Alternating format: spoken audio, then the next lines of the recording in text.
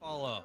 Hey, Like that's a live. logical Oh, leap. thank you for the follow. In which you go to verse 68 because it uses that same verb, All right, but we in are the present live. tense. I am watching something. Don't skip. It's completely different. Some topic, David but don't Wood skip and IP 66. real quick. Let's read. Oh, Let's read them 66. But I all. really Let's read them wanted all to. together. Let's read them all together. Let's start at 66. Go. Same All verb, right, but we in are the present live. tense. I am watching. I'm hearing myself. Some David Wood and IP real quick. But I really wanted to. Just be muted. Oh, there we go. All right, we should be good now. Won't have double me, which is good. Yeah, I wanted to kind of go over what happened in I think Minneapolis with the Catholic school shooting. See some videos and just talk about that a little bit. That's a tough hit and a tough loss. I mean, personally, as I'm not Catholic by any means, but there was a lot of hate from that person and a lot of craziness and built up. So we're gonna watch some videos on that first and chit chat about it, hopefully. And all I know is that we have to forgive in our hearts, but I also know we have to remember that we are at an eternal war as Christians. Then we kind of are the reason for the war and in the midst of the war. So there's many things attacking and many things defending. But there's only one way for that to truly happen, and that's through Jesus and believing in God Almighty to defend us and to work with us.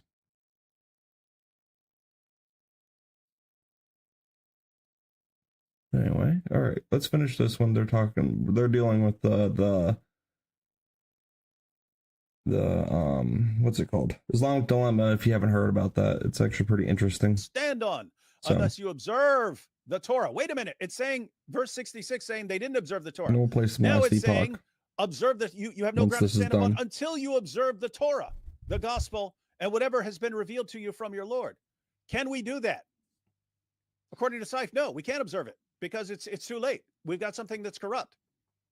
And that's why it's saying that you have nothing to stand upon. And this is on Inspiring Philosophy's channel right now. They're currently and so live. if you scroll up a little just a little bit, yeah. So that's in the present tense. So this is in Muhammad's time, speaking to people then.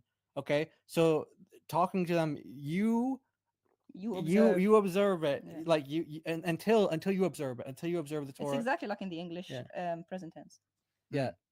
So again, so how are they going to observe it if it's corrupted? Yeah. The Torah, the Injil, and what has been revealed. Should they not corrupt it from then on, from 7th century on? Or was it already corrupted? Because he said Ben Adehi is already done.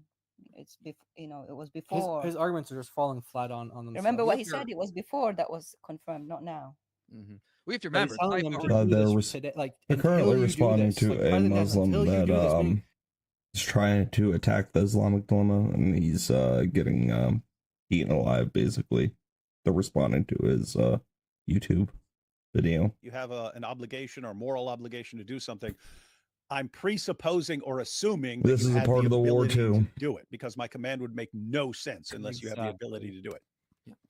Well, you guys forget, Saif already told us this verse means the exact opposite of what it says. It means we have nothing to stand on when we observe the Torah or the gospel instead of unless. It just means the exact opposite in opposite land where Saif is. I think he should make his own translation of the Quran and just be like opposite Quran or something like that. And then that means Muhammad is not a messenger and Allah is not a God, and it's just going to be opposites. That's how he understands things. Just complete opposite world. Wild. Wow. Maybe we'll make some coffee in a bit. Some French press coffee. Get all fancy. It's seriously like a huge obstacle. Like, we know God, he was all right. So incredibly stupid, they'll just accept anything from any Dawa guy, and they love being lied to. You tell them the truth, they freak out. What happened? Like the 2 times Yasser Qadi ever told them the truth. Hey, holes in the narrative. 2, hadith methodology does not stand up to academic scrutiny.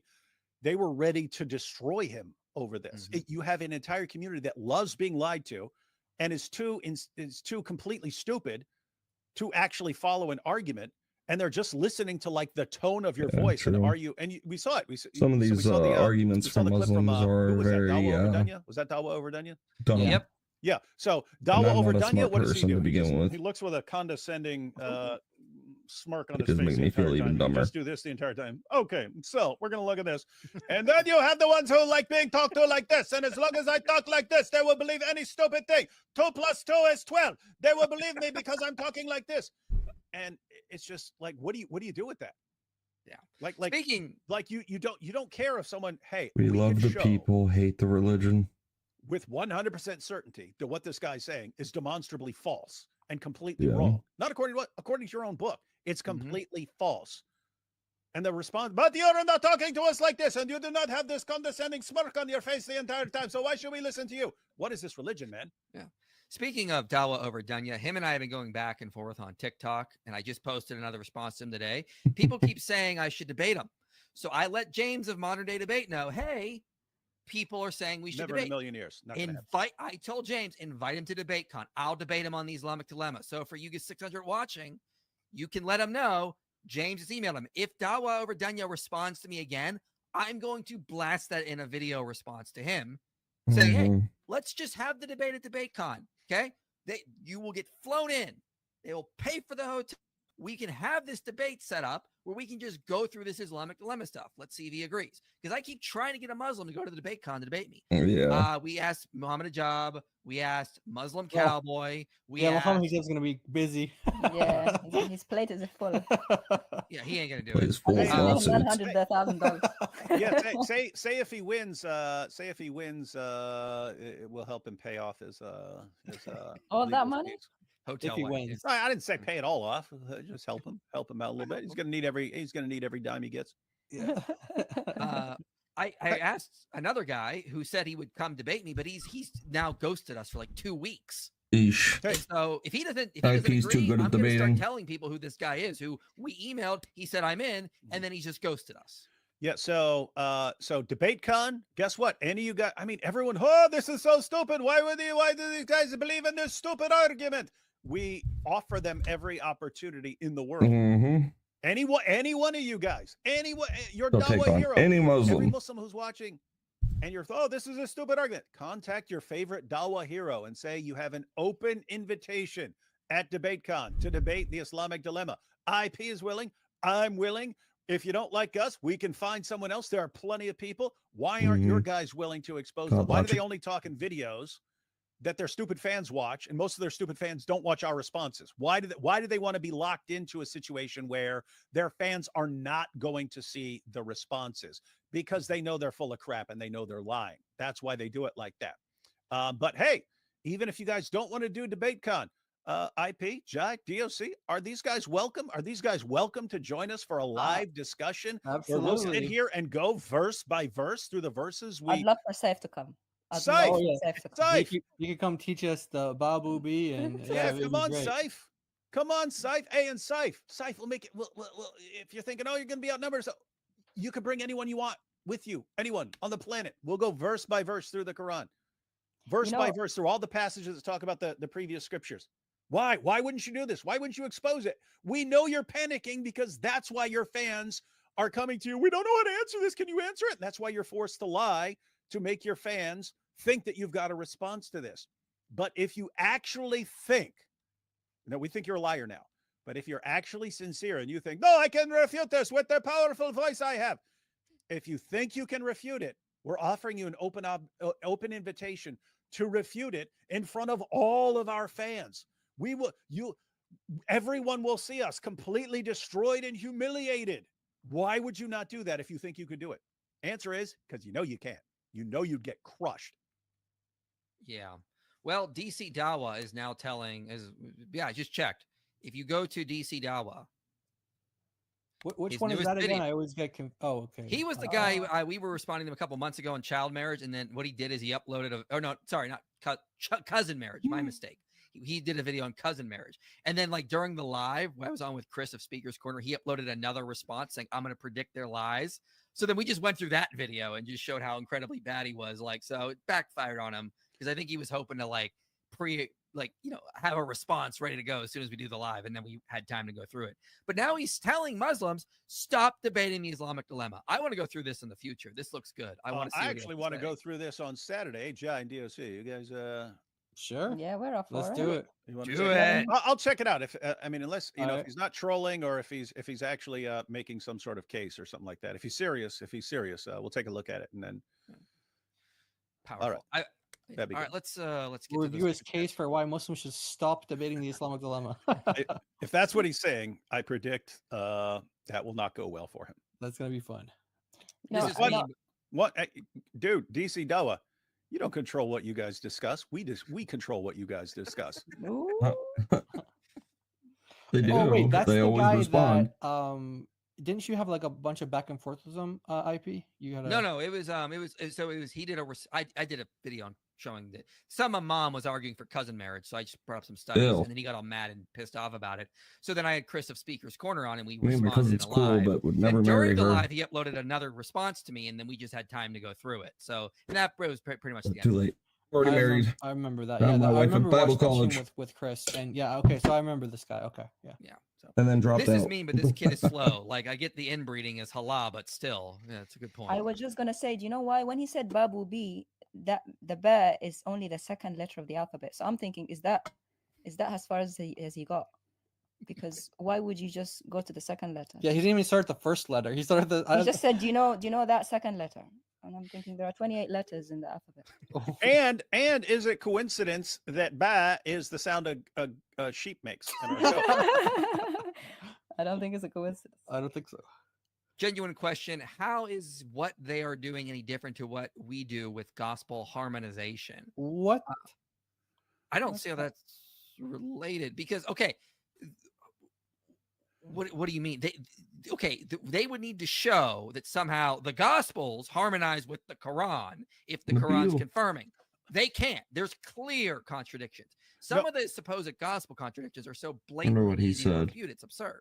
No, I think the point is, hey, when you've got something over here and you've got something over here in a different gospel and you try to harmonize them, that's what they're doing with the Quran when you have these verses that are confirming our scriptures, but they're harmonizing that with other things.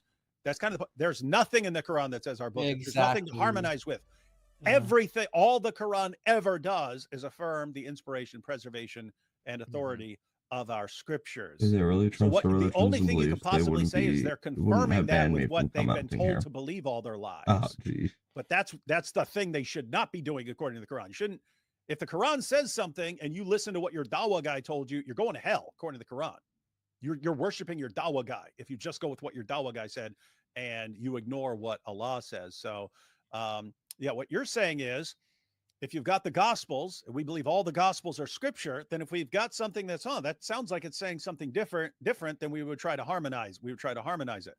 That's not what's going on with them. They're going with exactly the opposite of what Allah says over and over and over again in order to harmonize. And that's not harmonization, right? Yeah. That's rejecting no it. And going conflict with there. that's rejecting it and going with what you were told by a dude who lied to you. So I would say different things. Yeah, I think if you want to show that for the Quran, like where they could maybe try to find some harmonization is like, okay, he was talking about Jews and Christians must believe in Muhammad. You can actually find verses in the Quran that say, no, Jews and Christians and Sabians are fine. They get to go to heaven. And then you have other verses that say, oh, Islam is the final religion. And so there is a conflict there. And then you can try to, maybe theorize, like, how do you reconcile these two? But like, there's nothing to reconcile with the Islamic dilemma because there's nothing that argues against it in the Quran. This is there a Western dilemma? 1, freedom of religion, man should be unharmed. 2, there are religions which teach people should be harmed, child marriage, slavery. Yeah, I would say no, because we've always agreed there are degrees to how much freedom of religion. You can't have a religion where you're sacrificing children. Yeah. Like the founders would never have allowed that. We've never said men should be unharmed. We should be you do not deserve unnecessary harm. If you got a murderer, you got to throw him in prison. That's going to cause harm to his freedom, harm to his possible psyche, for example, being locked in a cell. But that is necessary harm sometimes. So no, there's no Western dilemma.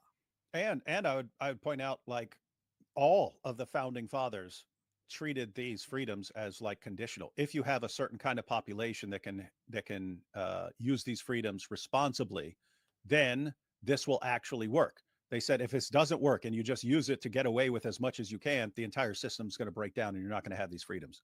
Mm-hmm. They all said that. Jokes aside, how legit is the El Zut story? It's legit from the perspective of like a principle of embarrassment. Like, why would someone make this story up? It sounds really weird. So it sounds like it's based on something that happened.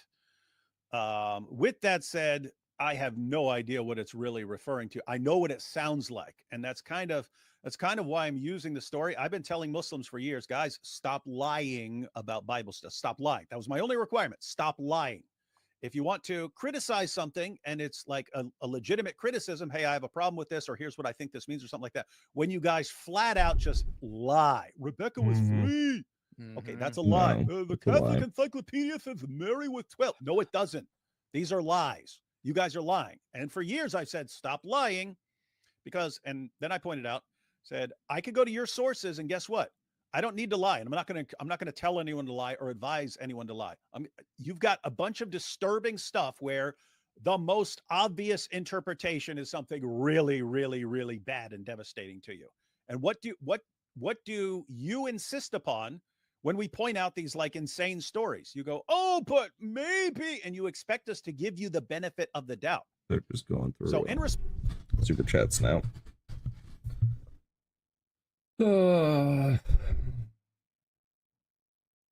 So capturing. In case you haven't heard the news yet, there was another school shooting.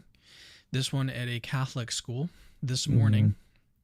2 children are dead, 8 and 10 years old. 17 others are injured, and then the gunman killed himself after he gunned down, killed 2 children, and left others in the hospital. This is horrifying stuff. And you know, Senate. So Connor's dad. Oh, did you? Oh, congratulations. Peace.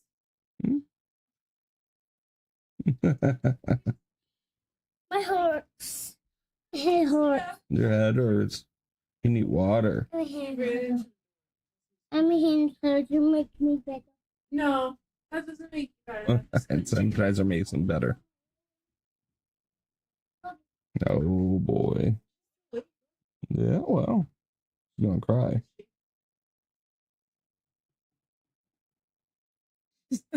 Dad, You need to get out of there. you want me to hand it to you? Yeah, I can hold her for a little bit.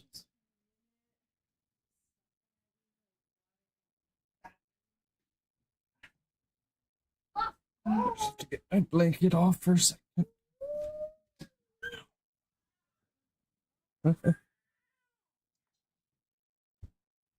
She's telling you, get me out of here.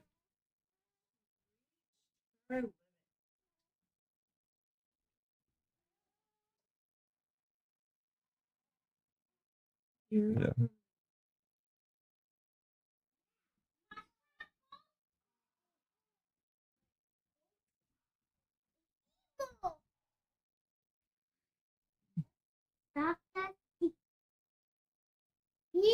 He might get hurt. Oh. I miss it up. What? Green Goblin. Green Goblin can't be stopped. Green Goblin. Stop you. I'm just your little lady. Hey, don't hit my booty. Okay, everything colorful. What colors do you see now? What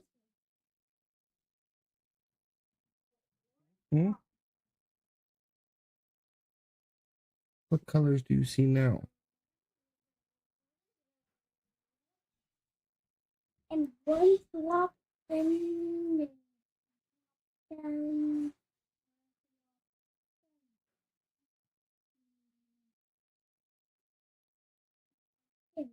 know.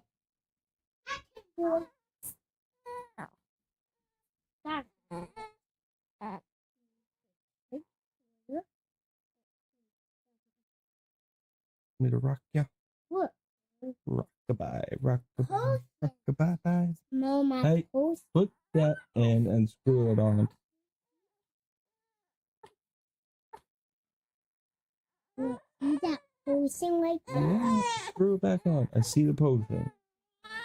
Make it stop the beat. Probably a hungry baby. Thank you for the follow, adjacent.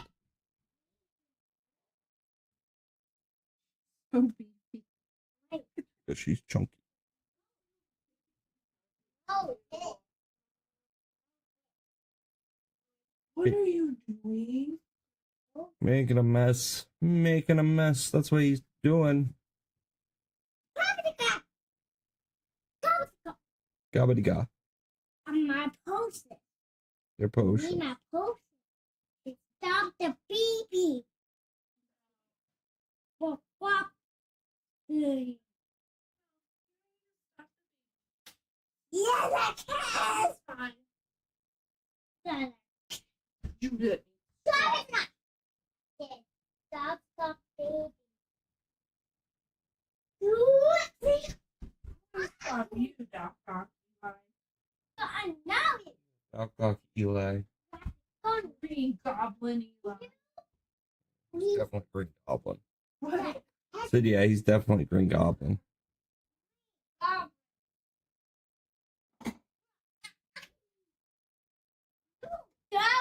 that.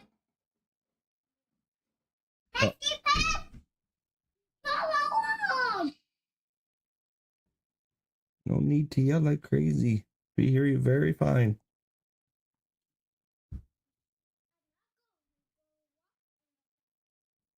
You're done walking now?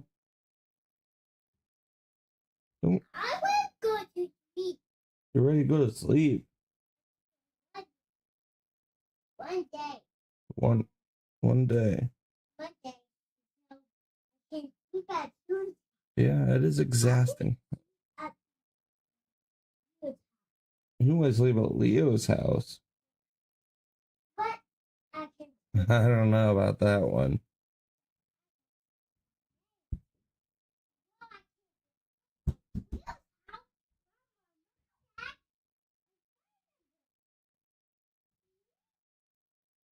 Look at all those blankets and pillows. Oldest one should be home soon too. Yeah, you sleeping bag.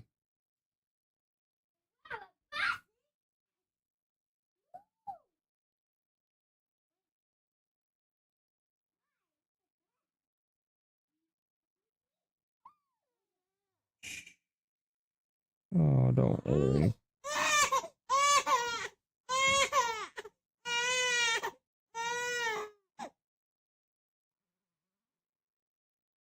You're okay.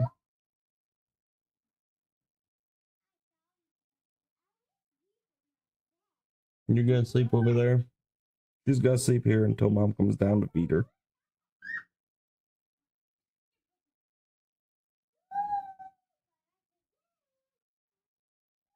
You're okay. You're okay, Savannah. Right.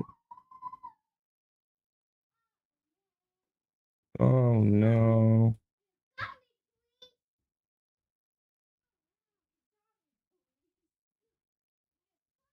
Please. Sleeping baby. Oh, she's gonna wake up. Yeah. She's hungry.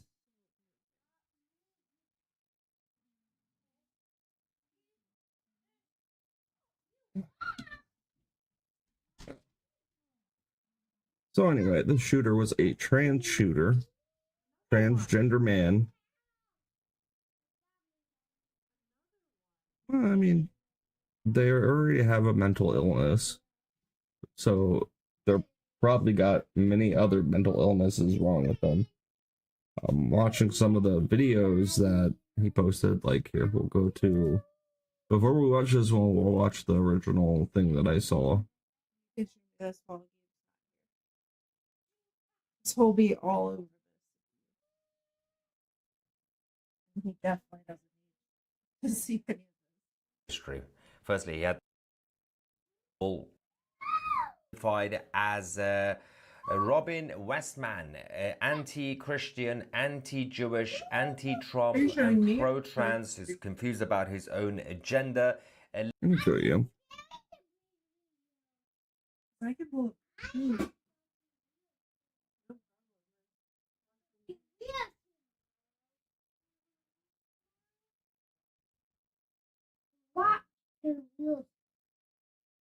Liberal extremist who has posted a manifesto online. There was a video that has now been taken down.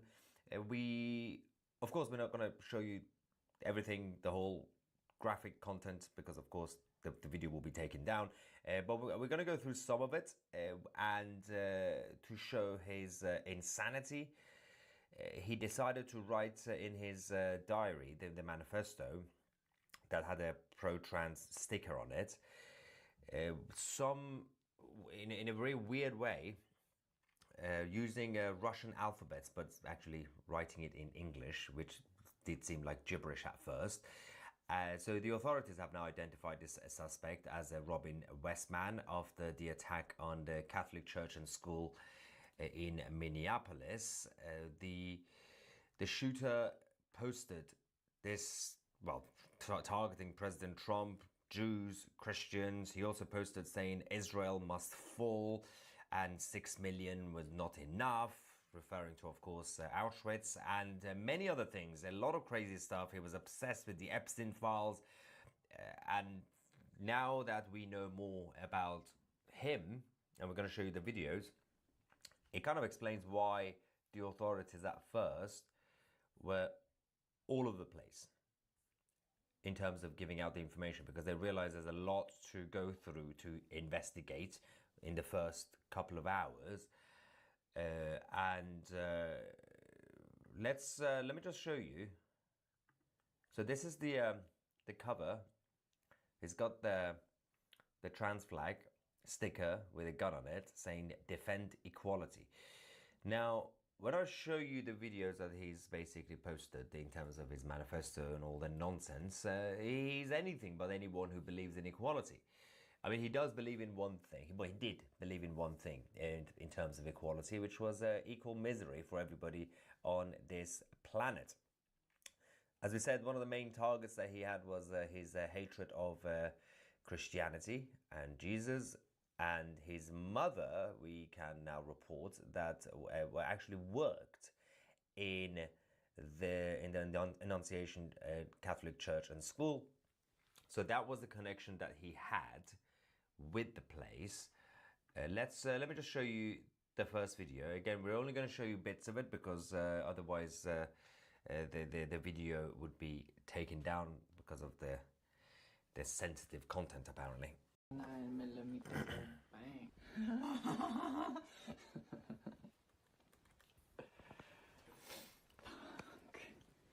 That's Jesus Christ on a dartboard.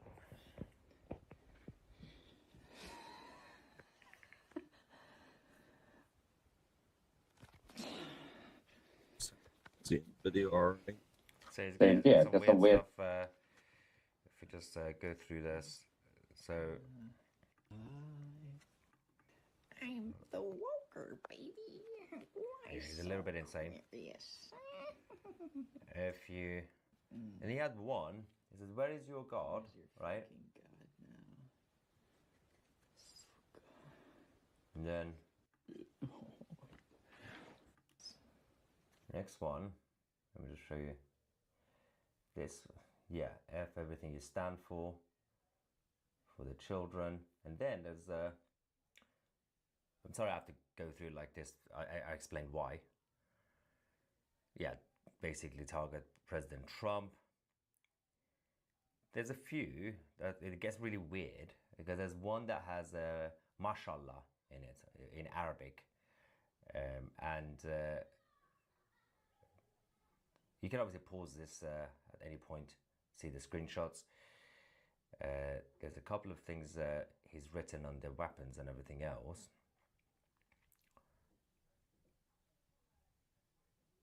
Some really weird nonsense. Okay, so I got my Minnesota patch in the fucking FSB. Maybe I look like a cop and I won't get rushed or something. I don't know.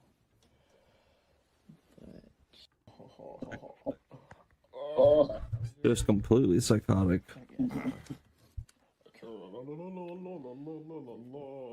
got more Jew gas taped on this end. Jew gas. This will be for the emergency exit. Pop it through the. There's a lot of reference to his hatred of the Jewish community, the Jewish people. Fucking real. Where's the one?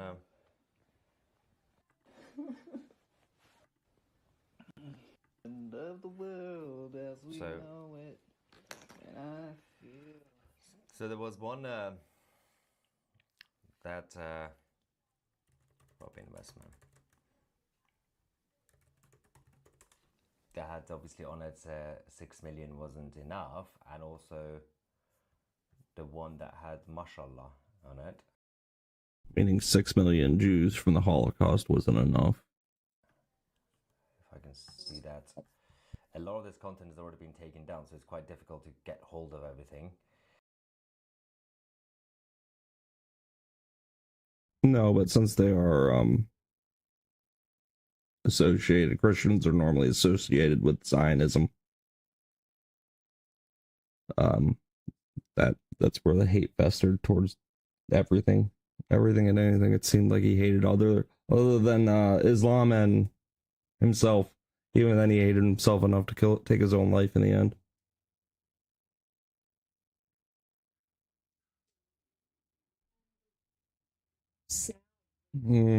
Through the whole video, you could tell he was just psychotic.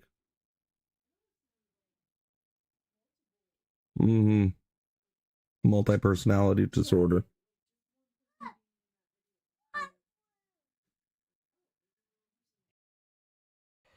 This is the one that he basically said 6 million wasn't enough.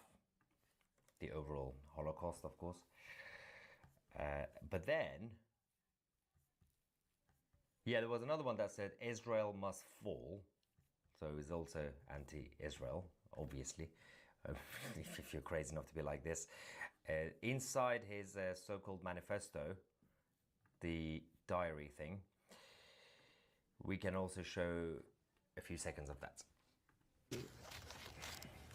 This is where he's going to show the actual church, the building inside it. Haha, nice.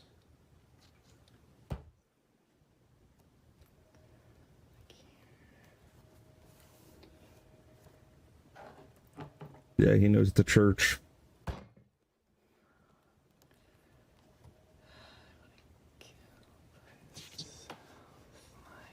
A little bit crazy. Just a little bit.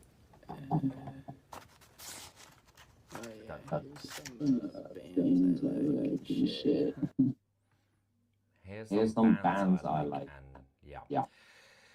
Well, he seemed mentally stable, right? But putting aside most people that are going through right.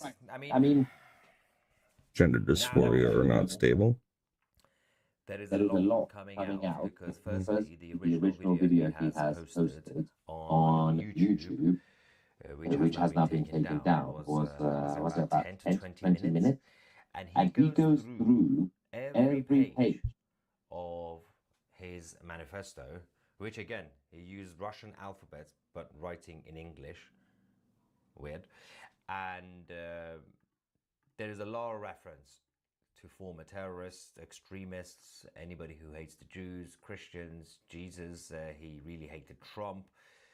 And even though he seemed to want to make an impression that he had conviction, but actually he was slightly confused about his own gender, which didn't really help his argument.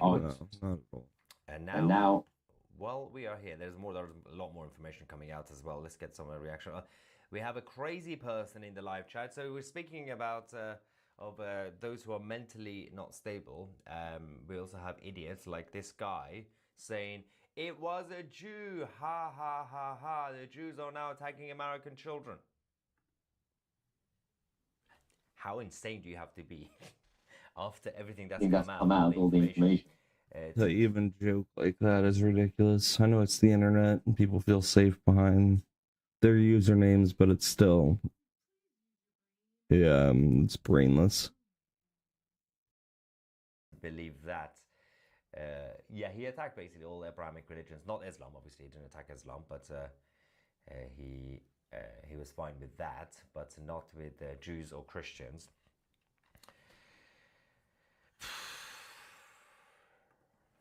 Someone said, you can't spell devil without DEI. He's an actual psychopath. That is not correct. He was an actual psychopath because he's not dead. The coward took his own life.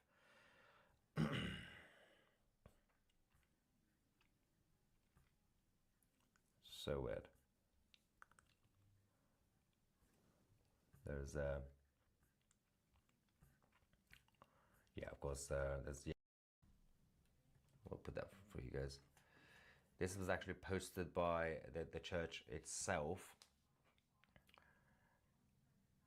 There's also some breaking news coming, shooting in New York City near Central Park.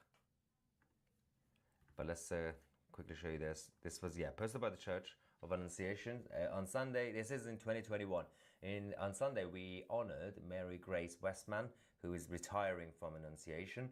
She has provided such wonderful hospitality, friendship, and compassion to all who gathered for the last 5 years.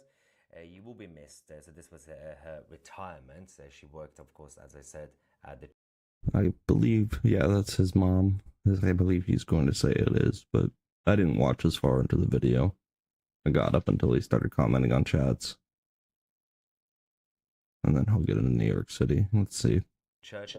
And then her son, who then apparently became her daughter, or I don't know if it was non-binary.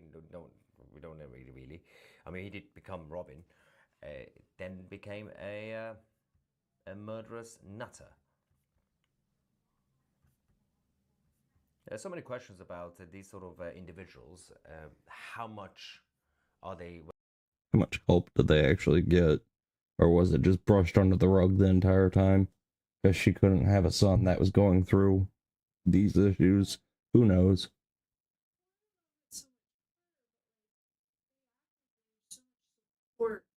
Yeah. Mm-hmm. They need the support of, yeah, they need psychiatric help. To deny yourself. Well, not to deny yourself, but to try to basically get rid of yourself, change yourself into something you cannot be. I don't know. It's a lot of psychological. No, but I think that there were things that probably weren't addressed. Obviously, there were signs if this person had all this equipment to do. I mean, you saw how much he had. Yeah. Or like in their manifesto. Yeah, I don't know if he was alone or if he was living with his parents still. Those are good questions. My question is, Were they still in touch with what was the stance with his mom? Like, was it a thing where it was just much of a drug, or was she very like, oh, I love my son and daughter? Yeah, she might be like all about loving her son, and no matter what. And it's fine. You are supposed to love your son no matter what, and daughters no matter what. But you also need to guide them properly as well. Mailman. But you need to guide them and correct them, and this is a case of little to no correction and basically letting them go off the rails on their own. Not. And not checking, yeah. Their family, and how much did the family members, including parents, would know about the behavior of these guys, and whether if they knew about certain weird behavior, do they report it? A lot of parents don't tend to do it. Of course, they have their own bias towards their children. It's a natural thing, but if parents would know, and I'm not accusing Mary directly, knowing perhaps Robin was no longer in touch with his mother. But if he was, and there has been many other attackers and evil people in the past, do they know?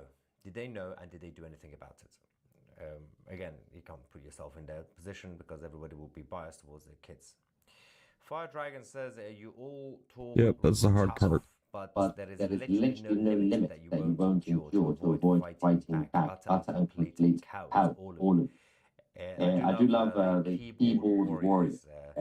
Because you get it from all sides. So one group will basically type saying, I don't know, for example, we need a revolution, we need to go fight. And then there will be another group saying, no, you won't, you're cowards, I'll fight. Like, so, but both sides are basically claiming to be tough. Yeah. Ironically, both attacking each other, saying, you're not tough, I'm tough. Both sides typing keyboards. That's fine, right? Yep. Accusing other people of not being tough. What is that comment? There's I think we have people some info about speak stupid the attack in New York City as well. And this comes from Freedom News. Let's just double check what's happened. This is near Central Park. It's quite concerning. An elderly has been targeted in the head, I believe. That's crazy. Okay, let's go and find out what's happened from Freedom News. This is New York now. Can watch this too. I don't know what happened. Wow. And as she's running home, she ran into the elderly lady that's on the floor, shot in the head. She was in a walker. She was just shot in the head, and she was like pulling blood out of her face.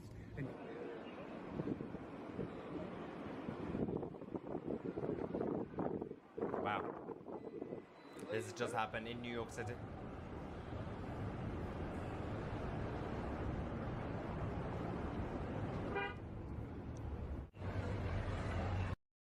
Just random acts of violence.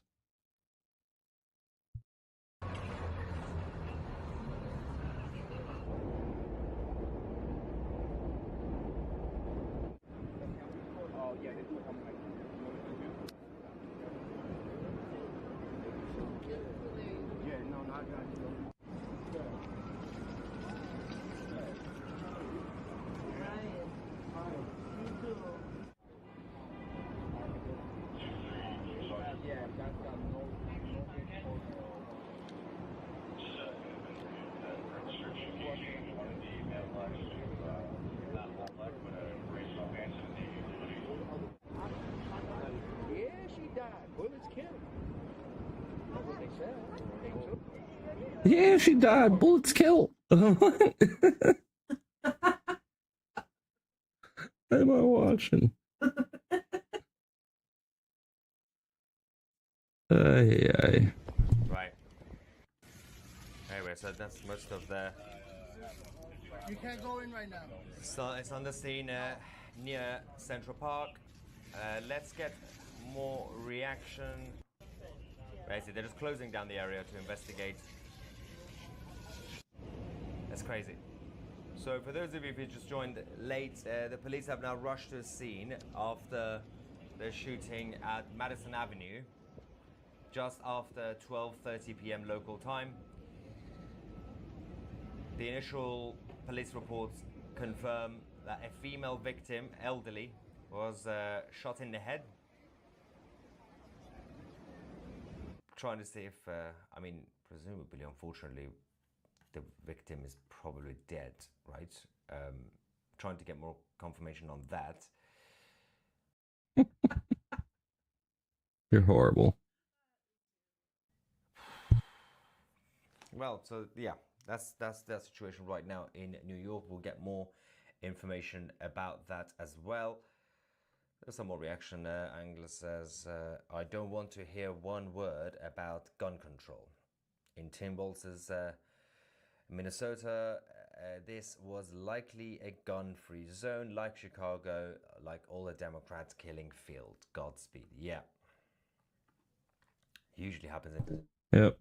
I think you should allow trained teachers to carry firearms in every school. It should be. It should be added into their training instead of duck and cover. And there should the principal or the vice principal, one of them two, should be trained and allowed to carry a firearm on school property to prevent this. Yes. Well, they would all. I think they already have to have psych evals as a teacher, don't they? Well, no, they don't drug test teachers. That I know, but. Yeah, I guess. But yeah, I think they should do psych evals on teachers then too. I mean, might bring a little bit more into the picture. Yeah. But like anybody that goes through that class is able to carry a gun on school premises.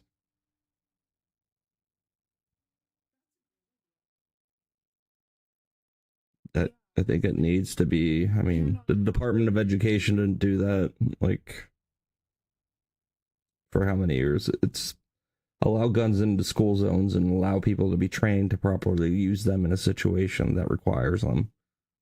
And for to be able to teach discernment to those teachers as well, for whatever situations arise.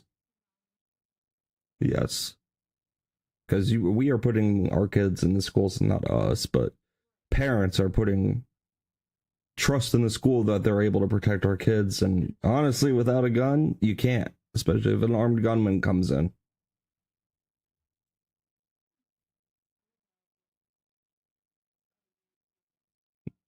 Well, I was done with the video. I'm not done talking about it. I gotta go to the bathroom, though.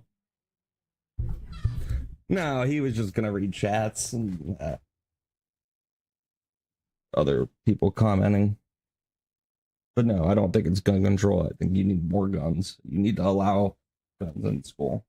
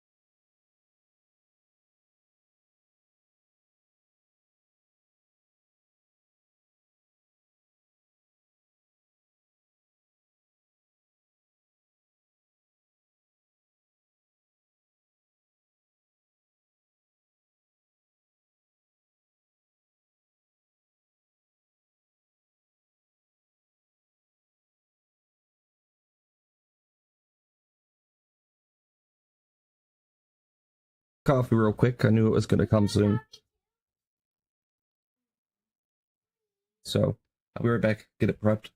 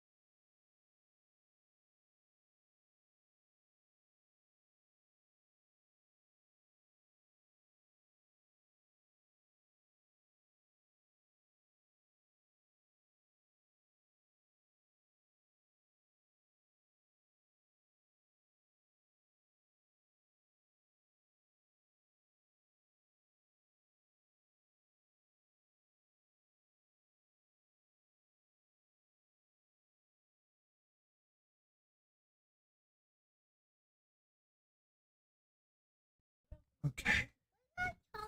You have the toaster over there, but you want me to make chocolate milk? Come here, let's go make chocolate milk.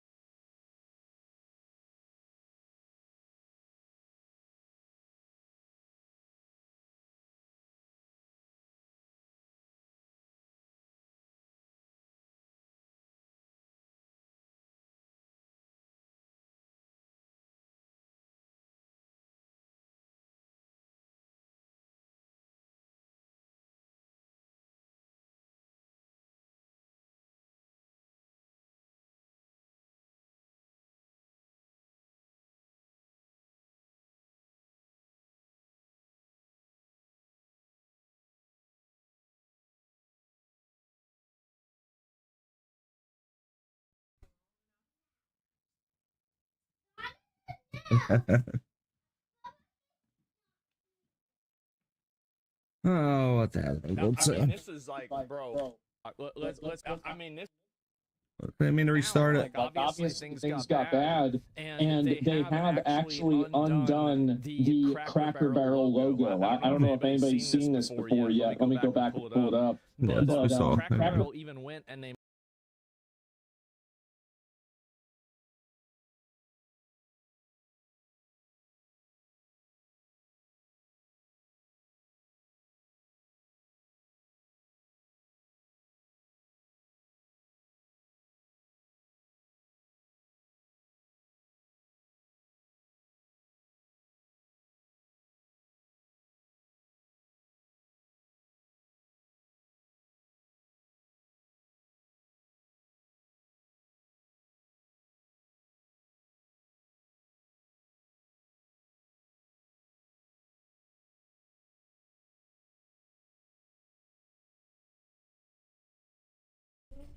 Go. We put it on the.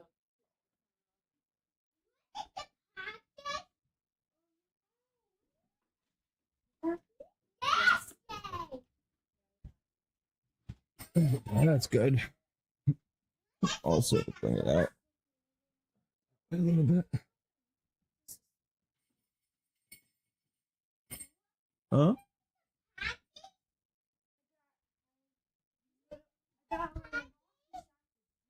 Oh.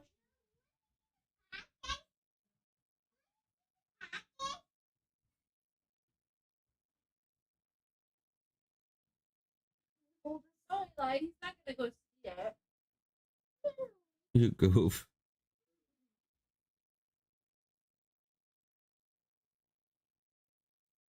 Do that. Okay.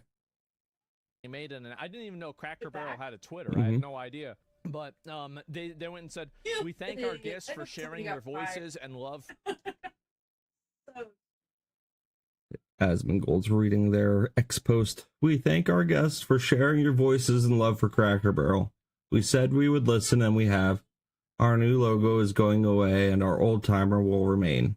At Cracker Barrel, it's always been and always will be about serving up delicious food, warm welcomes, and the kind of country hospitality that feels like family. As a proud American institute, our 70,000 hardworking employees look forward to welcoming you to our table soon.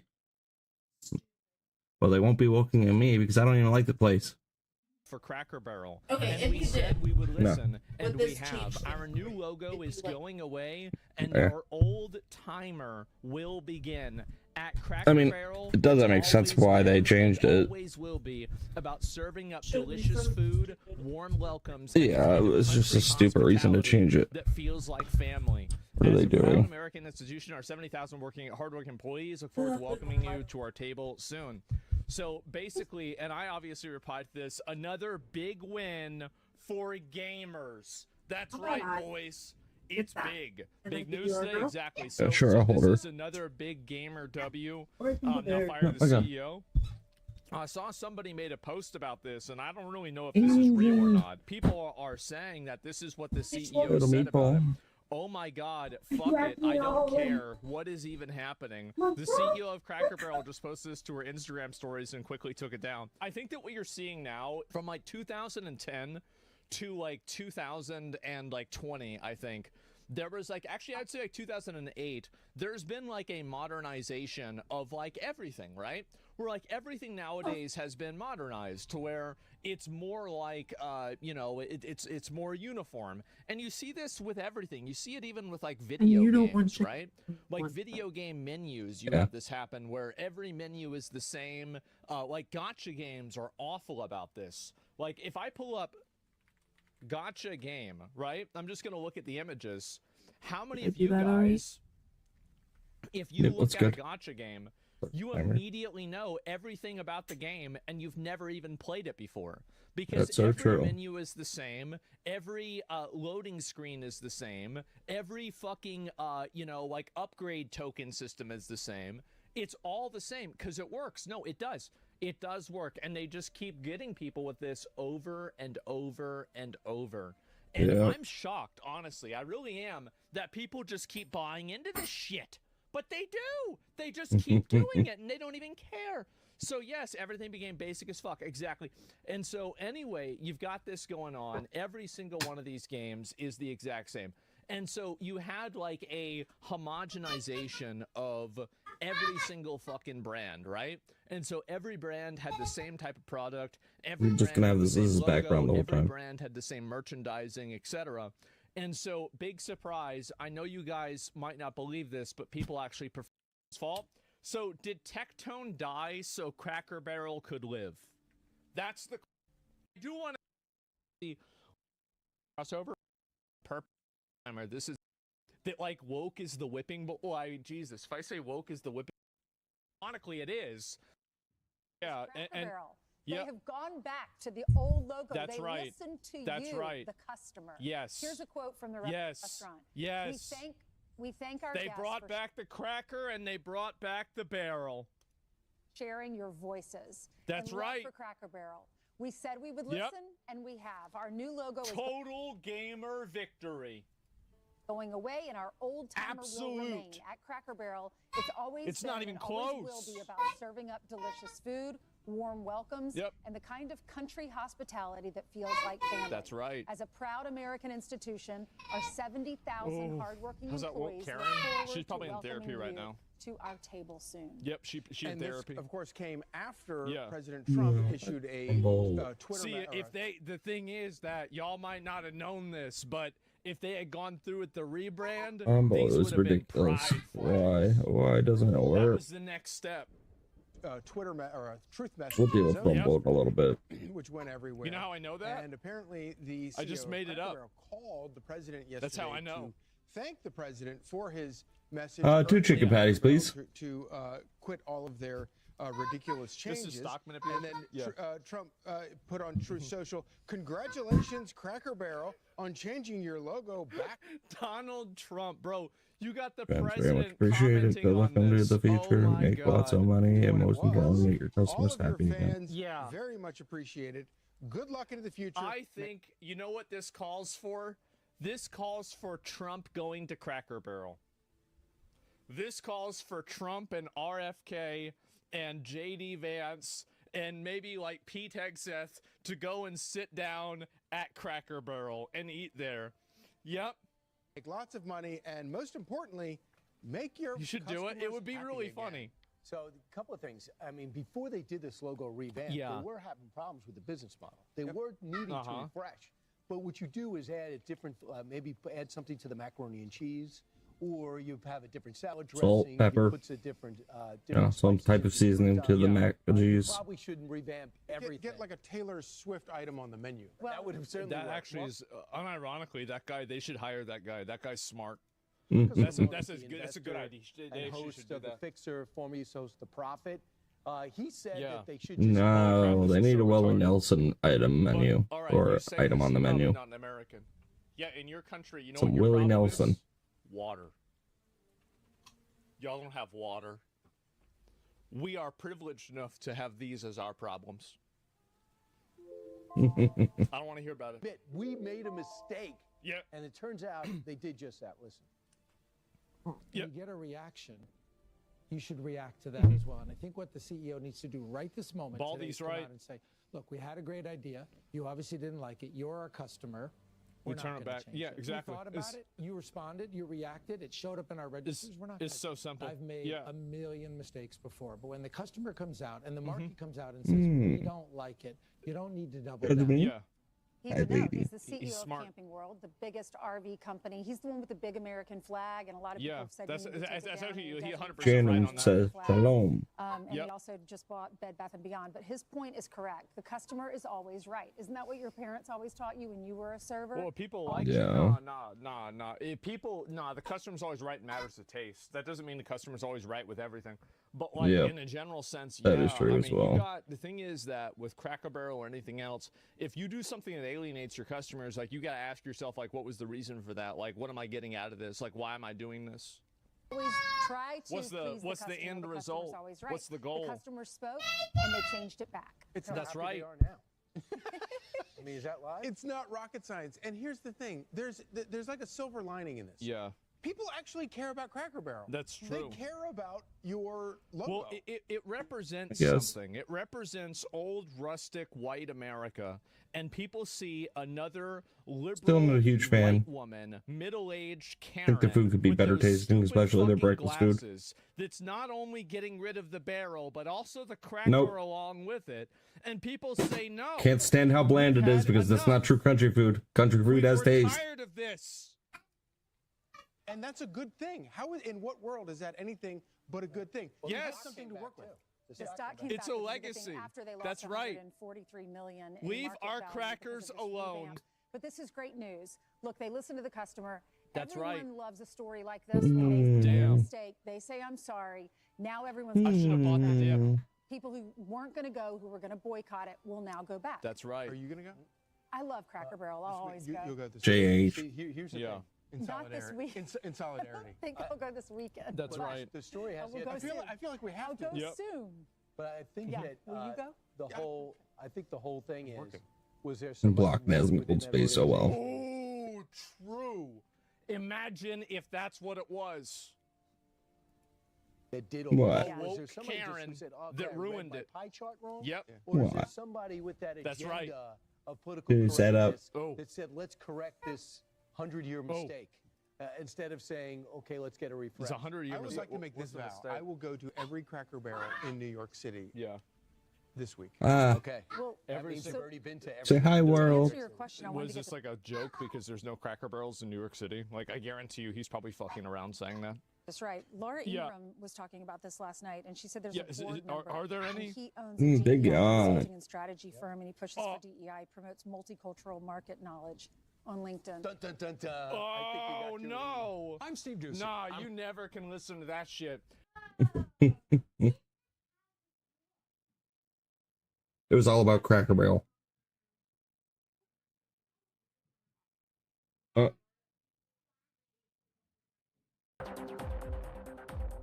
What's Israel doing now?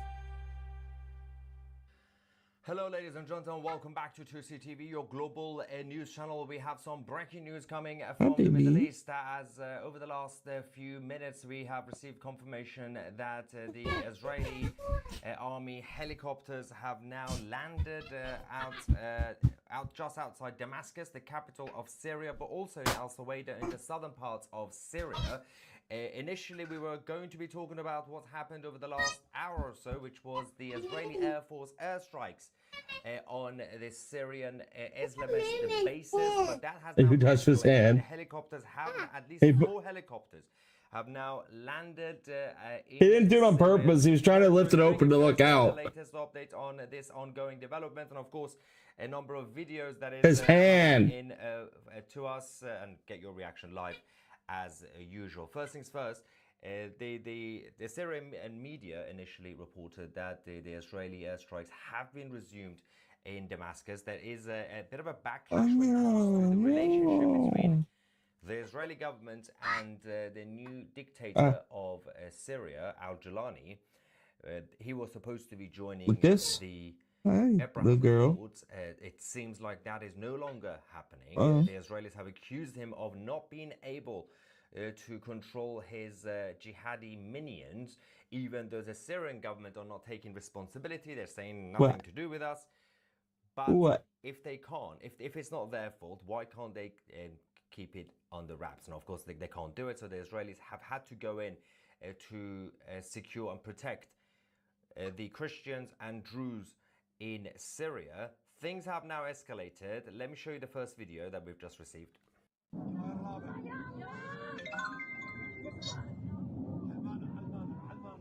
So that was the first update, and then Israel carried out initially 9 airstrikes before the helicopters have just now landed, obviously.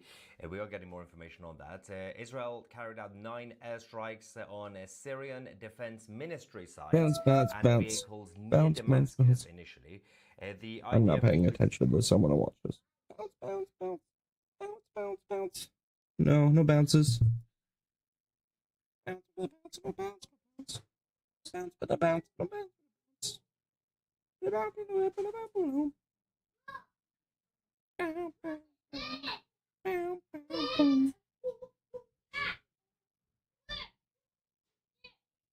Whoa.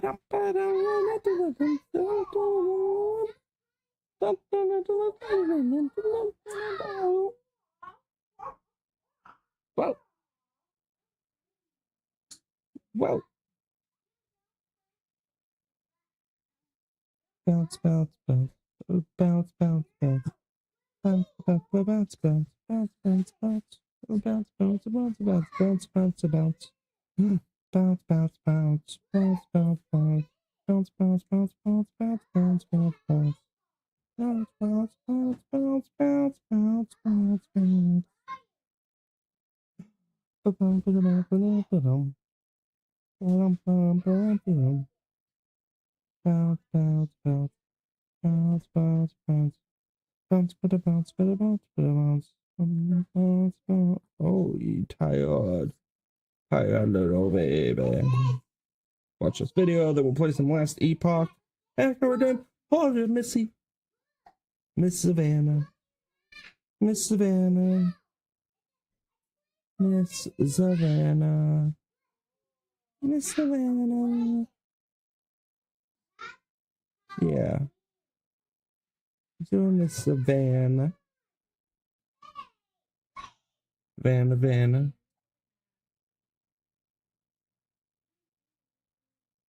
Missy. Missy Savannah. What? What? Hello. What? What? How you doing, Miss Savannah?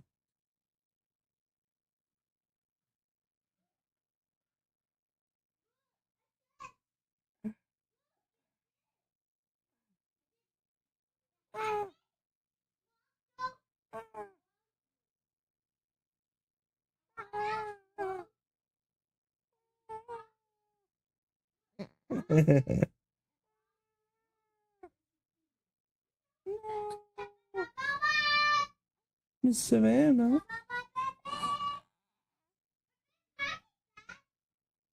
You got a package? What? What? Can't see me. Can't see me.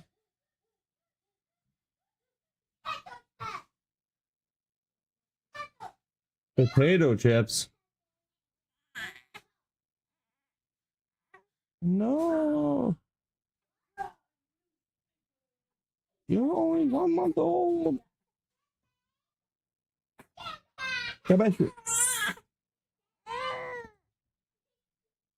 Leave me over here. No. Kitty mama. Grouchy old man.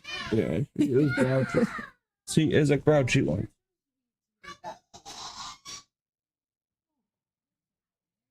Alright, let's resume this video. Yeah, she gets her one sitting on me. Oh yeah, coffee. Coffee's ready, Lova, if you want to bring your cup out.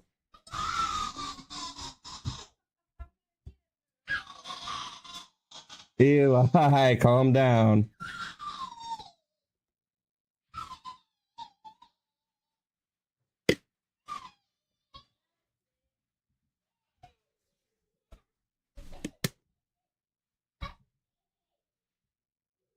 Nice hot coffee.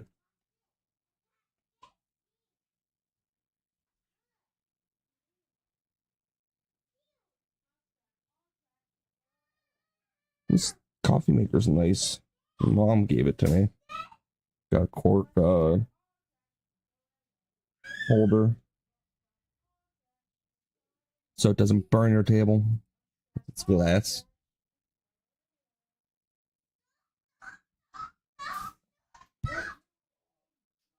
To 2CTV, your global news channel. We have some breaking news coming from the Middle East. As over the last few minutes, we have received confirmation that the Israeli army helicopters have now landed out just outside Damascus, the capital of Syria, but also in Al Suwaida in the southern parts of Syria.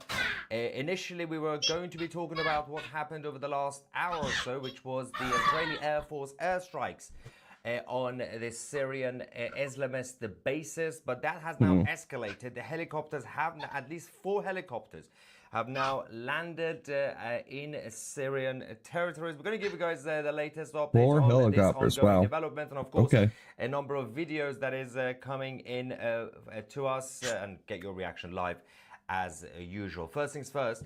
The Syrian media initially reported that the Israeli airstrikes have been resumed in Damascus. There is a bit of a backlash when it comes to the relationship between the Israeli government and the new dictator of Syria, al-Jilani.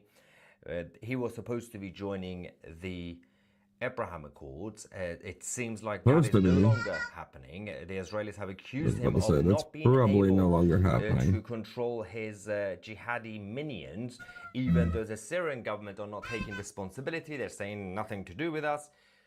But if they can't, if it's not their fault, why can't they keep it under wraps? What are you pinching me for? Do it, so the Israelis have had to go in. Hey, that's a good grabber for me. You need to leave that over here. The so I can pick stuff up off of the floor. In Syria, things have now escalated. Let me show you the first video that we've just received. You hear the helicopters? So that was the first update, and then Israel carried out initially 9 airstrikes before the helicopters have just now landed, obviously. We are getting more information on that. Israel carried out 9 airstrikes on Syrian Defense Ministry sites and vehicles near Damascus initially. The IDF will soon release a statement on this, but let's go to the next video. Ooh, big boom. It's all kicking off. Yeah. Right. There's a development in the southern parts of Syria again. Multiple sites. The jihadists can't defend themselves. Good. They're starting a holy war, and it's not going to end well for them.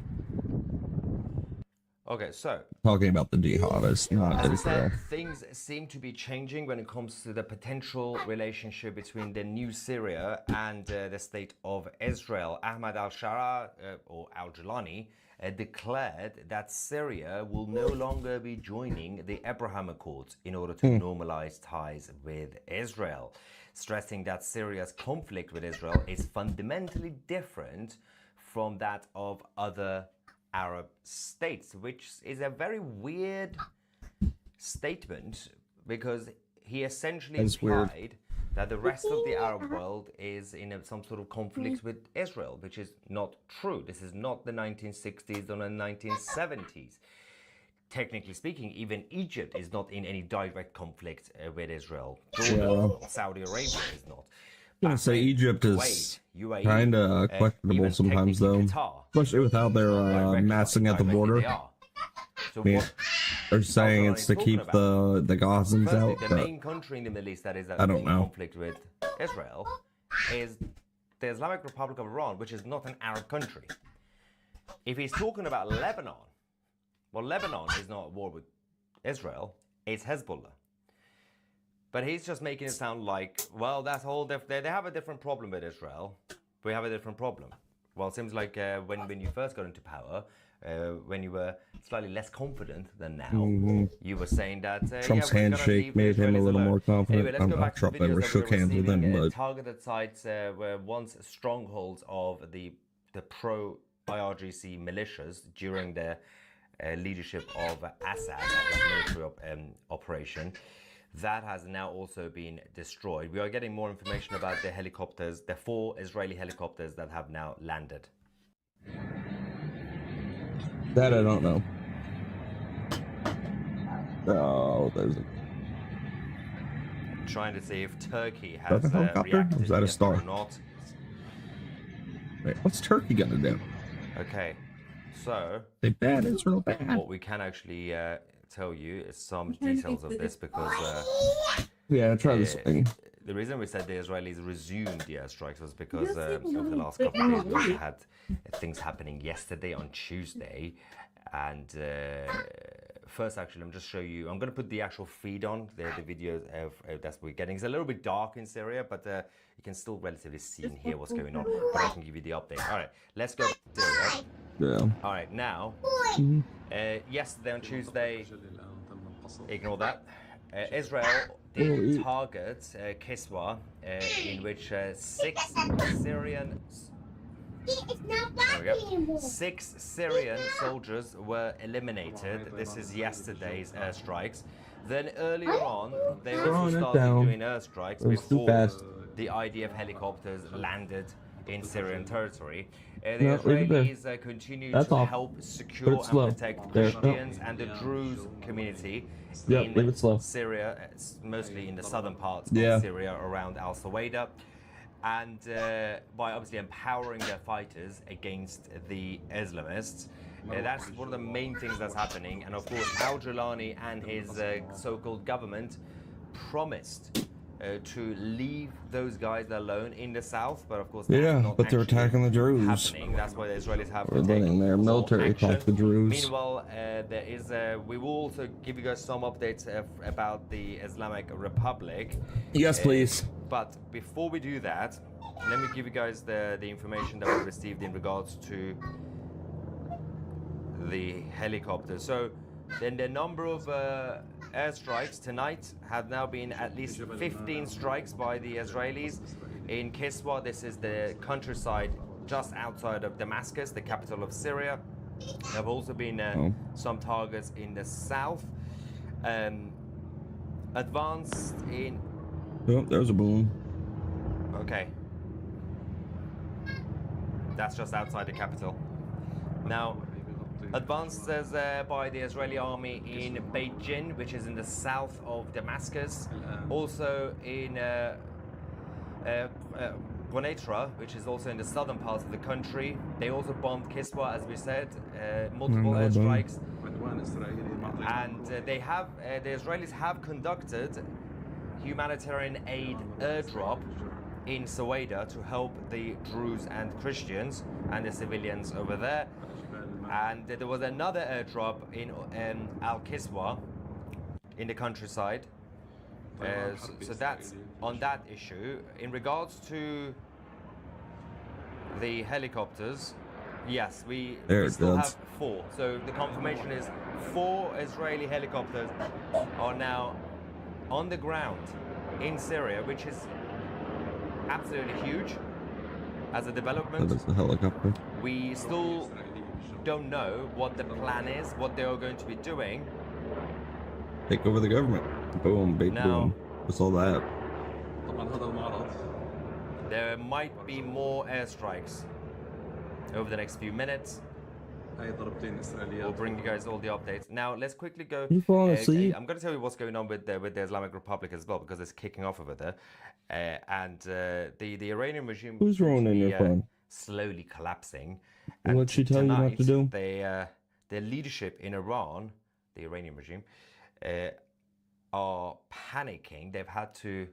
One of the top officials of the IRGC, Mohammed Sadr, who warned that Iran must never place its trust in Russia or China. Well, don't have fun with basically claimed that Moscow passed intelligence on Iranian's air defense system to Israel. He has now disappeared. Yeah. He stepped down initially earlier on. He resigned. Is basically I already pushed it, buddy. You're busy watching your video.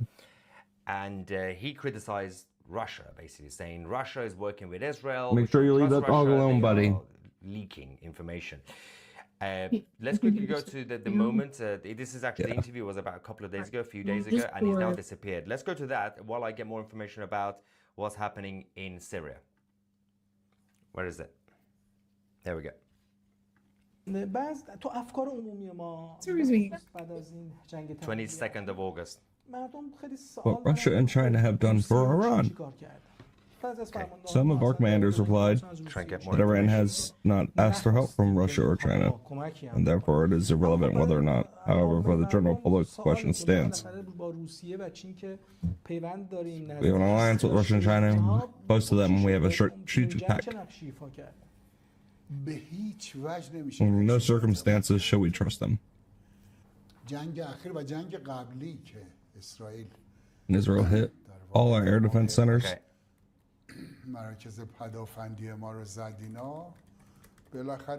Questions were raised about Israel knew about them with such precision. Satellites. My analysis is that the Russians pass this information to the Israelis. Analysis as well as information. Okay, we have a video. Turkey is a member of NATO. What is NATO? It is against Russia. Despite that, Russia agreed to give Turkey S-400 missile systems. But it would not give them to us, Russia's strategic ally. We received this video. The Israeli helicopter Su-35 fighters. the airspace. Obviously, Russia has already built a more advanced fighter, but let's ignore that. Interesting. That's not clear. We can hear it, but we can't see it. You can hear them, but you can't see.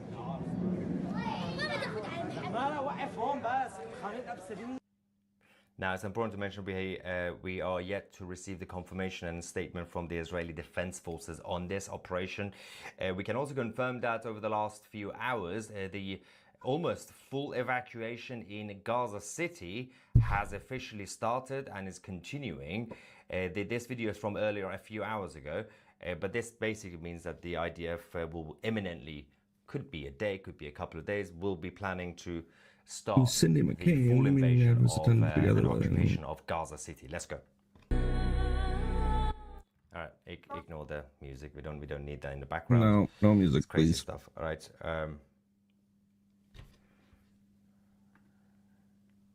Hearts. Right, so of course they will do these, get this footage for the so-called cause. So the evacuations are happening slowly in Gaza City. And there is a quick update when it comes to Gaza before we go back to Syria, because I'm just waiting for some verified reports about what's happening on the ground. Tony Blair, remember Tony Blair, the former Prime Minister of the United Kingdom? He's getting involved again in the Middle East. He has gone to the White House to work with the Trump administration. Tony Blair, and as you can see, is a former friend Arafat in this photo. He met with Jared Kushner at the White House earlier today to do a pitch to the Trump administration. This is about a post-war Gaza plans. It's okay. And Tony Blair says that I have the same ideas as President Trump's peace plans to basically turn Gaza into more of a demilitarized peace zone. But my only advice to the White House is obviously don't trust Tony Blair, because why would he randomly care about these sort of things? You always have to be very, very cautious with this guy. We received the latest video from Damascus, the capital in Syria. Let's quickly go there. Are the helicopters leaving, or are they coming? Right, so that's that one.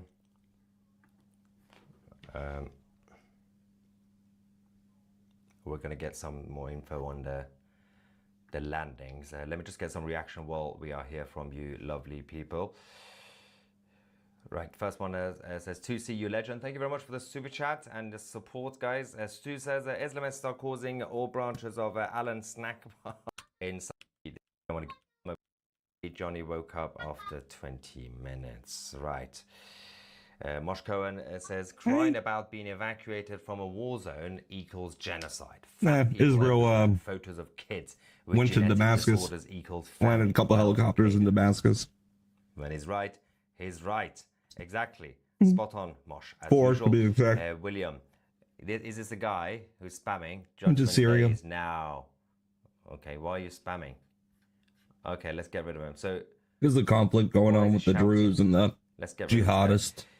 For the record, if you're new to 2CTV, we don't have moderators on this channel. You can say whatever you want in the live chat, literally anything. The only thing you can't do is spam the live chat and take space from going on outside Damascus. So the airstrikes might there might still be and going airstrikes. Yeah. At this point, quickly go back to you guys. They're on a different level. It motivates them because they've reached that point. They have this pseudo god complex thing where it's about their own inner feelings. You know, it's about their own self-satisfaction in terms of their position in life. Some might call it legacy, but it's not even legacy in that sense. These guys are basically bored, privileged people at this point who just continue to get involved in everything because they think that they are entitled. Sorry, I gave you a lot. So it's not necessarily just money. For ordinary people, money out here. Oh yeah, if we do something dodgy, we can make money. But for these guys, it's beyond money. It's everything else. And on that level of networking or contact, it's relevancy. Is to stay relevant in order to. So I did have some. Do they give Downing a book just because influence? As I said, God complex sort of issue. I lost. I just think this is going to be in Damascus. more than Israel can actually handle if Syrians actually march on Israel. I know. I'm trying to keep myself distracted with the mess in. Obviously, I don't think they're trying to like conquer Syria or anything like that. But all right. I think they're trying to send a message for the troops. Great work, TC. Thank you so much. Let's just double check our sources in regards to. I think there's another. This. Yes. Okay. I was gonna say Al Jazeera has confirmed, but that's not obviously a credible source. Al Jazeera. But, you know, although the Syrians have also verified that it's now 4 helicopters and 2 fighter jets. They are now at the military base in Al Kiswa. This is just outside of Damascus. Dozens of soldiers are being attacked in, the Syrian soldiers. And they have also, the IDF have decided to conduct a 2-hour search. Essentially, they went in. Don't know what they were searching for, but that's all we have. The hostages be there? We'll get more information on this. Let's go to the latest footage. Or a hostage. That's the helicopter. You can hear the helicopter in the background. Yeah.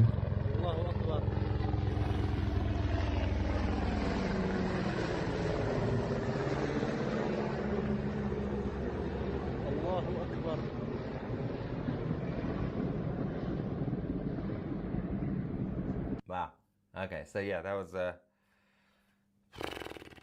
it's very dark. You can't actually see, but yeah. I think from the reaction of the guy who was filming, shouting "Alan Snackbar," you could tell he was a little bit panicky. And all right, fair enough. Okay. Should we double check everything else? I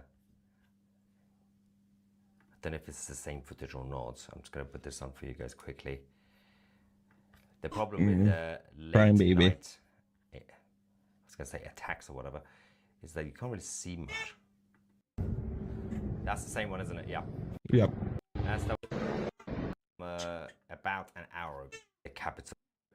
This is basically just outside of the capital in Syria that was hit. This was part of the actual airstrikes before the drones and the helicopters and the 2 fighter jets went to land in the countryside of Damascus. Obviously, kind of a pretty picture, but so that's sad that so much destruction. Let's just quickly go back here. We got Mark saying, "To see sweetness, we want to see your wedding pictures." Well, you need to have the wedding first. Then his wedding's not yet. Actually, a bit of for you guys. Minute. Jonathan says, "2C, show some relevant videos, not just sounded." In case you don't know, as you guys know, we have 2C TV agents and reporters in most places, like in New York, like in Toronto, London, Paris, where we can actually send people to go and report, right? and get the footage. Jonathan, there is an issue here. We are not allowed to be in Damascus. It's number one. So we will have to get the footage that is sent to us by our sources. Number two, Jonathan, the other issue is it's very dark in Syria, especially if you're familiar with the countryside of Damascus, Al-Kiswa. It's not like Las Vegas. You don't really get lights everywhere. It doesn't really work that way. So the videos will be dark. You can hear the sound. Unfortunately, I am not orchestrating the news, so I can't really create the news. I can't really go to Syria to say, guys, if you're gonna film this, you're gonna have to put it in this angle. His eyes are looking a lot better though. It doesn't work that way, Jonathan. I wish, but it doesn't. So if you could do better reporting, then feel free. But yeah, that's the other issue. It's all dark. I can't help it. Tell their deal means of attacks, because it's always like around 1 a.m. 2 a.m. which is very other platforms like that. So you would probably get a lot of fake news as well. So you have to work the triple check to make sure everything's verified.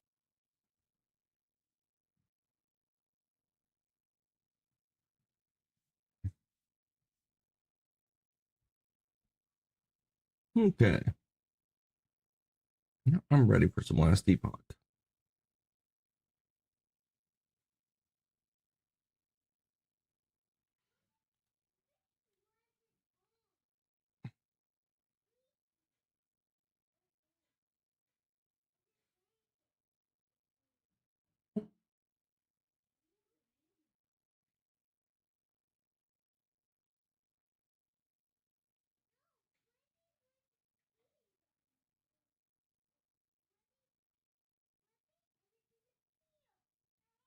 Here we are.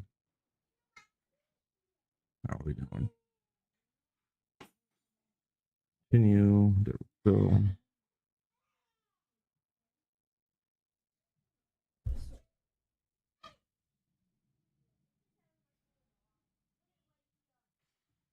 See if Rumble likes it being played at all. Really, Diva? You made it. Get back to me.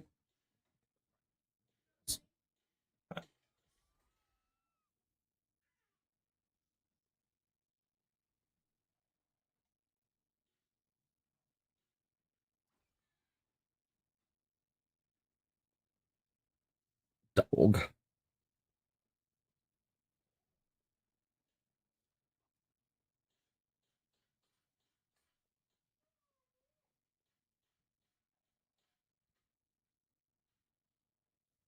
There we go. Hopefully she doesn't hit it by accident again.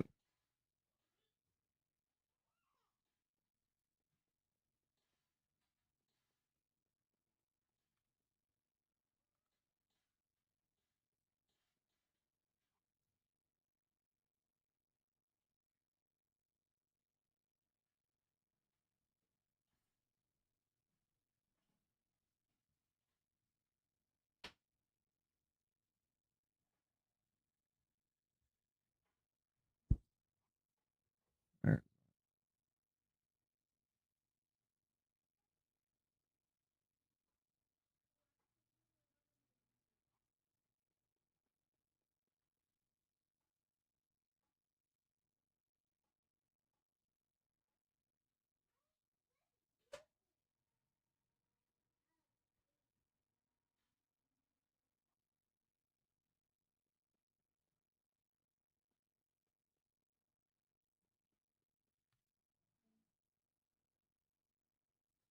We need to go to here.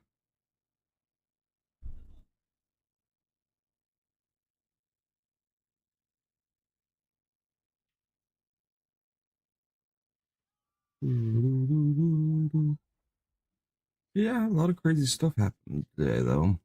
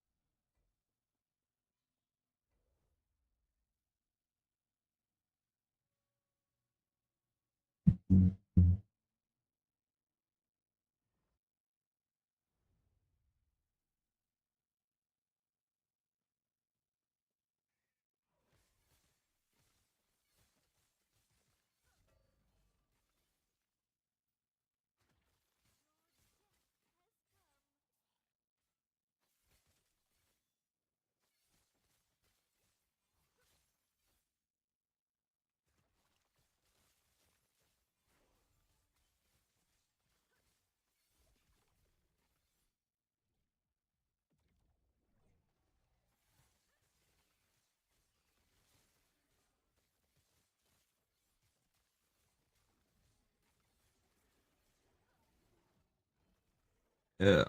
Oh, we got a belt.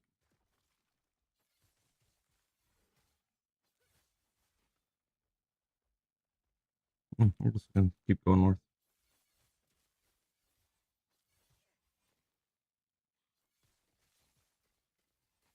Very hard to see anything. Very dark.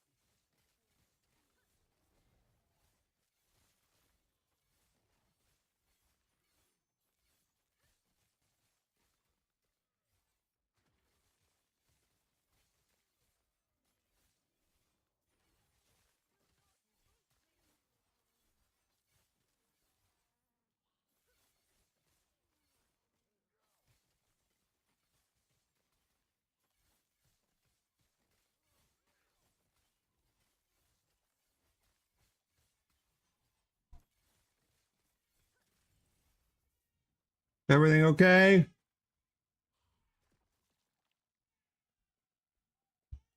Baby just started screaming out of nowhere.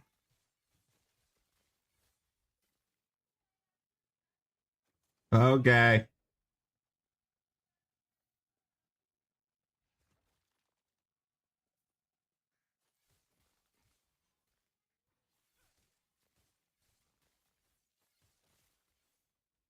Doesn't want to be dressed. Baby doesn't want to be dressed.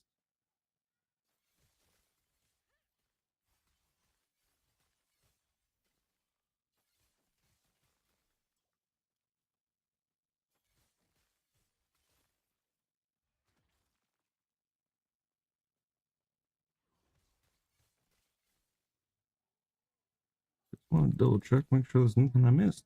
There's always good stuff in the maps, so makes you want to look around a little bit more than just run through, even though I should just run through.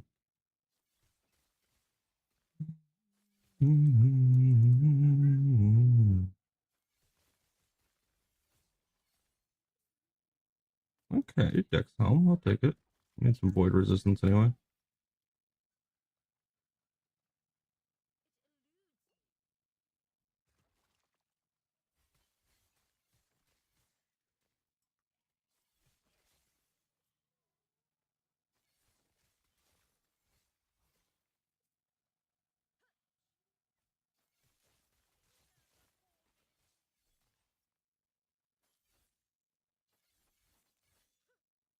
I guess I didn't kill them all?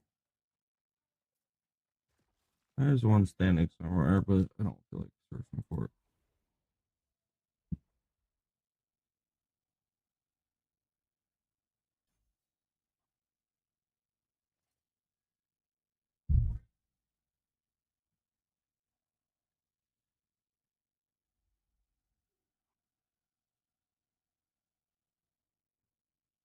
And a regen would be nice. Sure.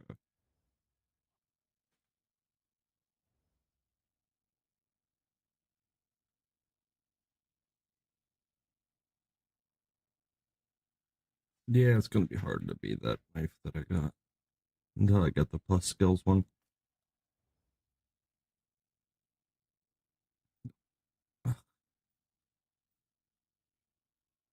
Sobering, right? Yuck. And do I have scavengers already?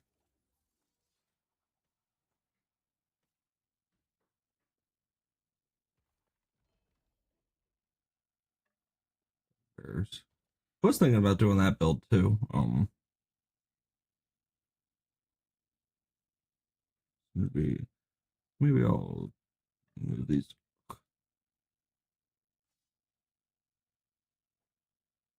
Where'd that knife go? There's. Right.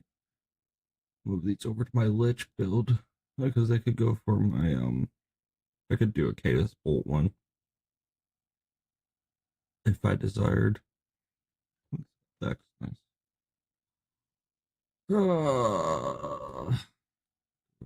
Anything update there? The shift button seems to not want to work today. Right. See if this belt's legendary.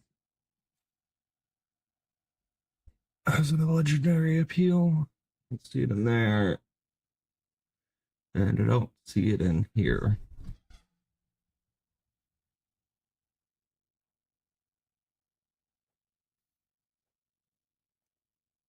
I haven't gotten that ring yet? Wow.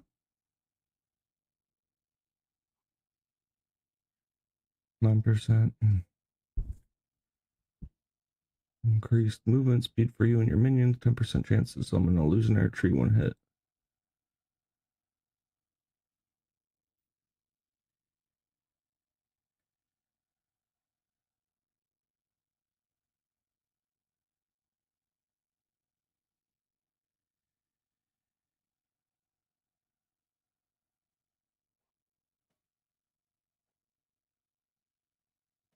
Could cap health regen, I think.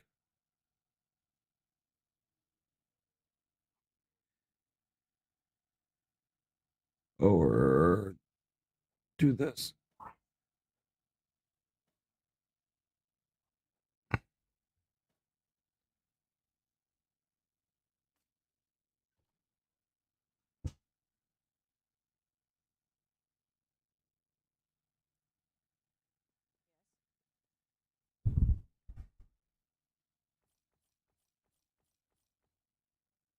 Dexterity, armor, necro resistance.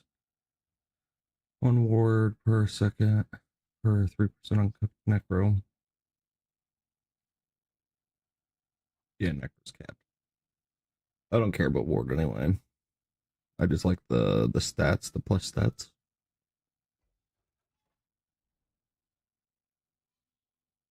It's got an axe there. It's got an axe to grind. Okay, let's power through these ones. Don't need a full clear. Unless I run into anything cool.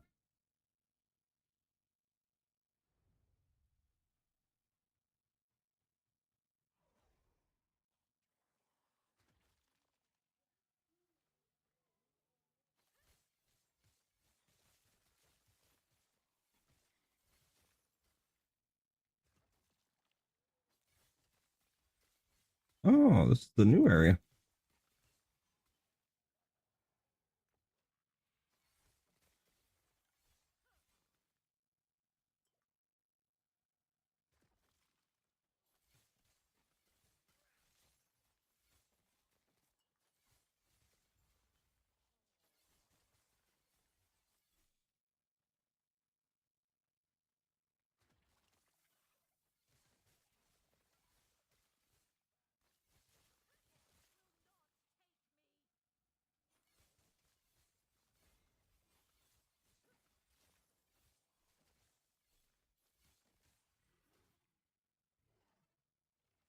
Bingo and rolling.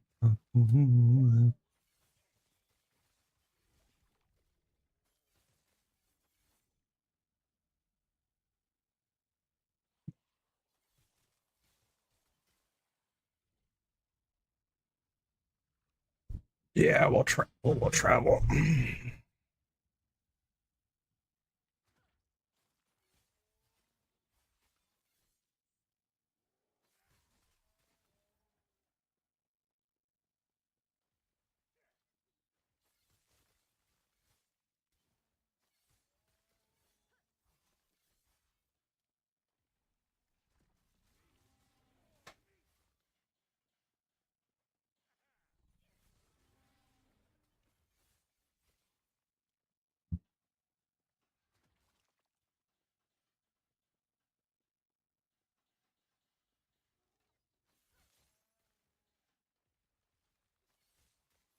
Of course, it's a dead end.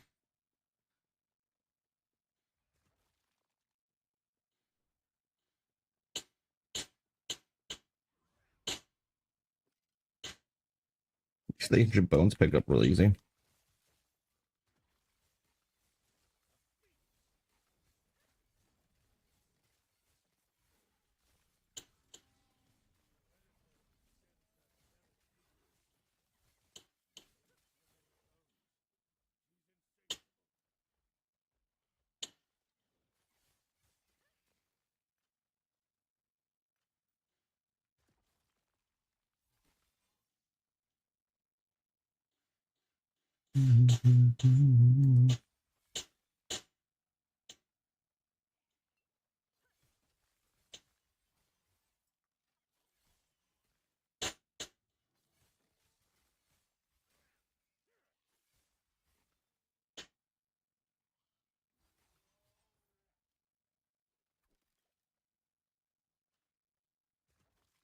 Oh, with chaos. I need this to stay active, so please stay active.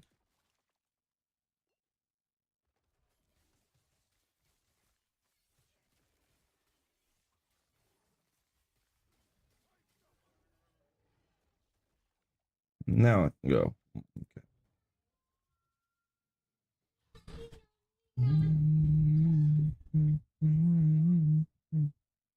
Oh, come. You drink all your chocolate milk? Oh, All gone. I can feel. I gotta get more tea. You want tea? I want out. Sorry. It's okay. You can run out of tea. Run out of tea. Okay.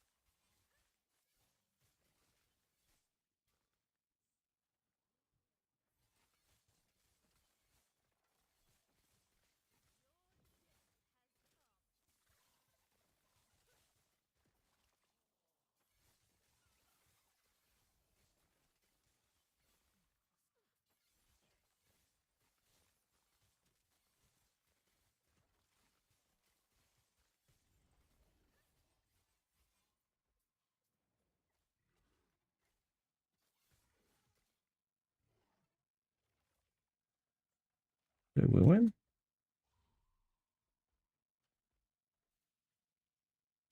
Boots. We got boots.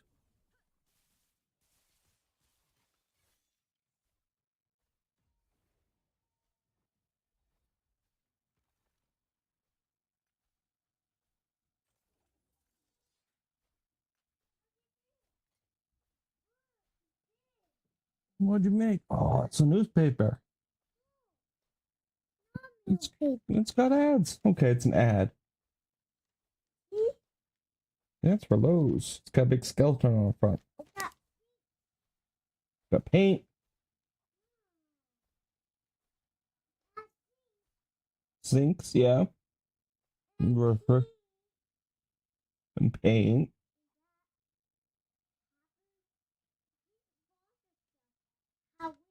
Yeah. He's found a Lowe's ad. And the ladder, yep. Have refrigerators on the other side and dishwashers and washers. You want to see it all? You got it too small. You got it too small. You think it's too small? You want me to make it back to smaller? It's too big. So big. Go. Mm-hmm.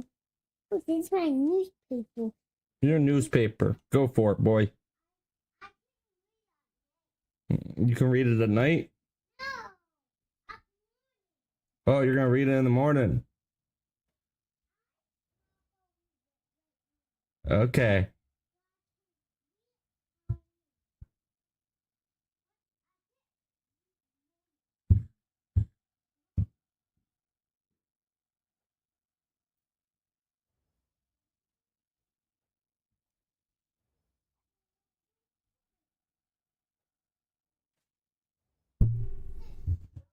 This is an okay wand for Necro.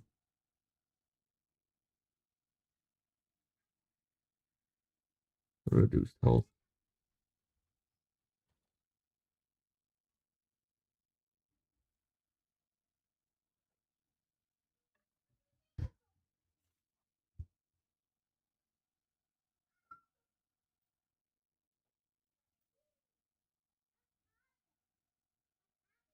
Don't think I have any repeats. Try not to keep repeats. Try to just keep the best out of all of them.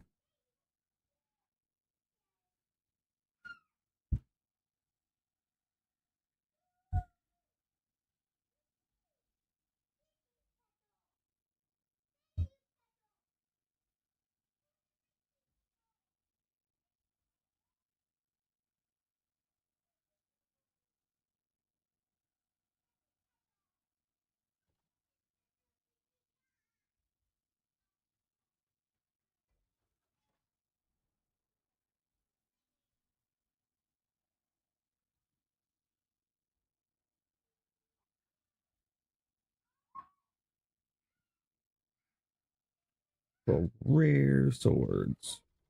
Legendary.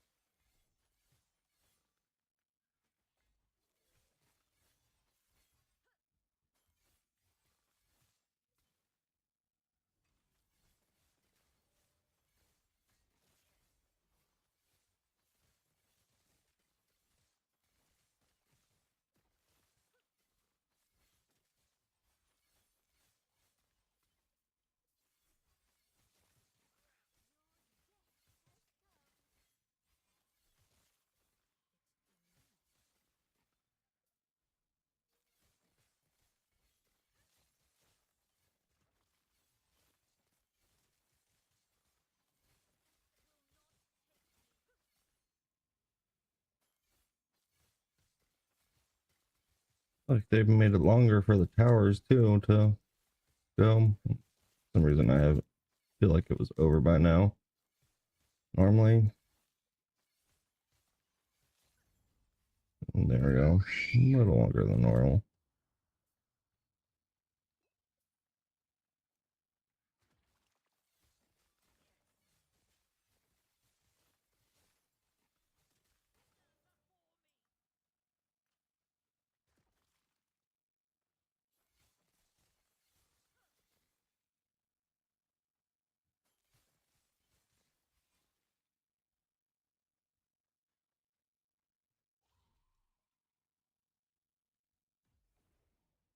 Got them all. Got them.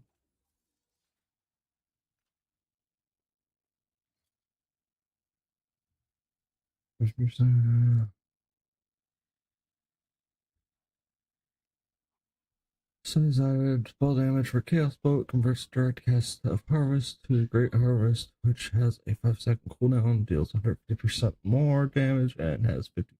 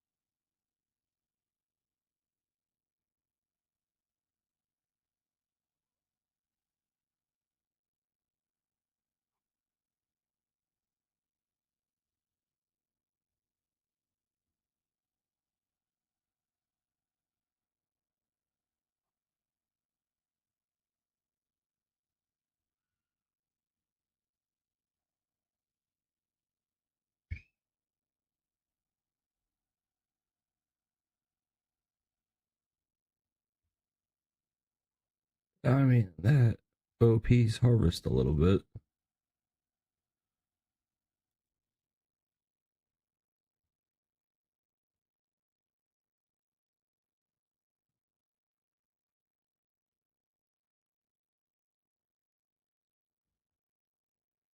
Not get hurt.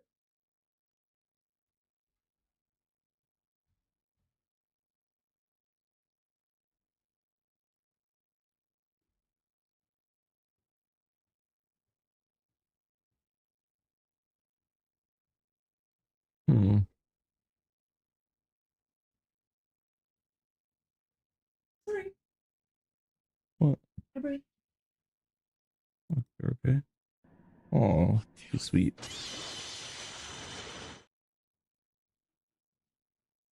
No, not supporting us. Live. Chaos Bolt.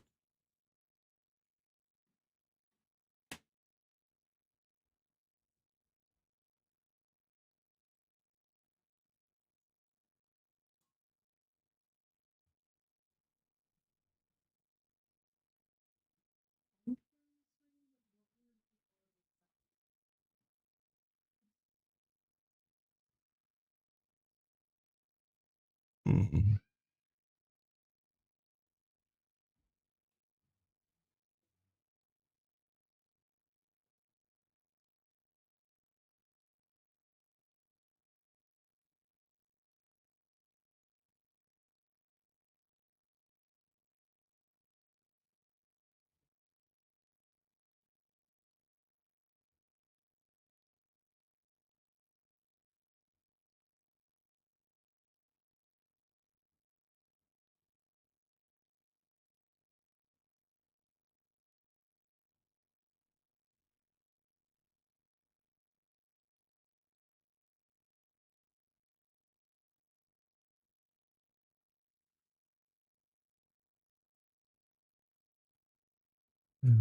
Damage over time.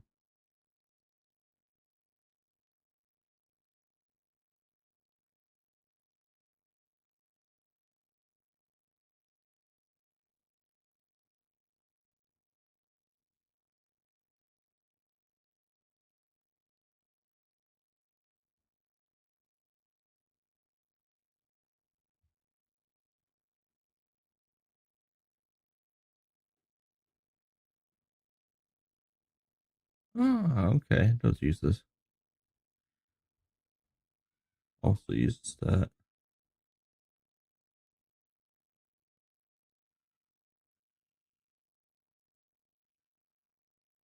Wow, okay. Play enemies to trigger chaos bolts and marrow battle shards. This build has a melee playstyle focusing on dealing necro spells. Gotcha.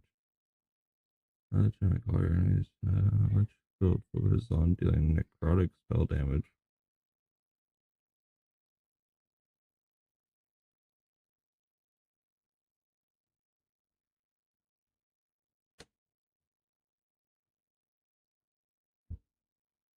Plan is crucial for these reasons. The build does not have a starter plan. Here are the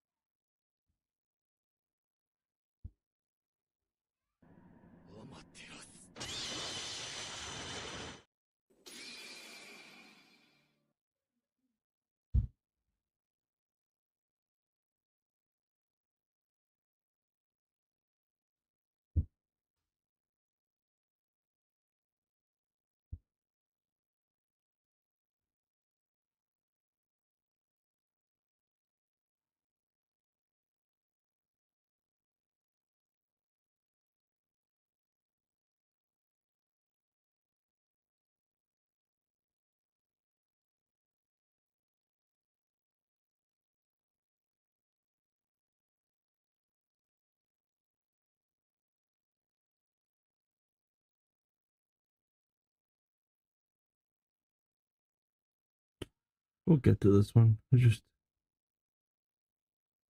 eventually reform, active, use play.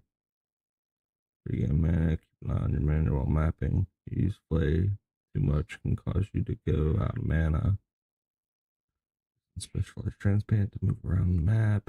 Cast unspecialized Death Seal for its defensive benefits. Rest and keep them active. Spam Flay and use Harvest to on cooldown to regain mana. And hold down both skills at the same time for easy gameplay. Save Transplant for emergency situations. Use Death Seal to mitigate incoming damage against dangerous telegraphed boss attacks. Transplant is a link to be used. Yeah.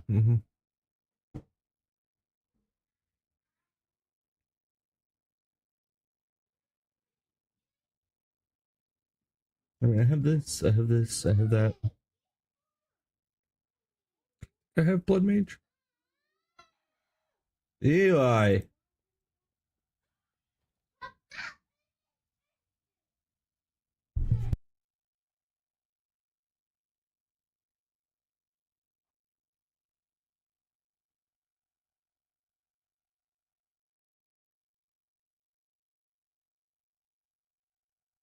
I don't have this. Blood Mage. I have Blood of the Exile Boots. I mean, that's what I was thinking. But we need the Army skin.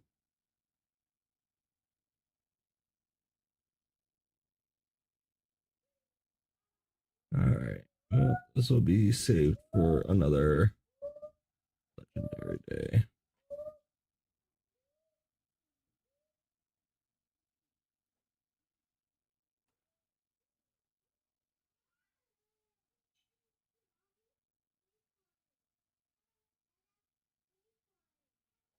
Here, baby. Trying to duplicate or what?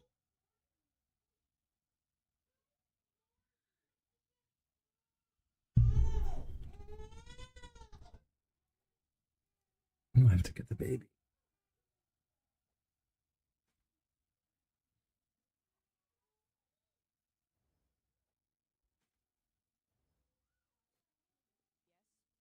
Okay.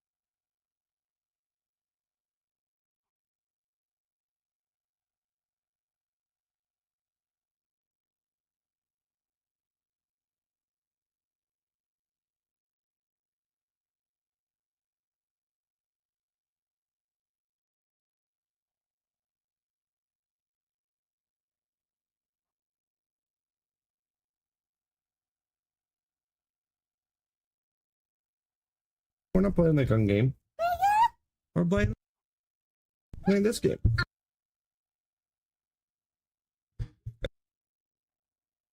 Hey. I had the microphone on to say hello. Hello. Say hello, world. Hello. I'm gonna take over the world. Take over the world.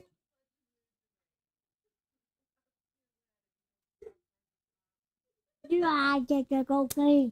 Don't you dance. Don't pass me the end of this. That'll hurt. What is this? A rubber band or a balloon? Where's this balloon broken from? With my bed. It was in your bed. Wait a minute. Out of your mouth. All right, no mouth. Like that. Like that. Oh, you bet it. Yep. And broke it. Yep. Yep. But whoa. Well. Dave, it broke, baby. Oh no. Oh, go get it. Oh, it's right here. Oh, thank you. You're welcome. I'll go blast you in the head. Ready? Blast out. Oh. Blast Don't your get blasted head. in the head. I could blast you. Oh. That. Don't know who you're gonna blast with that.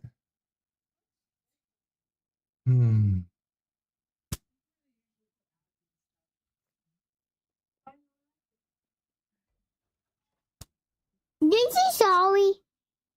You say sorry? Did you say sorry, Dave? Did you say sorry to me? Why? Because you There's whipped a me. sword. Yeah, let's go. Because why? What? He whipped me. He whipped you. No, he whipped me. He's lit. He like, I was like, it wasn't like a bit, dude, but I'm sorry. He bit me. Eli's Paul. He whacked me head. It's named Fox. Did he whack your head? No, I did not. He was pushing on Hello, world. Hello, world. I'm going to take over the world. No, that one is bull. There's bull, my dada. What, boy? It's bull. It's full. Bull. It's fucking bang him. That's my dragon. No, don't blame me. What's that? That's a friendly dragon. Is it friendly to lion? That's my primal lion. Oh, that's friendly. You're a bad guy. So means I don't have any Oreos or anything to snack on. This cereal. We have some graham crackers. No. Aren't they gone? Yeah. Oh, I don't know. I think. No, I eat them. You ate them? Yeah. I eat them. On my point. I got eat them soon. Bye-bye. Get my tummy full. Yeah, you better get my tummy full. My tummy. Yes. My tummy is not full yet. Ah, my tummy. Your tummy? You need to get down? Tummy. No. What's that? What's that? A spider? Not me. You're a spider? That's me. That's you? You're this person? Yep. I was talking on your tablet. Yeah, you could hear yourself on the tablet a little bit. Okay. You have to turn that thing off. You Sheesh. hear the sound. What? You have to turn the sound up. No, you can't hear the sound because it's coming through my headset. Hello? Hello?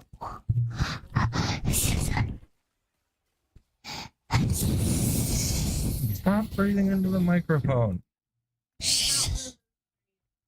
Yeah, we're not an ASMR stream. Daddy.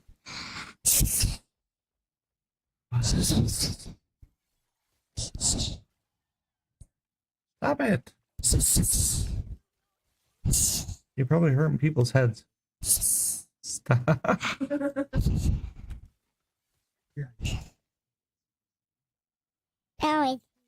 Stop into the microphone.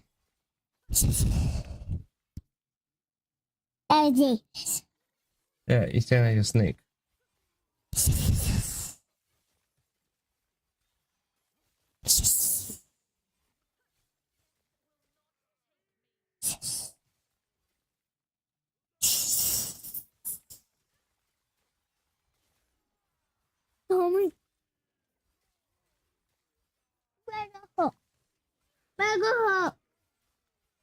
Lego hook? No. I want a Lego hook. Lego Hulk. Hook. Lego hook. Lego hook.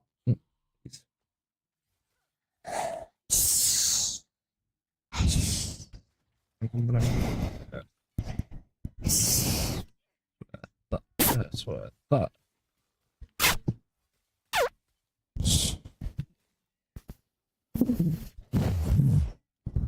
Off of the microphone with your mouth, please. No. Don't make me have to put you down.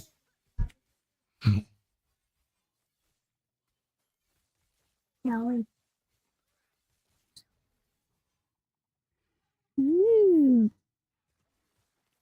That's a cool. I bet.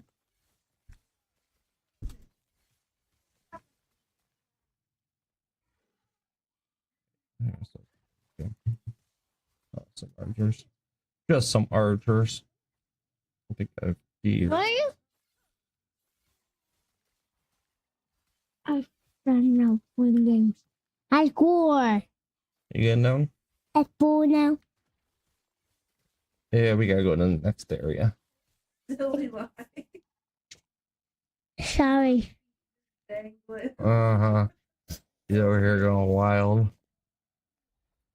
Where are you going? He just finished that area. Oh, it's full. Now it's full now. And now it's not. Which bug? Where is it for? I got this. Gives me better cast speed. More mana regen. We go buy some balls. What? Let's go something else. Let's go. Go. Dino Wolf. Let's go Dino Wolf. I'm gonna take you to Dino Wolf. Why you take? What's that? Find the ball up that we should get. Oh, it's terrible. I did it. I'm getting it.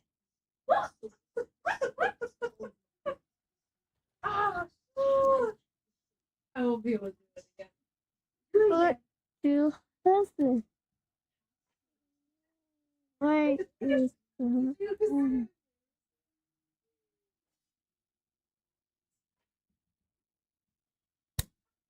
Ow. You okay? Oh, Eli.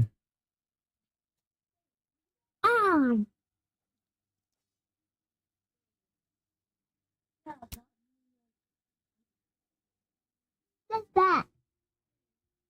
Oh, what's that right there? I don't know what they're watching. Over here. What is this? But then he like stops, pause it for me. Sister. Go. Let go. Go. Let go. Let go. Let go. Let go. Let go. Go. Let go. Let go. Lego, let go. Let go, Dada. Lego, let go. That's not. I know it's not a game. It's a game. It's a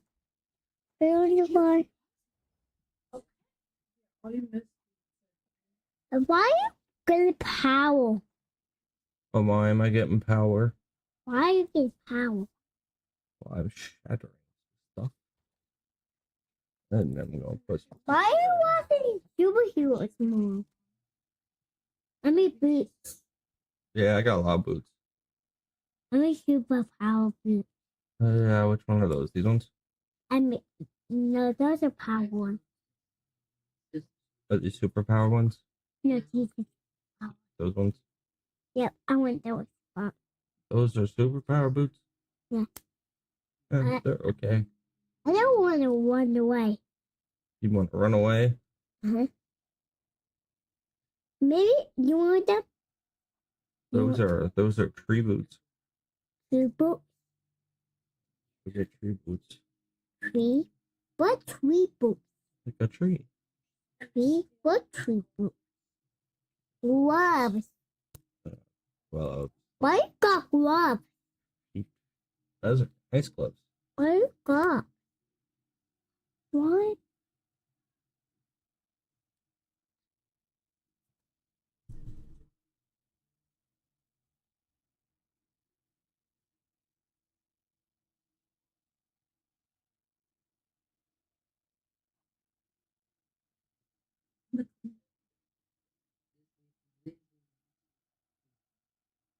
Let's go.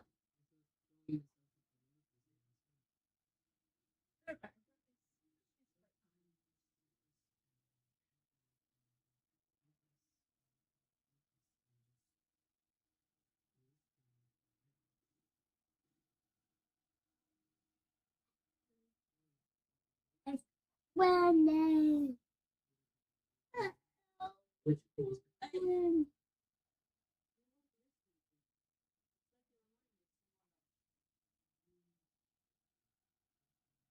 She what? She don't sit on you. Why are you sitting on me? No, she's on you. You're on my desk?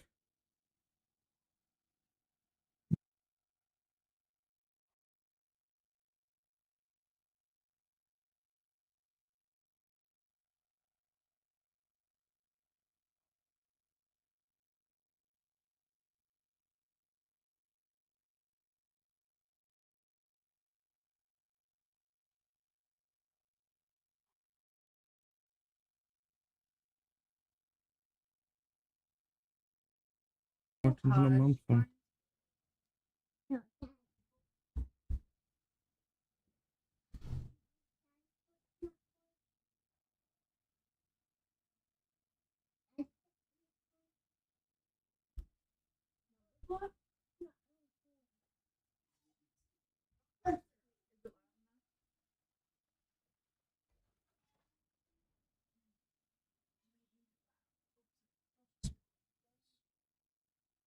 At least.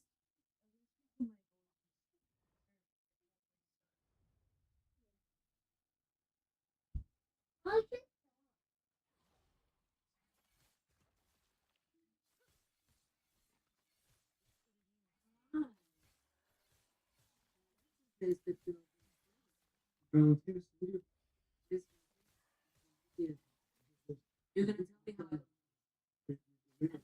tell me how No, it depends on Valentina doesn't understand what's happening here.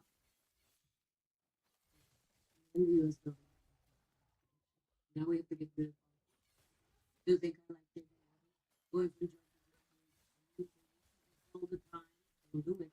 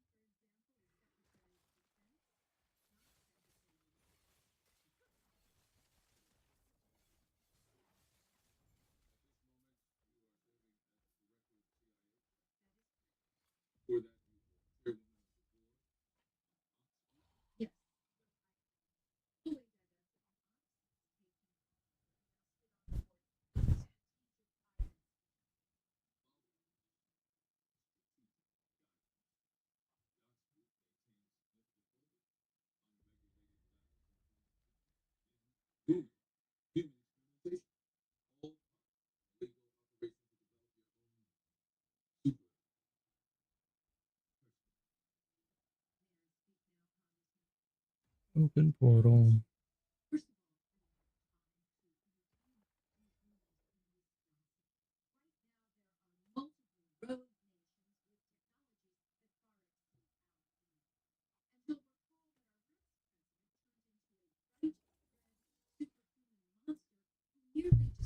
Oh, is this the Hulk or Captain?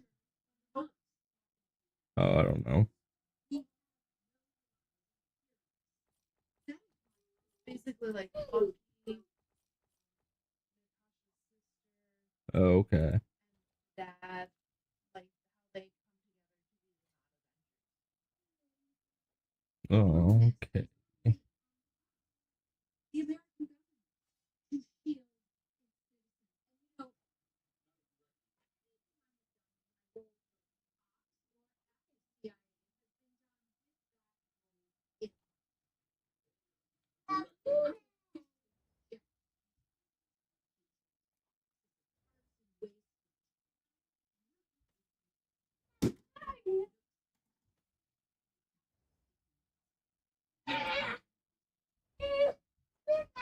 government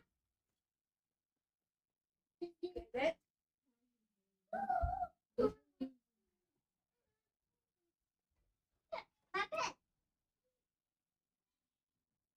Hey! Well, that is his Hey, that's Wait. Maybe put your bed over there. And that's, hey. What's going on? Hey, get out!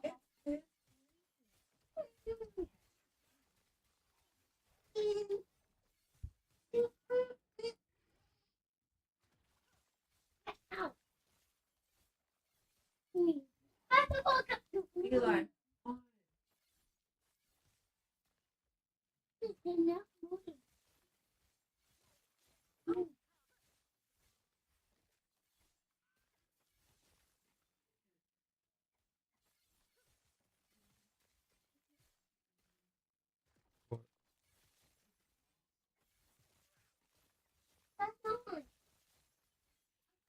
No. Both of you.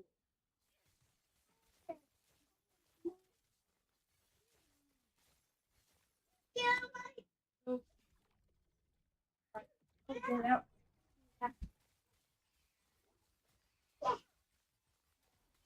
It's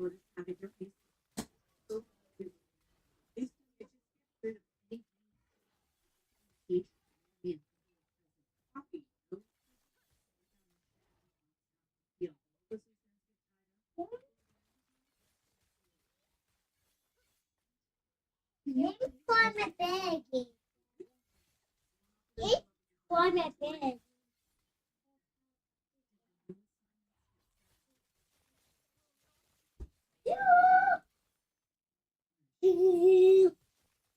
Stop. No, this is mine.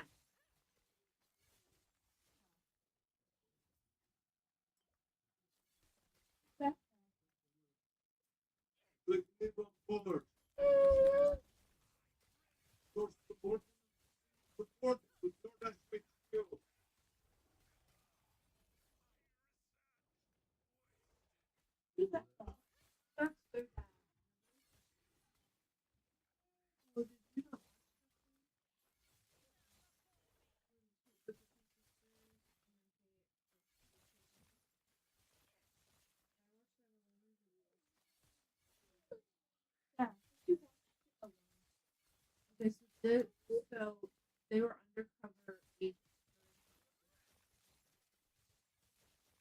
Russia. For Russia. Yeah, and he was their big You like going to buy something in the movie? Is that real? Remember they. Well, 83. Yeah, we're getting that. What?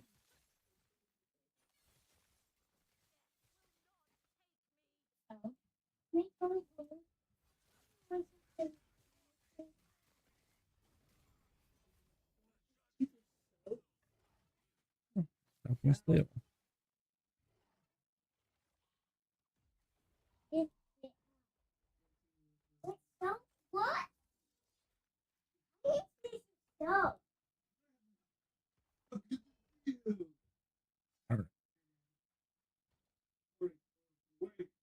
Hello.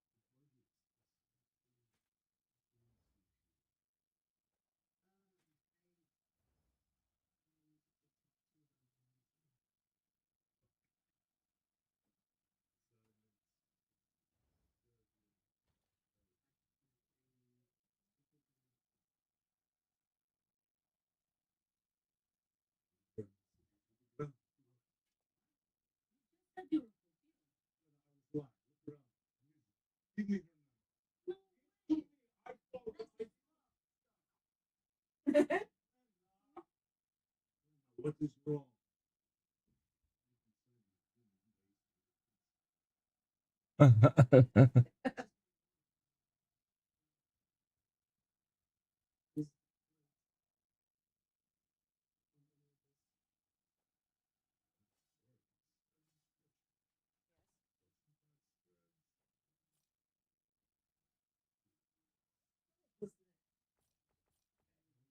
Yes, but you want to know now.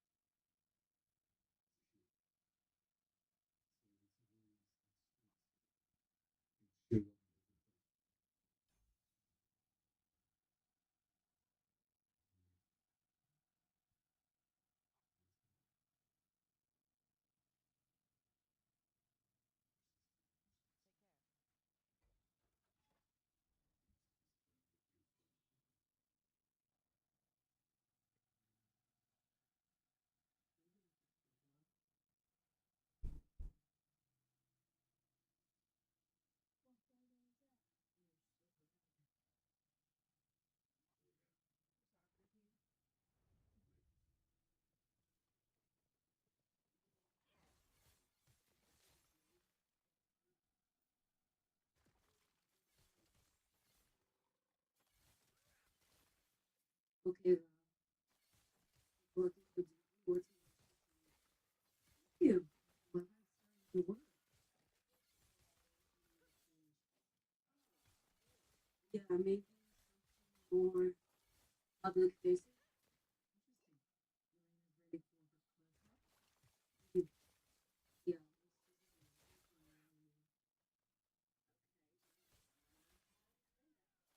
Complete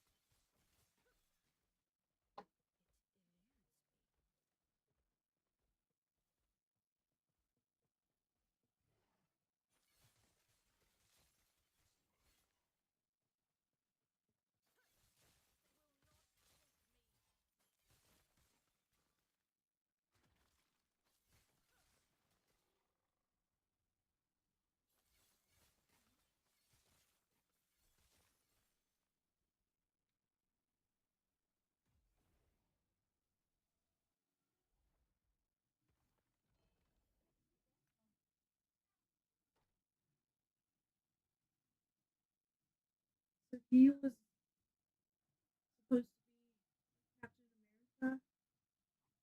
They used him to replace Captain America, but he didn't have good character, so he seemed like a bad guy.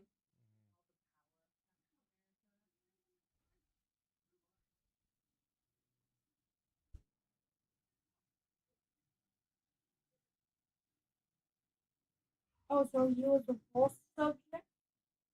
No, after Steve Rogers died, they didn't want to use Sam. They tried to make their own Captain America. So they took a regular guy and super serum or whatever. Exactly. That's the girl she followed in there. The goat. The goat. Oh, maybe that's who she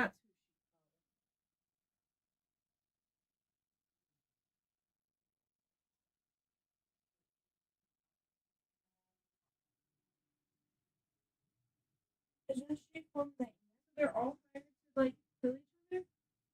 Oh.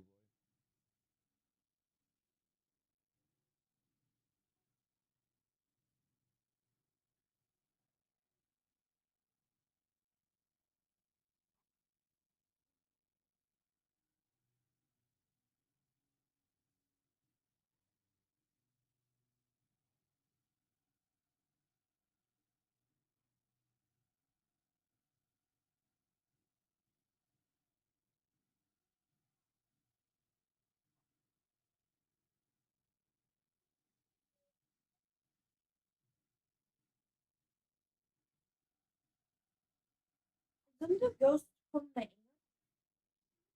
Yeah, is that what she's from?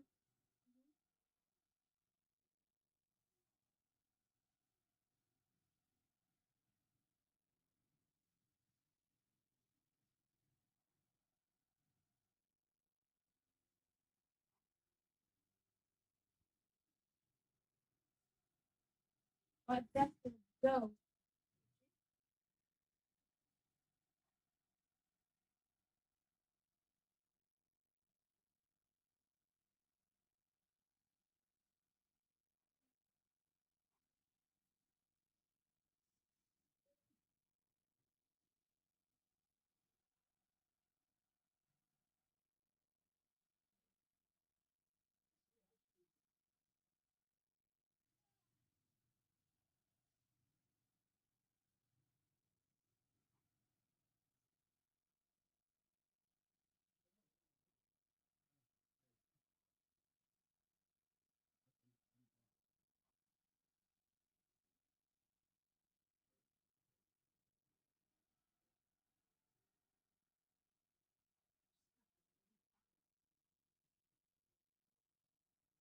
They met wrong.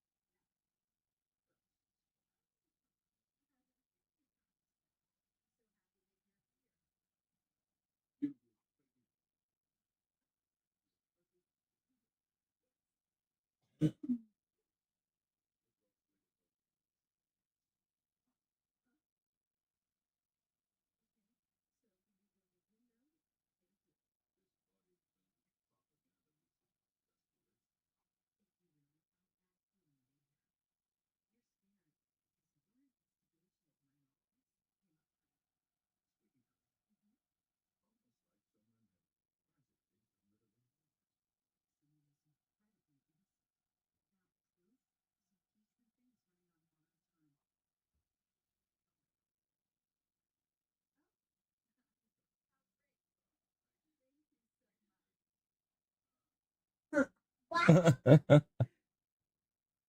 What? What just happened? They don't like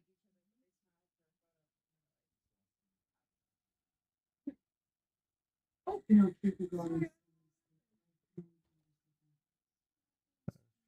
Blow me out of the water.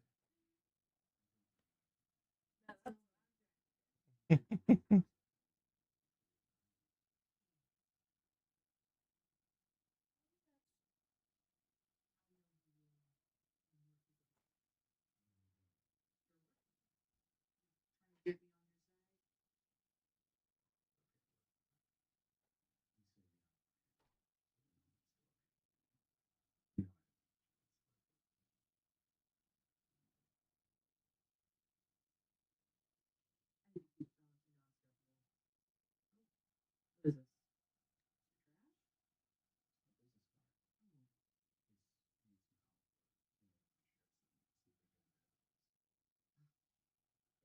Good night.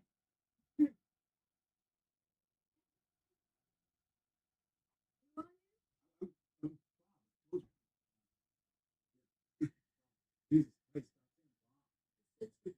Nobody.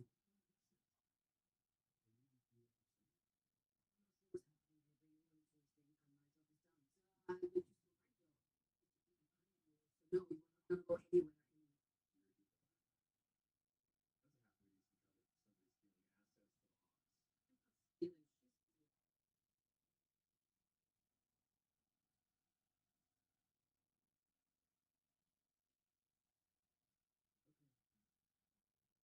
It's clear we have all worked for the bigger and sound for the shadow of the Let's go away.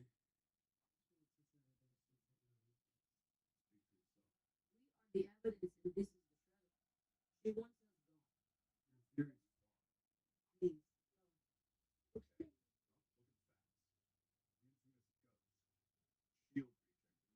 This that one over there, she destroyed voodoo. You. Poor red room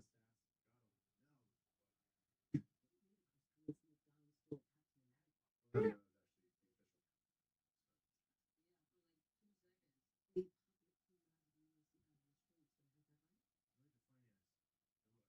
With decorated combat. They have a loving wife and son. Let's be honest, you guys are cheap mercenaries. Okay, so I clearly am supposed to bring you in.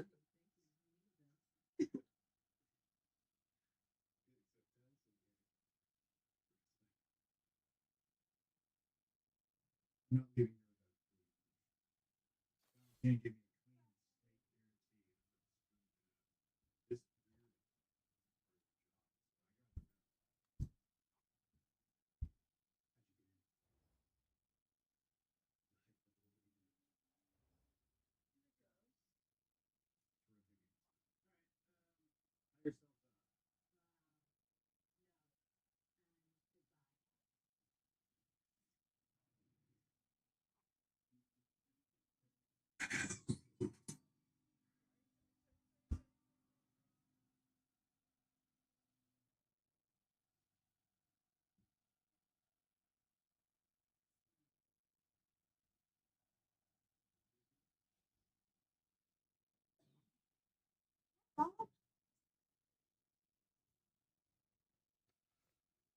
It's not even good. I don't know why I'm watching it. So good.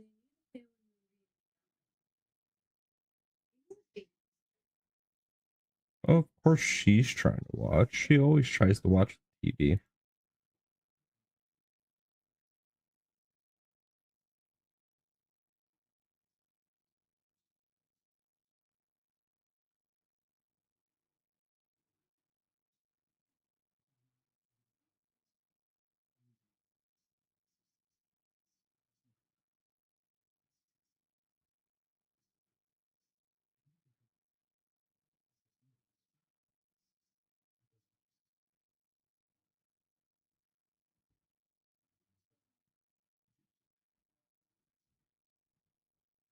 Week in Minnesota, you will hear what's his name, Keith Ellison from Minnesota, the Attorney General from Minnesota, talking about how great it is that so many Democrat-led states are suing the Trump administration over child sex changes. Now, they're not opposed to the child sex change. Everybody cheered for Mr. Ellison as he was standing there doing it. Those are the committed activists. Yes, those are the committed activists, but this is also, these are the leaders of the party, right? They don't have any leaders. Kamala Harris said, for politician. Gavin Newsom is the closest thing that they have to a leader, and he won't condemn child sex changes. Then you have Tish James, you have Ellison, you have Tim Waltz, you have Polis in Colorado. You have all of these people in favor of the stupid, idiotic thing that results in horrors for everybody. So pull back. And that's the Democratic Party. So you say that it's on the fringe, but I say that's the center of the party. So that's what I want to ask you. Like, it seems like, or it had seemed like, this was getting pushed to the side because it is unpopular with the American people. Do you get the sense but not with the that party. the overall Democrat Party is actually going to continue to push the progressive stuff? And, and the reason I ask is because this is a loser for them. It is a loser for them, but here's something that they hate even more than white men and Christianity. They hate the American people, right? Yep. The Democrat Party hates Americans. They hang out in LA and New York and all of these beautiful cities that have terrible crime rates that really should not have terrible crime rates because they're great cities. But they hang out there and they look at everybody else and they say these people are uneducated and they're stupid and racist and homophobic, knuckle draggers, anti-trans. They're knuckle draggers. They're out there eating squirrels and we hate them. And so we have to drag them onto the right side of history and get them to do things our way because that's all we can do. And that's what the Democrats think of all of us. Remember, when they attack Trump, right?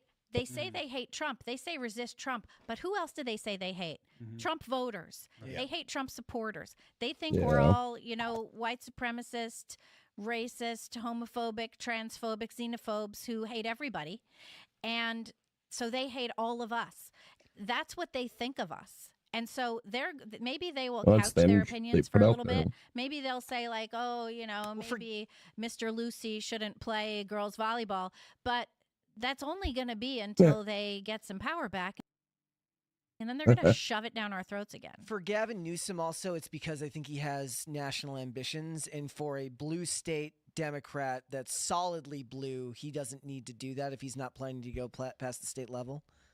Well, I mean, I think you're probably right, but I do think, And look, this is just because I'm looking at the polls and I look at the way that people have reacted to the Democrat Party, and it would be my gut instinct if I were in his shoes to not jump back onto the 20 of an 80-20 issue. Right. And the Democrats overall, more broadly, they should do that. Always I think Libby's got a on the great 20 point. issue. Democrats do hate America. They hate the American people. Post-Americanism. They need Stephen A. Smith for 2028. That's what they need. They really think of themselves as global citizens. They want that. That's kind why of they're one always on world. the side of the illegal migrant. Yeah. That's why you see Bass out, the Mayor Bass, always on the side of, because they would rather have post-Americans as their constituents than actual Americans. And that's why they don't actually want to change policy in order to win votes. They want to change the law in order to retain power. It's not about representing people. It's about stealing power. That's why they talk about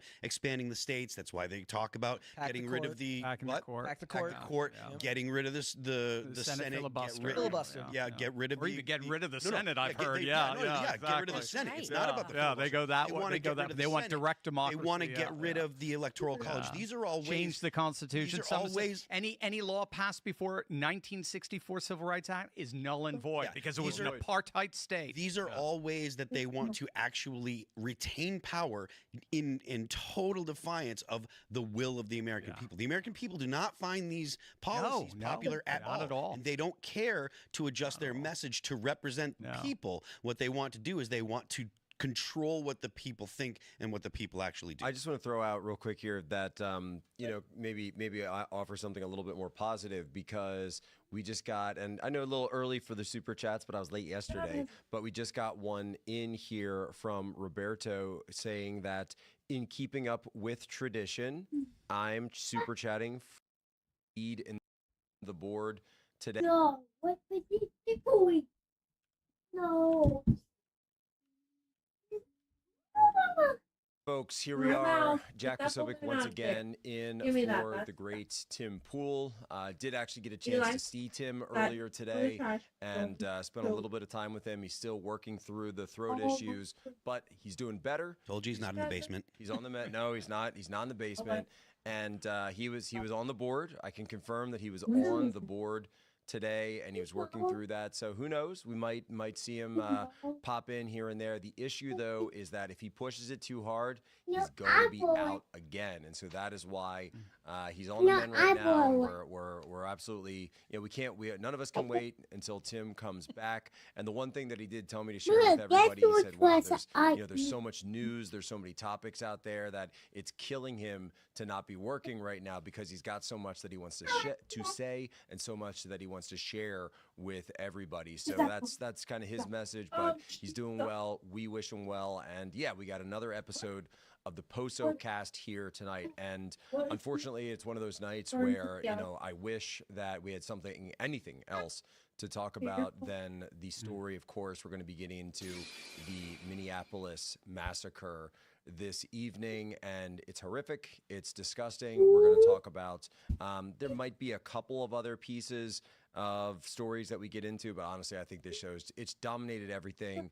And we're going to talk about the individual that has been ID'd in this situation. Again, another transgender shooter targeting a Christian school. In this case, a Catholic school on the very first mass of the school year. So we're going to get into all of that in just a little bit. Before we do, I want to tell you, though, of course, that this show is brought to you by tonight, Cast Brew Coffee. So make sure you're going out there, you're supporting it. Look, it keeps the lights on, it keeps everything going on here, helps the guests come in, and it's good coffee too. Look, I've been trying this stuff. It keeps you up. It keeps you absolutely up. And so I'm not saying that I'm running at the speed of Tim Pool while I'm out here, but at the same time, it's absolutely something that once you get it in your gullet, it is going to get you going. So check it out. Go to castbrew.com. They have great new flavors. There's all sorts of things you get out there. Plus, by the way, it's a good gift. So, if you got somebody who wants coffee, who doesn't like coffee, you go for it. Another update that I wanted to give, an update on Psycho Stu. We talked about this last night. I believe it was around $112,000. His GoFundMe It is now up to 160. It's just about to break 165,000. This pro wrestler who suffered a horrific attack. And Phil, actually, I think you had a medical update on Sickos too. Yeah, he's awake. I saw on X today he's awake. He's got people around him talking to him and stuff. So it looks like he's going to make a full recovery. I mean, obviously with TBI, it's tough to say what kind of long-term effects it's going to have. Yeah. But it does look like he's going to be, back up and around in fairly short order. That's a hard video to watch. Yeah. It is, and I meant to mention this last night, but we saw that Chris Jericho had thrown some money in, so that's great. Jericho, he always gets involved with stuff like that. Great guy, so really appreciate to see that. Another great guy, though, by the way, is our guest. I'm told that it is his first Timcast, even though tonight is Posocast. But you and I know each other, folks. It's the great Dr. Steve Turley. Hey, guys. Great to be with you. It's an honor. Tell us a little about yourself and what you do. Well, we were actually just talking about this before we went live, but this is kind of full circle for me, which is interesting because I was in academia for 20 years. And it was right at the height of the first, Trump campaign. And I didn't think conservative commentators really understood Trump. They thought he was like a Democrat in sheep's clothing and all that. He sounded more like Bernie Sanders when he was talking about economics and so on. But I had studied nationalist populism and particularly the way it was exploding in Europe. And they focused on three things: border security, economic security, and cultural security. And all of a sudden, when I heard Trump speak, I said, oh my, it's come to our shores. So I looked at a colleague of mine who's into marketing and I said, I'm getting frustrated listening to these talk radio guys kind of going the more neocon ideological analysis of Trump, not quite understanding that this is a new paradigm, nationalist populism. And what should I do? How can I get that out there? And he said, well, why don't you start a YouTube channel? And I'm like, I don't even know how to load a video at this point, and I don't even know what to do. And he said, well, here, let me share with you a couple of channels that are doing something like that are commentating and teaching through YouTube. And he sent me two. And I think you guys have had Styx Hexenhammer on here. Styx. He's a great guy. He sent me Styx back in 2016. And then he sent me this guy, Tim Pool. And this is when this is 2016. I think IRL was really young. Maybe 300,000. It wasn't even IRL. It wasn't even IRL yet. There you go. It was just Timcast giving the commentary. And I said, oh, I can do that. This is the coolest thing in the world. So I started doing it in November of 2016. Trump wins. I kept going with it. And here we are. I finally retired from academia. And I'm a full-time broadcaster, very much thanks to this what's happened here. So this is really cool. For me, it's a very exciting thing to kind of go full circle here. I think I remember the video where you actually left like for the last day at work. Yeah. I remember that video. I remember. How long ago was that? Oh man, when was that? Yeah, like 2021, 2022, something like that. Yeah, I can't even remember now. It all blends together. Just a few years ago, but it's been an amazing ride, and it's thanks to you guys. I really appreciate it. Amazing. Yeah. All right. In addition, we've got Libby Emmons is here. Hi, Jack. Hi, everybody. I'm Libby Emmons. I'm glad to be here tonight. I'm with the Post Millennial and HumanEvents.com. There we go. Brett. What's going on, guys? Brett. Normally Pop Culture Crisis, Monday through Friday, 3 p.m. Eastern Standard Time. Let's talk politics, though. All right. And of course, Phil. Hello, everybody. My name is Phil Labonte. I'm the lead singer of the heavy metal band All That Remains. I'm an anti-communist and counter-revolutionary. Let's get into it. All right. And so, anti-communist is certainly something that comes up tonight. A horrific situation where, and actually for this story, the Minneapolis massacre, let's go over, because we've got the Post Millennial, but we also have the editor-in-chief of the Post Millennial with us. Libby, can you give us the sort of update on, not the update, but just a rundown? If someone's living under a rock, they have no idea what happened in Minneapolis, walk us through the story as you have it now. Well, this is something that we were tracking all day in the newsroom at the Post Millennial. Myself, Hannah Nightingale, and Roberto Wakeroll Cruz, and they did the bulk of the writing on this. And by the end of the day, I was like, go get some air, guys, because it's brutal just from being in a newsroom covering this kind of stuff, covering like massacres of children. So what we had in Minneapolis was a man whose mom used to work at the school, who identifies as transgender, 23 years old, came to the school. It was the first week of classes at Annunciation, and all of the kids were at mass. He had 3 weapons with him: a pistol, a shotgun, and something else. I don't remember what it was. Some of these weapons were emblazoned with Pistol, shotgun, and a semi-automatic. and a semi-automatic rifle. And the barrels of the guns, one of them said, "Kill Trump" on it. Yeah, they had very all kinds reminiscent of the Christchurch shooter. Yeah, very, like, a lot of We've seen a lot of terrifying. shooters that write on the messages. Came up to the windows outside the school, started shoot outside the stained glass windows. the church. Yeah, the stained glass windows. It looks like maybe some of the doors were barricaded on the side that he was shooting into. He shot through the stained glass windows, killed 2 students, injured 14 students. There was actually a 5th grader who dove under the pews and said that his friend Victor covered him under the pews, and protected him. And Victor got shot in the back and was taken to the hospital. And the shooter killed himself inside the church. And now there's 14 injured children. 2 families have lost their children, and some injured adults as well. And I think I did see, I've been tracking all the updates, CNN and everyone, and post-millennial updates, and of course Daily Mail. And I believe that they did say, though, that they believe that the injured students that are in the hospital as of right now are expected to recover. So they're not expected. So they're, we were hearing people that were on, that were critical, and it seems as though they're not anymore. So that's amazing. A real blessing. Thank God. This is Yeah, an absolute thank blessing. God it's right now.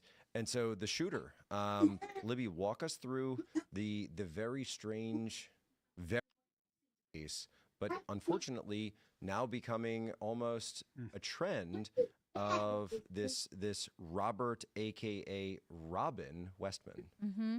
So we had, wait 1 second here.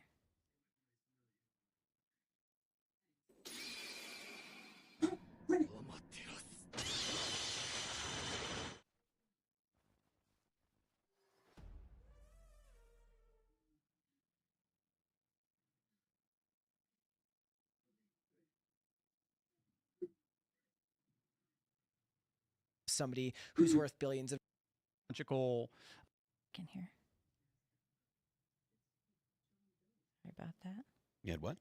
Okay, sorry about that. No, I was just, and the shooter killed himself inside the church. And now there's 14 injured children. 2 families have lost their children, and some injured adults as well. And I think I did see, I've been tracking all the updates, CNN and everyone, post-millennial updates, and of course Daily Mail. And I believe that they did say, though, that they believe that the injured students that are in the hospital as of right now are expected to recover. So they're not expected. So they're,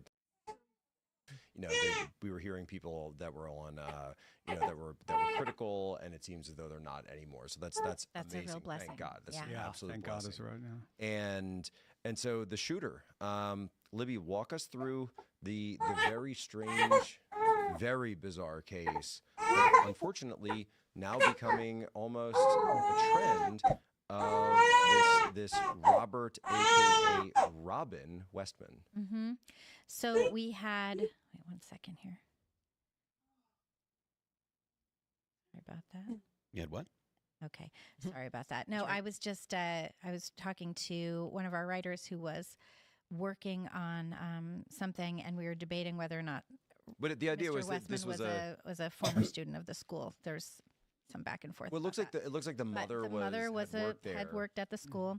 So this guy, as soon as it was revealed what his name was, which came onto social media before it came up in any of the news outlets, Robin Westman, it turns out that he had gender transitioned. He had changed his name. His mother had signed off on that. So he had supportive parents who were helpful, apparently, in his gender transition.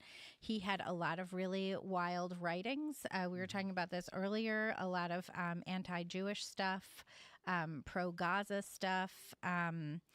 and some writing that was really hard to decipher. It was like and anti-Trump. Yeah, anti-Trump stuff, and a lot of it was we were looking at it, and it sort of looked like it was in Russian, but it was sort of phonetically using the Cyrillic alphabet. It was using the Russian alphabet, the Cyrillic alphabet, but it was English for the most part. So if you know if you know the Russian alphabet, which is kind of just based on Greek anyway, if you know the Greek letters, you can. I was trying to muddle my way through it earlier today, and then someone used AI, and it just there you go. all the way there. That's right. Why do we do it ourselves anymore? Right. Well, you got to challenge yourself, but very horrifying manifesto, because what you would see in this thing, and maybe we'll check out some portions of it, because we can look at it.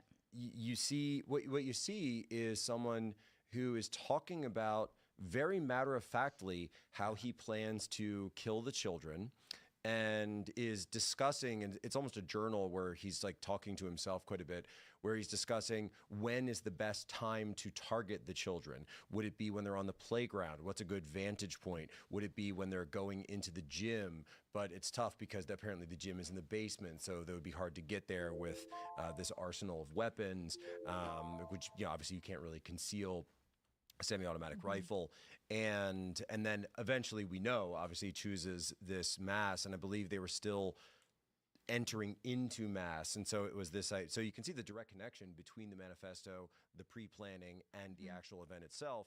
Because I think this truck driver is an old video. The children as they were moving, the school is in one building and the church is in another. So the idea was to target the children as they were walking in to the church, and it is a miracle that that more were not killed. Yeah, it really is, because of the way this was planned. It's sort of reminiscent of the Nashville shooting. It's very reminiscent. Yeah. And so there are two martyrs now in they're in heaven, but this took place in Minneapolis, Minnesota. Let's go. I want to get Dr. Turley's take on this. Why are we seeing this trend? I'm just writing. I put a phrase down: the banality of evil. And if I recall, that was Viktor Frankl's phrase, who suffered through the Holocaust. I wonder if the news media will actually, like, other than Fox News, if anybody will cover this. And that's the motto that I heard. It's just the pure banality of what he's doing. It's just so matter of fact, and it reminded me. Natural disasters. Well, that may be the latest target in Donald Trump's promised public retribution campaign, because his administration just placed more than 30 employees at FEMA, that's the Federal Emergency Management Agency, on leave. Why did they do that, you ask? Well, the Washington Post reports this, quote, they signed an open letter of dissent about the agency's leadership, according to people familiar with the situation and documents reviewed by the Washington Post. About 180 current and former FEMA staffers sent a letter on Monday to members of Congress and other officials arguing that the current leaders' inexperience and approach harm FEMA's mission and could result in a disaster on the level of Hurricane Katrina. About 36 people had signed their names. The majority of signatories were anonymous. Same thing happened at the Environmental Protection Agency last month. 139 people were put on leave there, following their own letter of dissent. In both cases, the crime or the sin, in the eyes of the Trump administration, was simply telling the truth in defiance of the Trump party line. What's the truth?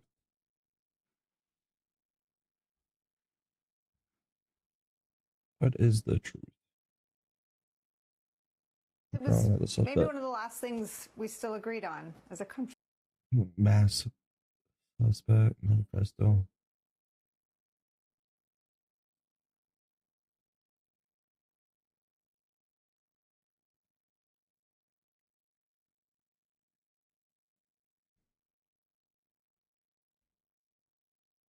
Actually translate it. Yeah, I saw this.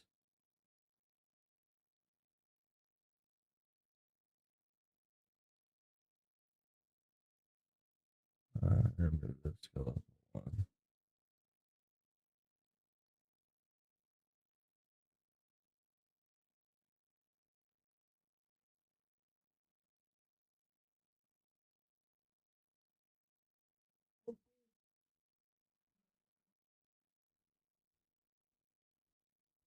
Oh gosh, that's person.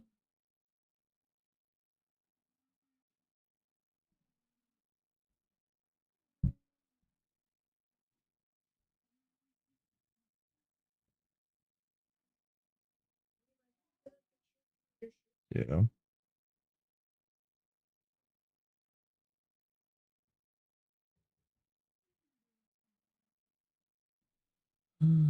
Secretary of the church.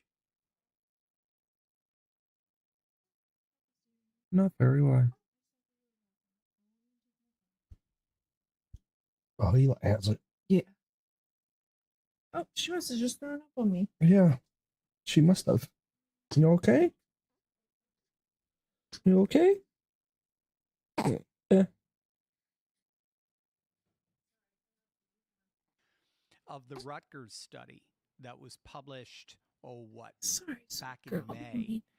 They called it assassination culture. Did you catch this? Yeah. So there was a Rutgers study that asked the question, do you think it is justifiable to assassinate President Trump? And there were two stunning numbers. The first one was who said yes. So it was about a third who said yes. But what was even more stunning was that a majority of self-identified Democrats, 55%, said that it was at least somewhat justified to assassinate. Oh, hey, your head. Oh, you want to lay back? He's in good company. 60% of self-identified leftists believe vandalizing was justifiable, and what we were seeing here, and what shocked the scholars of this study, is they were calling it assassination culture. And what it seems to be is the left appears to have lost the ability to discuss and to deliberate and to debate. What wokeness basically does is it designates certain things as so sacred, certain identities as so sacred, that any dissent from them is considered to be heresy. And what do you do with heretics? You excommunicate them, right? And what's the ultimate form of excommunication? Right? You burn them. Exactly. And so there just given country, they must respect the law and culture of that country, contribute to that country to the best of their ability, doing no harm. That applies to all countries. Agreed. This is when Biden was president. What do we do? You can't make half the country disappear. You got to learn to get along with your MAGA uncle. You're going to have to. They don't, though. They don't. That's the thing. They've taken. Sorry, but one ugly wannabe woman. Amused about slaughtering filthy blank and sick journal before a deadly massacre. Sorry. Use Islamic propaganda, and not really a shocker to see a person living like Ilhan Omar's district kill Catholics. Another example of the Red-Green Alliance. Taken to excommunicating their own family members, and that was I think the earliest sign for a lot of people was that if you can't leave it at the dinner table and move on with your life with the people that you have the closest relationship to, you can't expect them to hold that with people who believe something different, that have no connection to them whatsoever. Well, there was this very crazy thing in July. There was an article out from the New York Intelligencer saying it's okay to go no contact with your MAGA relatives. That was in July 2020. I've been saying the same thing since like 2016, 2017. And in the same time, also in July, same week, was an article from the New York Times, an opinion essay saying, is it time to stop snubbing your you need to go to bed then. And so they're Time still for bed. debating this, right? And the crazy thing about is it time to stop snubbing Okay, your right-wing family one? The guy who wrote it was talking about how he got into surfing, and the only person he knew who was into surfing was his MAGA brother-in-law. So he had to descend and lower himself to go talk to his brother-in-law because that was the only guy who Eli, was enough. surfing. And the brother-in-law was like, "Sure, dude, I'll go Yeah, surfing whatever. with you. No big deal. Like that's cool." This, you know, this kind of stuff, we can laugh about it, and we all laugh about, you know, I've cracked more than my share of jokes about Antifa or others, but at the same time, these are the individuals who are so sick and twisted and depraved that they are far more willing to pick up a firearm and walk into one of these situations, a school, a school with little kids, and start opening fire. And so they're absolutely deadly dangerous, and it's absolutely deadly serious. And so, you know, as this story was breaking, you know, I didn't even mention it to my wife. I didn't even mention it to Tanya Tay because, you know, as we were finding out about this, our kids are in a Catholic school, and we're, you know, so we didn't have a school mass this week, but I'm sure I think we have one coming up.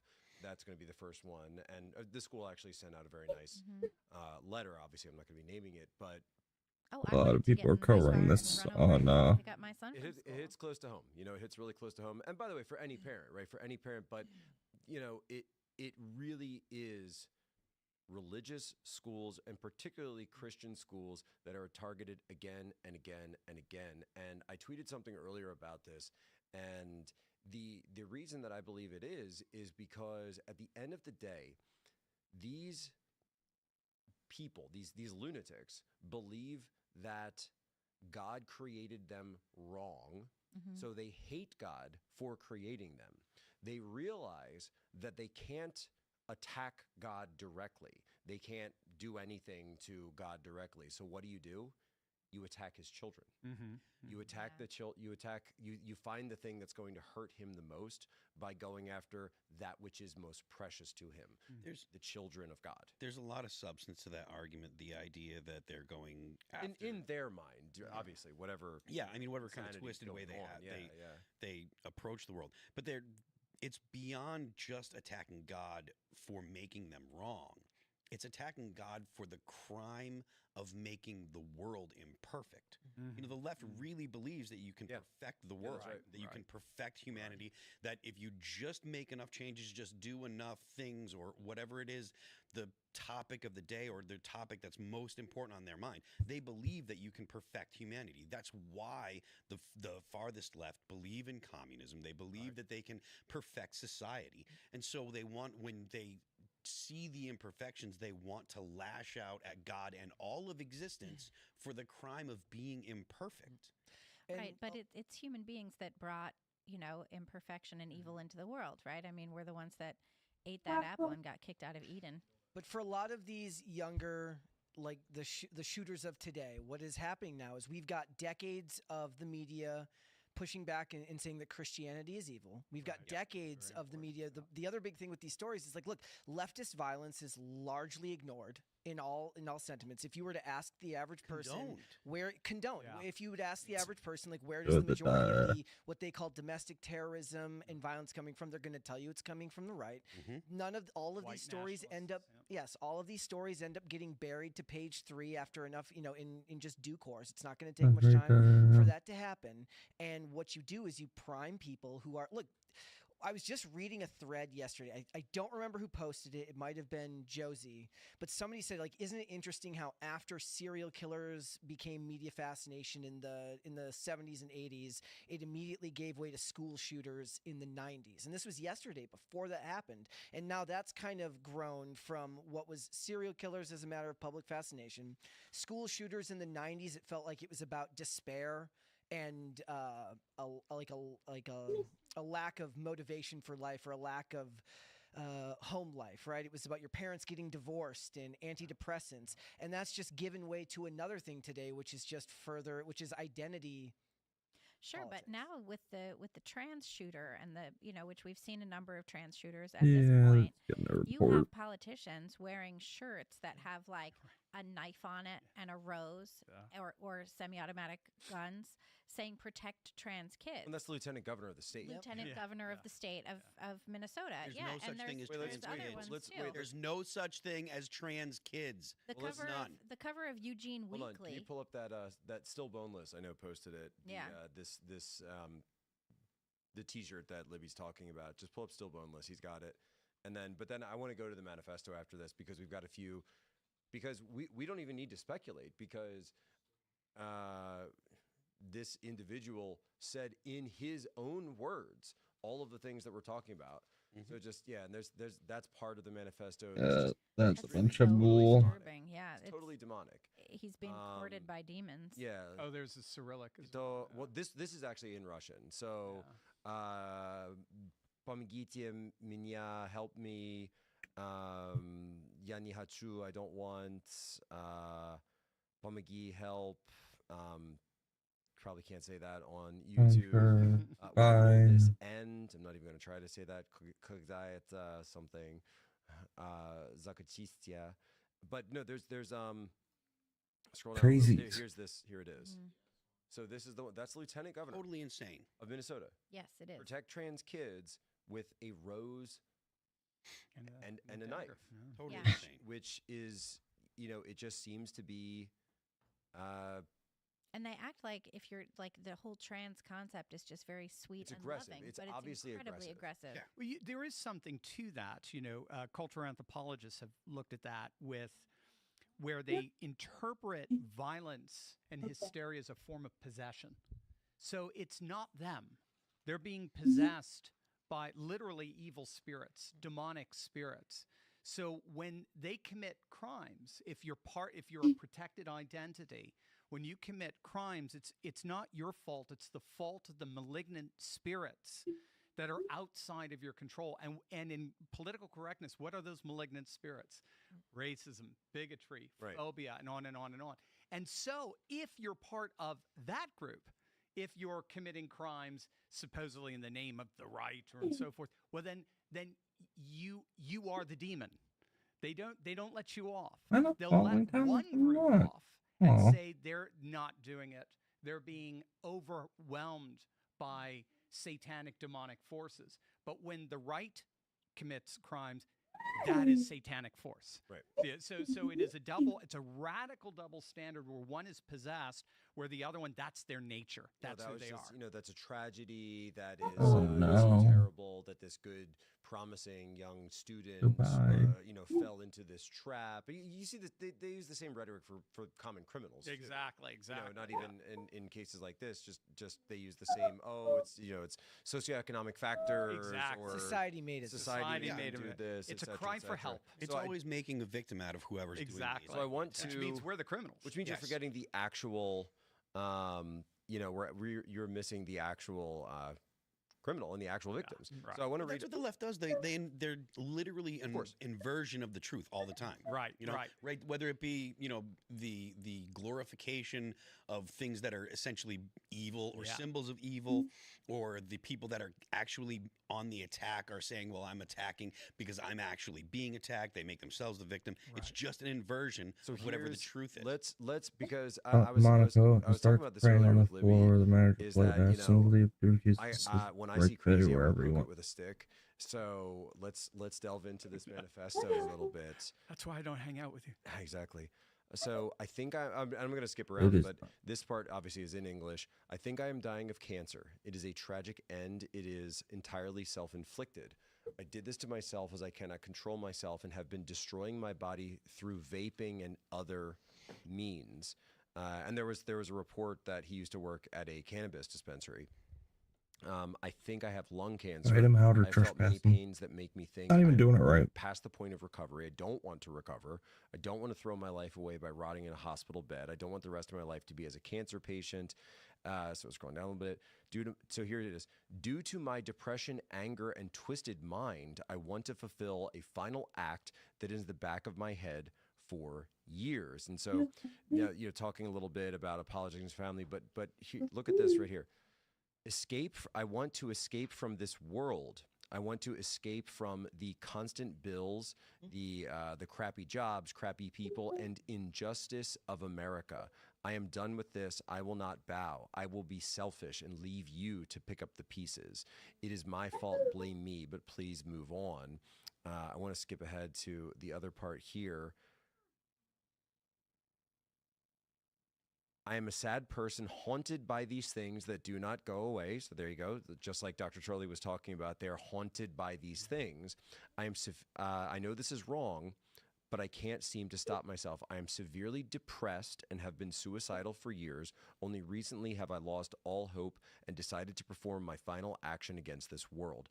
I don't want to kneel down for the injustices of this world. I want to die. I'd rather die on my feet than live on my knees constantly in pain. And you hear this framed as if this is some kind of heroic act. Yeah. As if this is some kind of striking back against injustice by murdering children.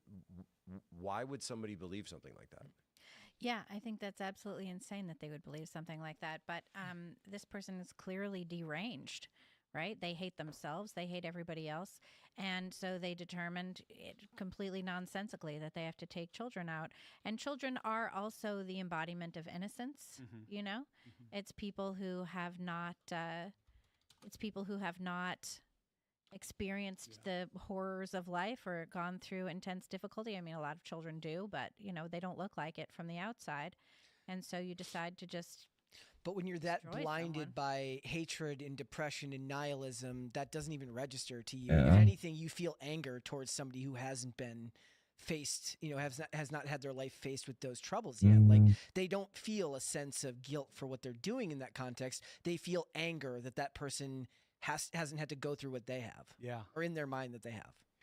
I'm thinking of a G.K. Chesterton quote, the early 20th century essayist, where he said, "What makes suicide so horrible is you do not murder a man, you murder all men. Murder the whole world. You murder the whole world." And I'm reading that, and that's what I'm hearing. I'm hearing that kind of logic playing itself out. If I am going to leave this world because I hate it so much, then my murder will be the murder of the world itself. Think about that. Like, we used to live in a world where the discussion of suicide was something that could actually be extremely nuanced, where if somebody's going through cancer treatments, they don't want to go through this on their own. There was a societal argument about whether that person should have to face that on their own. But we're so far past that now that we have governments that subsidize it. Right. Like, we're long past the discussion about the sanctity of human life. Right. And why wouldn't somebody feel nihilistic and depressed when the media is telling you that a certain side of the political aisle is evil? Yeah. When a media is telling you that violence against them,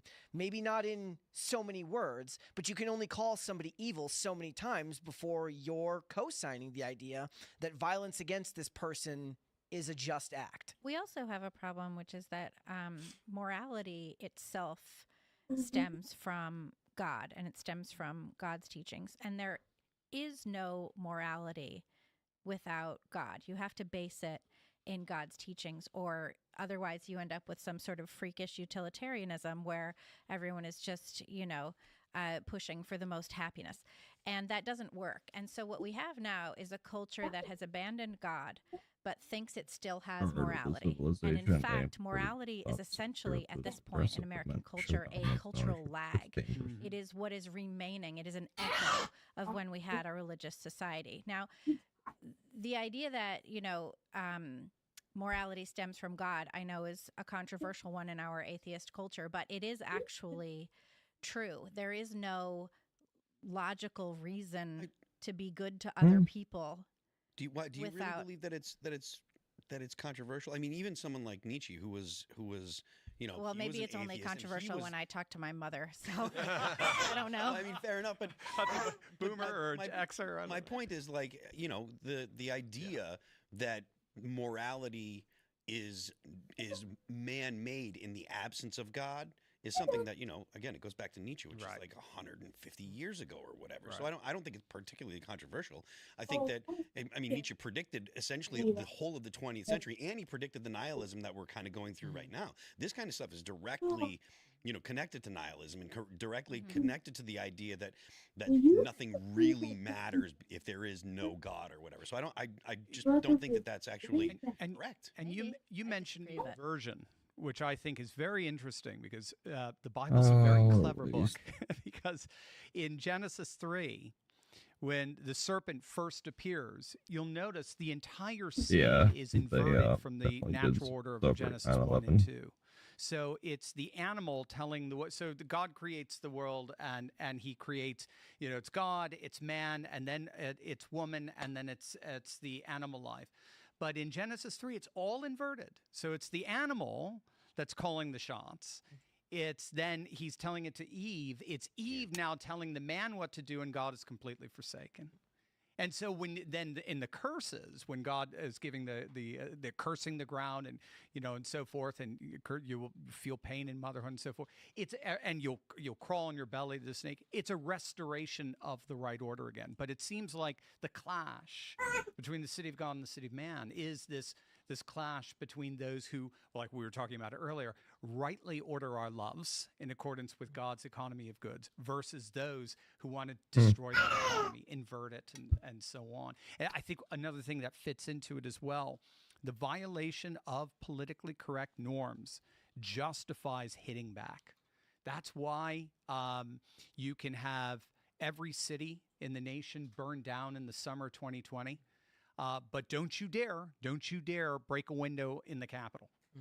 The difference is, one involved the supposed violation of politically correct norms. A white cop killing a black man. That's the picture that people had back then.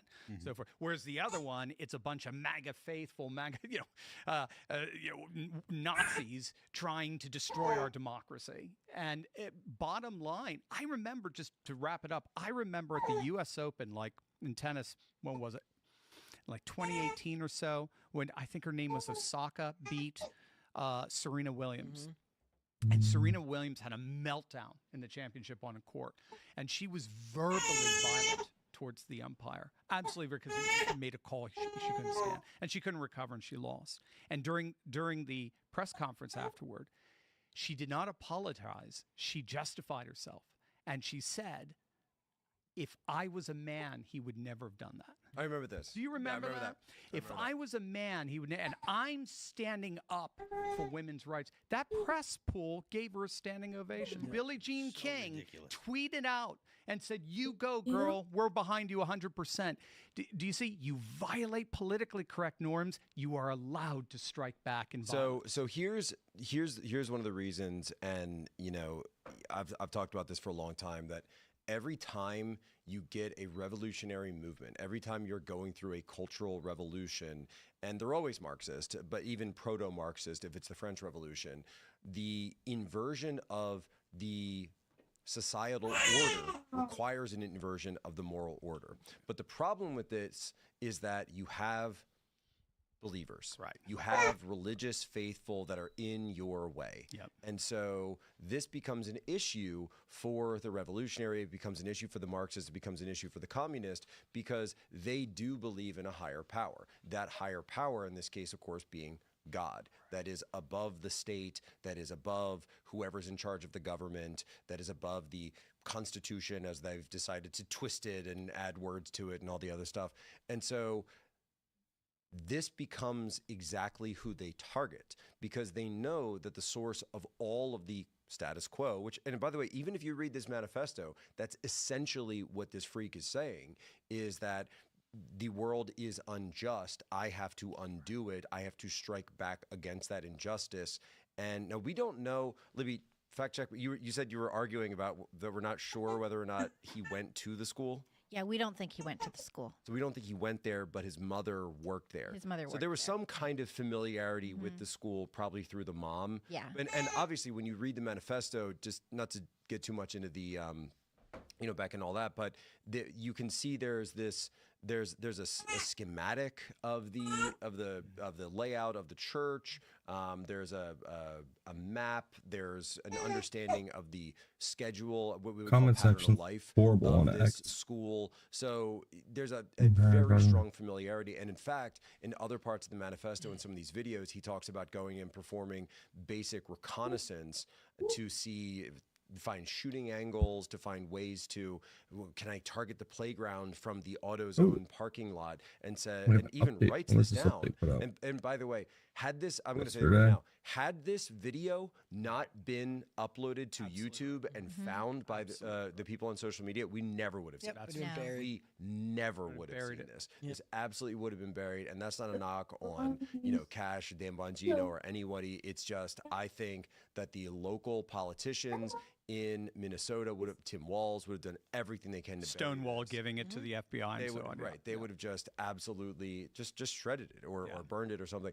And so it talks about, I'm going to go to AutoZone and pretend that I'm working on my car, but actually, because you could do that at AutoZone, you can work on your car in the parking lot. They'll let you borrow tools. But actually be looking at the kids, across the way. And I can make a joke about that, but I'm not going to because we're under YouTube guidelines. And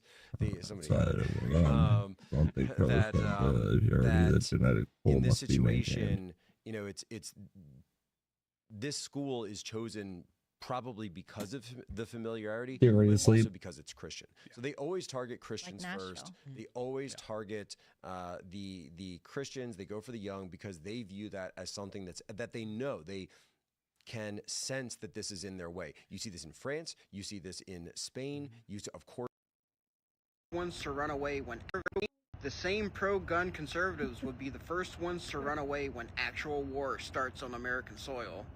The same pro-gun conservatives would be the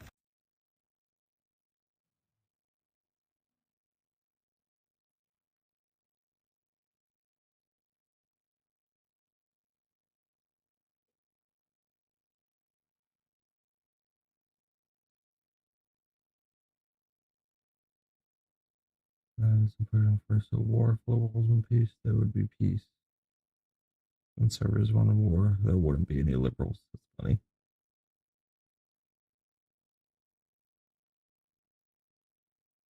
The government would want you to disarm you for 240 years because they intend to do something that you would shoot them for.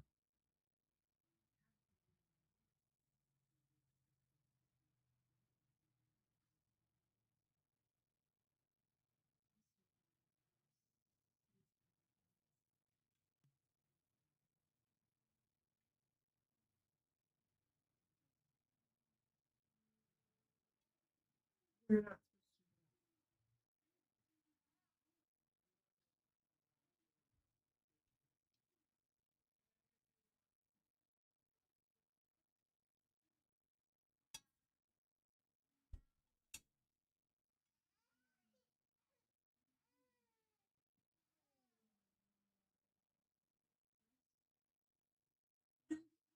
Immediately.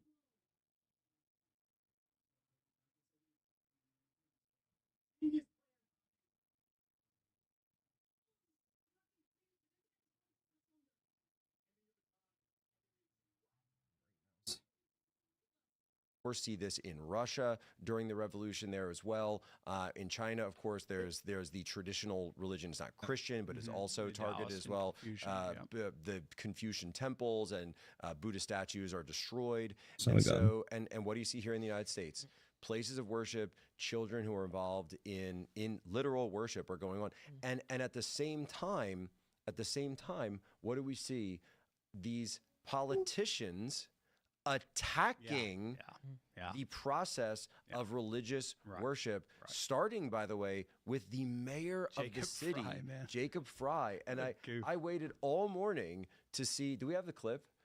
Do we have the actual clip of Jacob Fry? We should play this because I waited it's like everyone. We're waiting all morning to find out what was going on. And then that's the one. No, this isn't the first one. I want to play the first one. And keep in mind, this is the guy that was kneeling at the gold-draped coffin of George Floyd, and he's going to lecture us about prayer? What are the odds that it's the same guy, the same city? He's still the same mayor, the same Hennepin County that lied about the George Floyd autopsy, that changed the George Floyd autopsy after pressure from the FBI. The great Liz Collin. Go follow all of her work, by the way. Yeah, this is the original one. And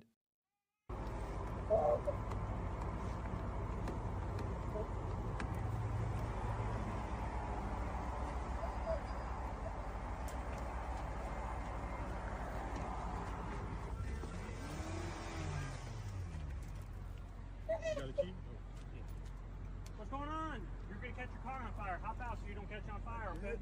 Yeah, you're just ramming it. Ramming? Are you fine? Are you fine? Huh? Are you okay? Yeah. Do you have EMS coming for a medical emergency? Are you diabetic, sir? No. No? You're about to catch your car on fire, man. You're just spinning your front wheels. You take any medications? No? I mean, you hit this truck and you're just spinning your wheels over here. Oh, okay. Okay.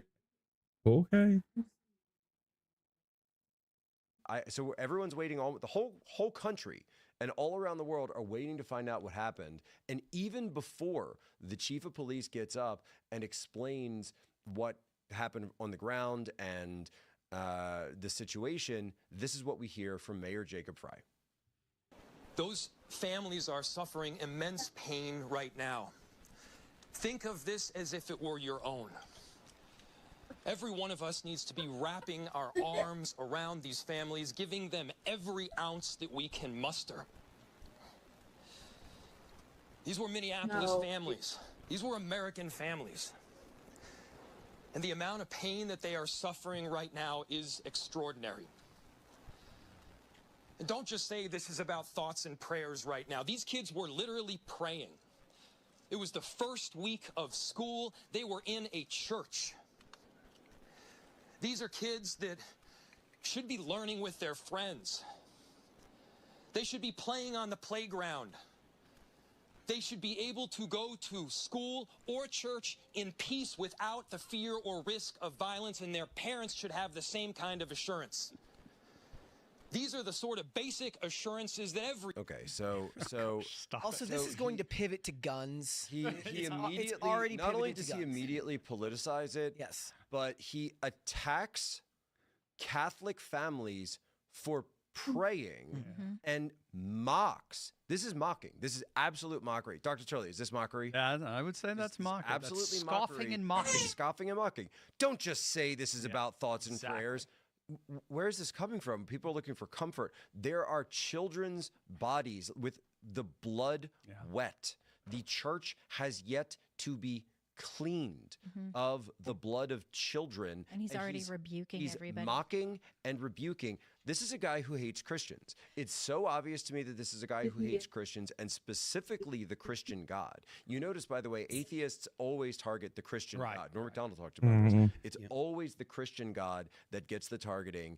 And we've seen this refrain now repeated again and again by Democrats all across the media. We saw Jen Psaki has a tweet up as well where we got it here. Prayer is not freaking enough. Prayers does not end school shootings. Prayers do not make parents feel safe sending their kids to school. Prayer does not bring these kids back. Enough with the thoughts and prayers. And it was amazing because it's just guns. It's just guns because like, people have said let's let's put armed security in schools and make it so these kids can feel safe going to school. And say no, kids won't be able to learn if we put. She had another tweet where she was talking about having National Guard put mulch around DC. That's not effective. And I quoted that because I was like, "Are you saying that we should have National Guard at schools and churches?" Because on board, totally on board. When my son Jen, was you're in actually school kind in of making the Brooklyn, point. Making the argument why we should have the National there used Guard. to be the NYPD at my which son's President school. Trump is trying to send to the cities for this express reason. This is something. So I interviewed Liz Collin earlier on Human That was a Events great Daily, interview, and it was a bombshell interview from Alpha News. She mentioned, by the way, that she used to send her kid to this school years in the past. So she's very familiar. Then they moved and they're a different area now. And she said that since George Floyd and Derek Chauvin have happened, this is probably the biggest news other than this story, but that may have led to this. So in 2020, start of 2020, I'm trying to get the numbers right here. And again, this is her report, so go check with Alpha News on this, that at the start of the year of 2020, Minneapolis had 900 active duty police officers. Oh, wow, yeah. They are now down to 350.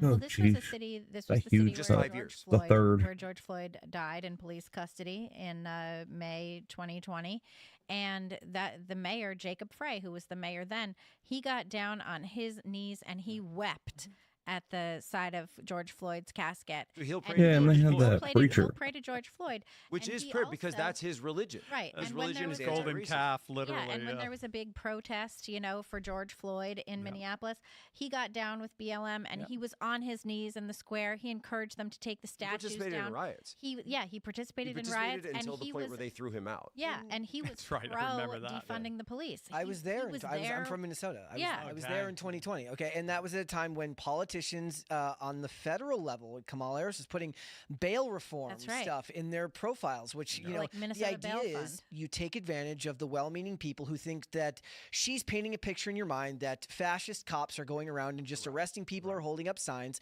You and I understand that that is not true. That these people were committing violent acts. There was billions of dollars of damage done. Yep. But the narrative that's painted in the minds of the people who don't, So much bless damage their done. souls, They're they still don't take the time recovering to from think it. about the stuff. They've got kids, they've got families, they've got a life to live, and they're living under this delusion that politicians are well-meaning and that the media is well-meaning and they wouldn't lie to you. No, they want to bail out criminals because they want those acts to continue. And in fact, she posted the link and was raising money for I think they call it the Minnesota Freedom Fund, Yes, or the Minneapolis Freedom Fund, that went to the bail. So no, I'm sorry. It's either say your response to this is to attack prayer. Your response to this is to attack prayer. So what they're saying is, and the reason that they have to do this is to say they are siding with the shooter.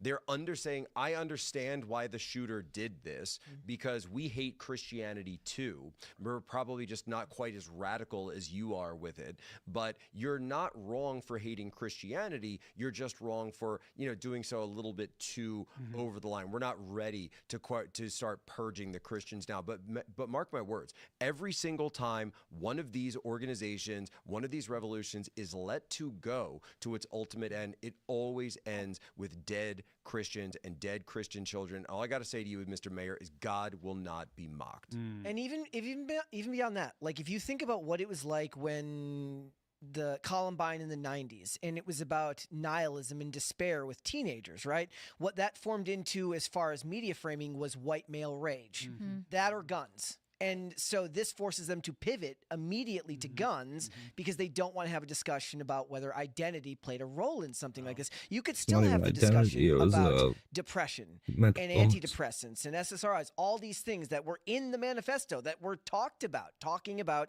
being depressed. But that's a very hard discussion because it's sitting right next to the issue with the fact that this individual is trans. And they do not want to have the discussion. And that's what I hate the most about media in politics is from the moment They that were living he their started truth, talking, and their it was truth immediately to the guns. That's immediately where they're going to go. Wasn't There real. was mocking of Christians in there for sure. But what I see right there is immediately pushing to your prayers aren't enough because we have something we need to stop. Understand that we've gotten to a point in this country where Christians, and specifically white Christians, and this school was vast majority white.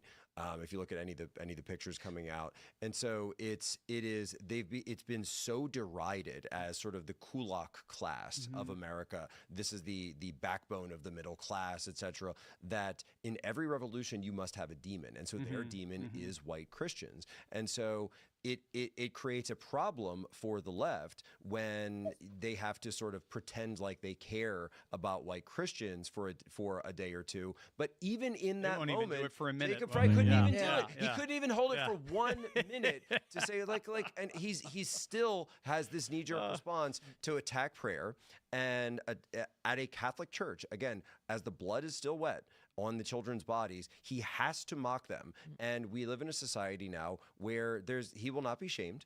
He'll probably be supported. And then you have Jen Psaki doing the same thing. And I believe Michael Steele, former, actually, at one point RNC somehow was an guy, RNC chair, but he's effectively been a liberal for years at this point. And he was saying the same thing up on MSNBC. Yeah, you're bringing up And by the way, a brilliant point here. Just to finish this off, name any other religion you could do that about. If this was a synagogue, if this were a mosque, would you hear anyone saying that kind of stuff? Because it doesn't Absolutely fit into not. it doesn't fit into the cultural Marxist binary of oppressor versus oppressed. And this is the brilliance, I think, of what you're talking about, because you're pointing out their bait and switch.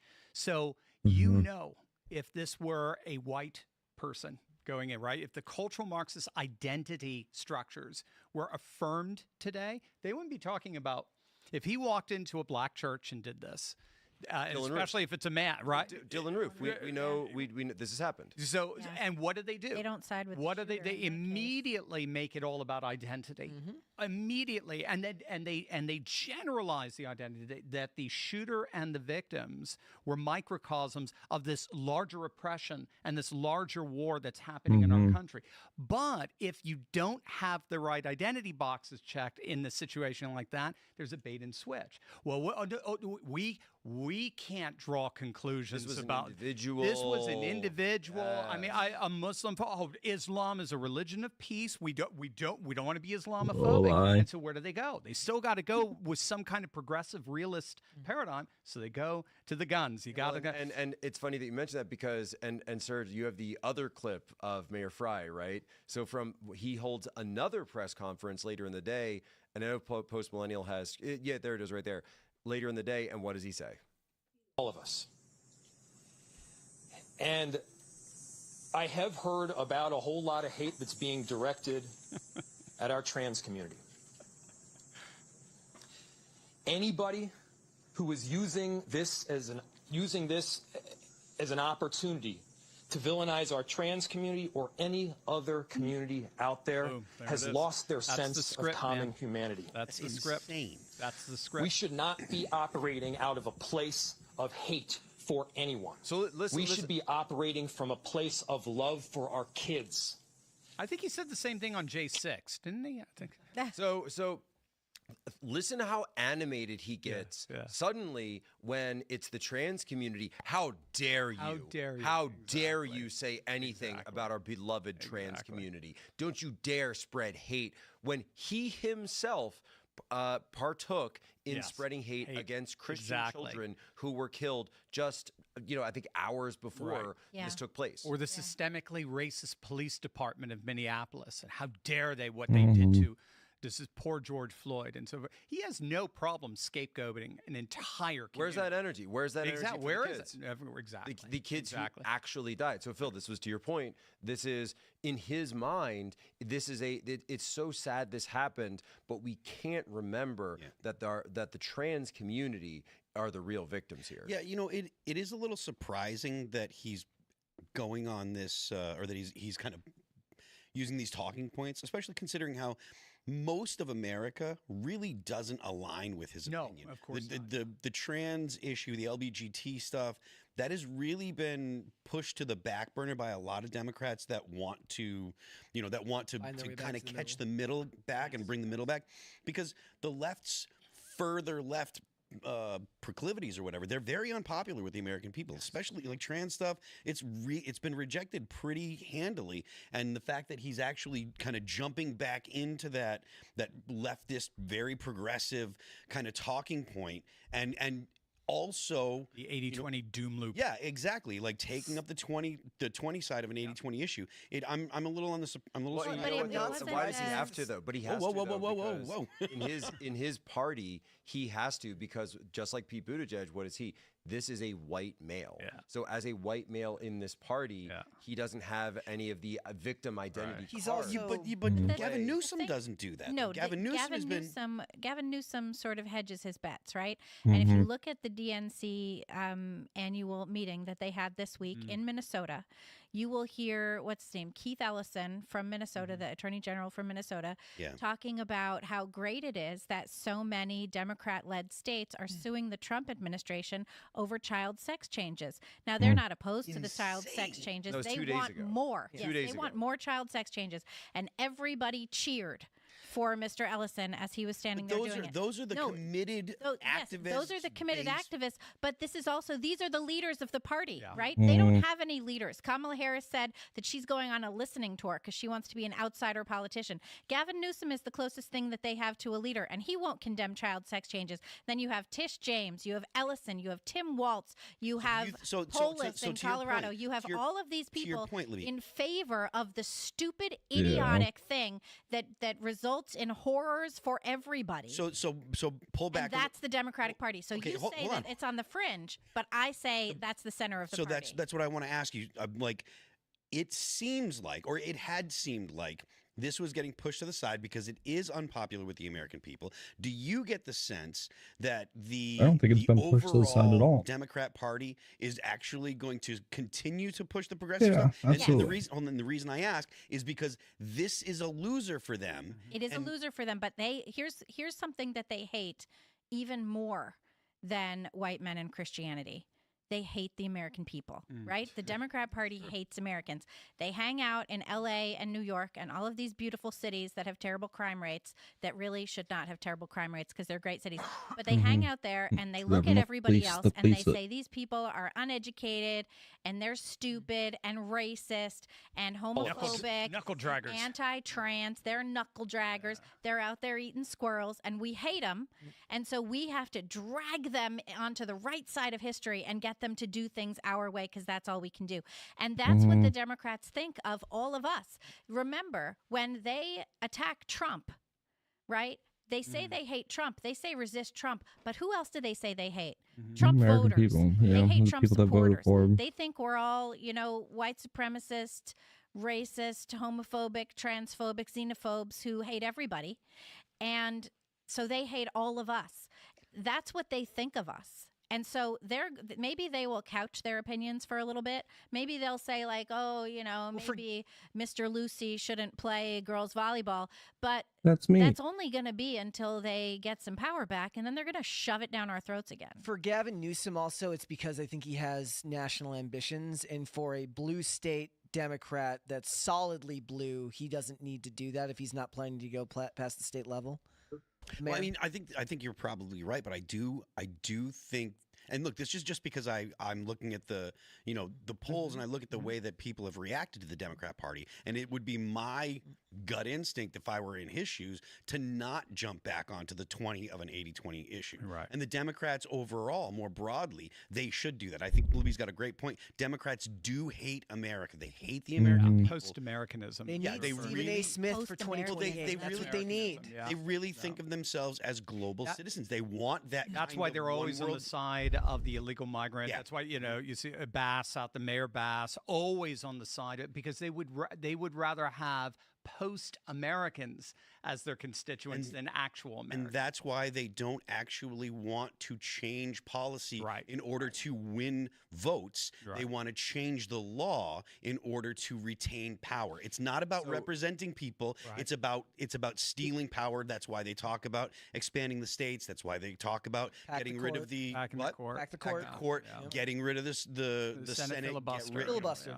Get rid of or even get rid of the Senate. I've heard. Get rid of the Senate. It's not about the they go that way. They want direct democracy. They want to get rid of the Electoral College. These are all ways. Change the Constitution. These are all ways. Any law passed before 1964 Civil Rights Act is null and void because it was an apartheid state. These are all ways that they want to actually retain power in total defiance of the will of the American people. The American people do not find these policies popular at all. And they don't care to adjust their message to represent people. What they want to do is they want to control what the people think and what the people actually do. I just want to throw out real quick here that maybe I offer something a little bit more positive because we just got, and I know a little early for the super chats, but I was late yesterday, but we just got one in here from Roberto saying that in keeping up with tradition, I'm super chatting from the labor recovery room, welcoming my first child into the world.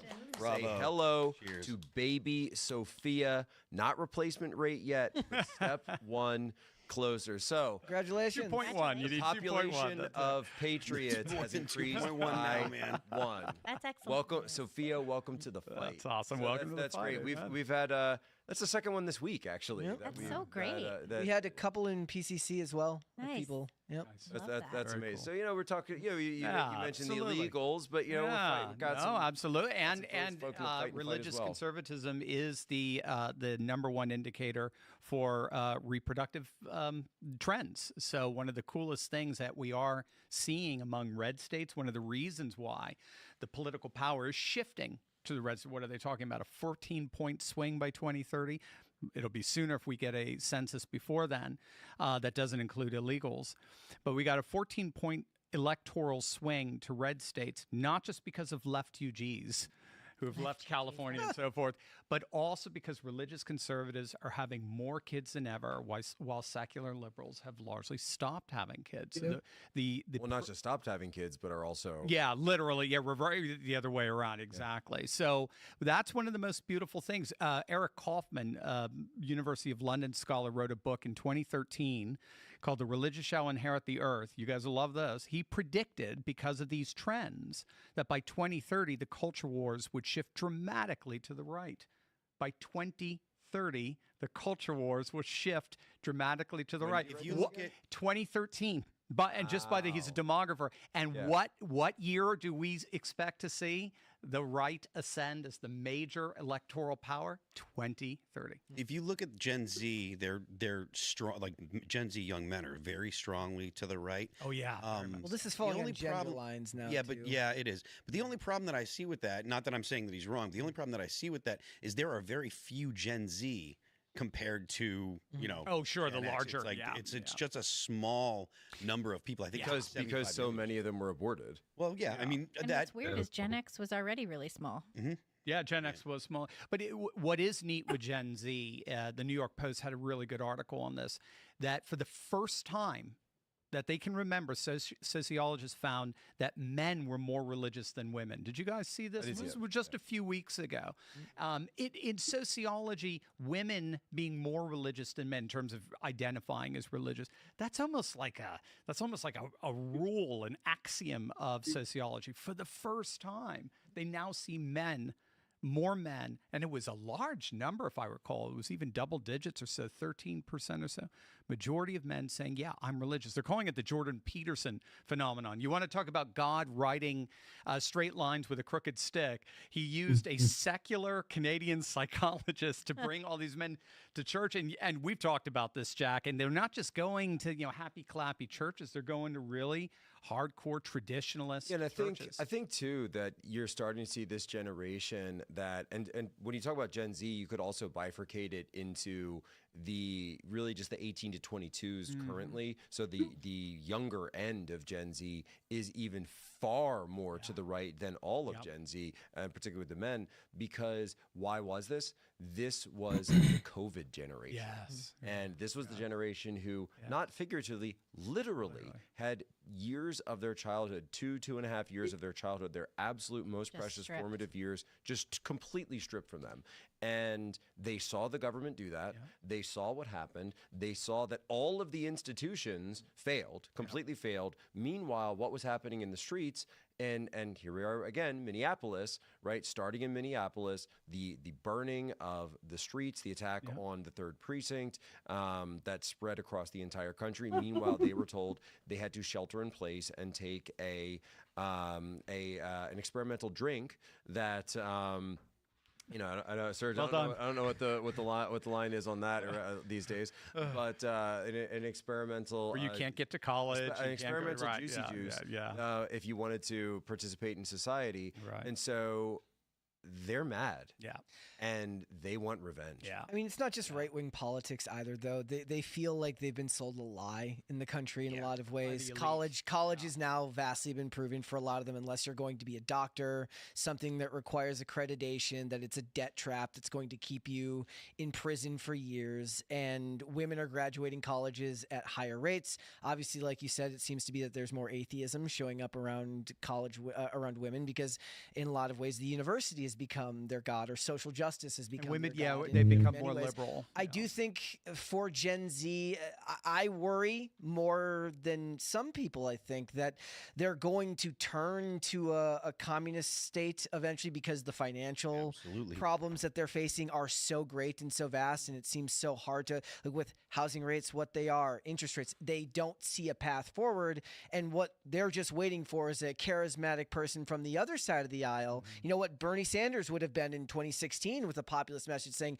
I'm here to help. This is why someone like, and I know there are a lot of people out there that hate when I say this, but this is why someone like AOC is such a dangerous politician. She has very far left, impulses, and she's very charismatic. She gets a ton of people on her. She's a very talented politician. Yeah, exactly. She's a very talented politician. She's very charismatic. She's really good at connecting with her but she's followers, an idiot. connecting with people. And whether you like, I don't like any of her policies. I don't think. Like, yeah, you're being I'm descriptive, you know, but like, I was on board for like stopping politicians from being able to trade stocks. I was on board with that. Yeah, I mean, look, so there, you know, I mean, a broken clock's right twice. But the fact of the matter is, like, someone like that can. That's why I harp on the economy all the time.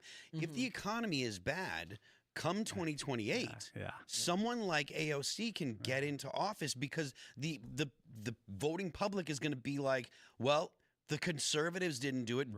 The MAGA people didn't do it. I don't feel any better. And it really will make for a serious problem for the United States, because that means more money printing. That means more devaluing of the currency. Good. No, I was just going to say that this is the two sides of Gen Z, right? So Gen Z has no middle. From what we're seeing in the data, it's either you're all the way like super pro-Trump, or even beyond that, where you're saying Trump isn't going hard enough, like he's not deporting enough, he's not locking up enough, he's not sending enough troops out there, and that's one side. The other side is Luigi Maggioni. The other side is this trans shooter saying, "I want to burn it all down." I mean, that's an even better example. I wish I would have thought of that earlier, talking about when they feel like they can do the most horrific things and find their own justification for it. You know, this guy who's a CEO who, under our laws, has not committed any crimes, and there were millions of people justifying those actions. Oh yeah, was it Taylor Lorenz? I don't want to ascribe the person. Yeah, no, she was. But she's the one who said, "I feel joy." Yeah, I feel joy. Right? Piers Morgan joy. was like, he was shocked that someone would be that open about it. But again, there you go. I mean, if you violate politically correct norms, you get excommunicated. Well, and all of this comes back on the heels of the fact that and this is going to sound like a lefty kind of thing to say, but the 1% in this country, the elite in this country, are doing so well right now, and they are so divorced from where the working class is. They are so divorced from the pressures that the middle class is facing, particularly from the migrant crisis, as well as just every institution, everything that's supposed to be working in society feels like it's falling apart. And meanwhile, you can go online and it's like, oh, here's another mega billionaire getting married. I'm not going to say it. But, and here's this thing going on. Meanwhile, I can't afford rent. Or you get a toothache and you go to see a specialist, and the insurance is run out for the year, and now that's $2,000 out of pocket. Well, you're just going to go back to work because you can't afford to get the work done, and suddenly you might get to the point where you say, you know what, maybe I do want to burn it all down. Right. I don't know. I don't think that's even a lefty idea. I think that they come down on opposite sides of how to fix it. Like, and a lot of times they see it as a capitalist system that's failed to live up to what it's been said to be. Whereas the right sees it as an issue of regulation, and that the system's been created through loopholes and cronyism to give them a step over all of the regular person. Like when you look at like who's invested in the market, it's like what, high 90s%. It's people that are in the top 10% of the income bracket, and very few people that are living either paycheck to paycheck or their family has modest savings are really able to invest in the market in any way that's going to meaningfully change their financial future. And it's just more an issue of like where you believe the problem comes, and that just depends on where you get your news in a lot of ways. Like the person who's telling you that Jeff Bezos is the problem, that depends on whether you believe that it's a net positive for society to create a whole bunch of jobs and give you the option of receiving almost any product in the world at your house in 2 days. And do you see that as a benefit to our society, or do you see it as something that it's just people lining the pockets of somebody who's worth billions of dollars? And I think that speaks more to their world. Actually, and someone just mentioned this in the chat. I totally missed this earlier, and Libby, we should definitely write this up. In one screen grab of the manifesto, there are Luigi stickers. Oh, is that right? All over the manifesto. So and there are no Mario stickers there. It is all Luigi stickers. Because there's a Luigi musical in San Francisco right now.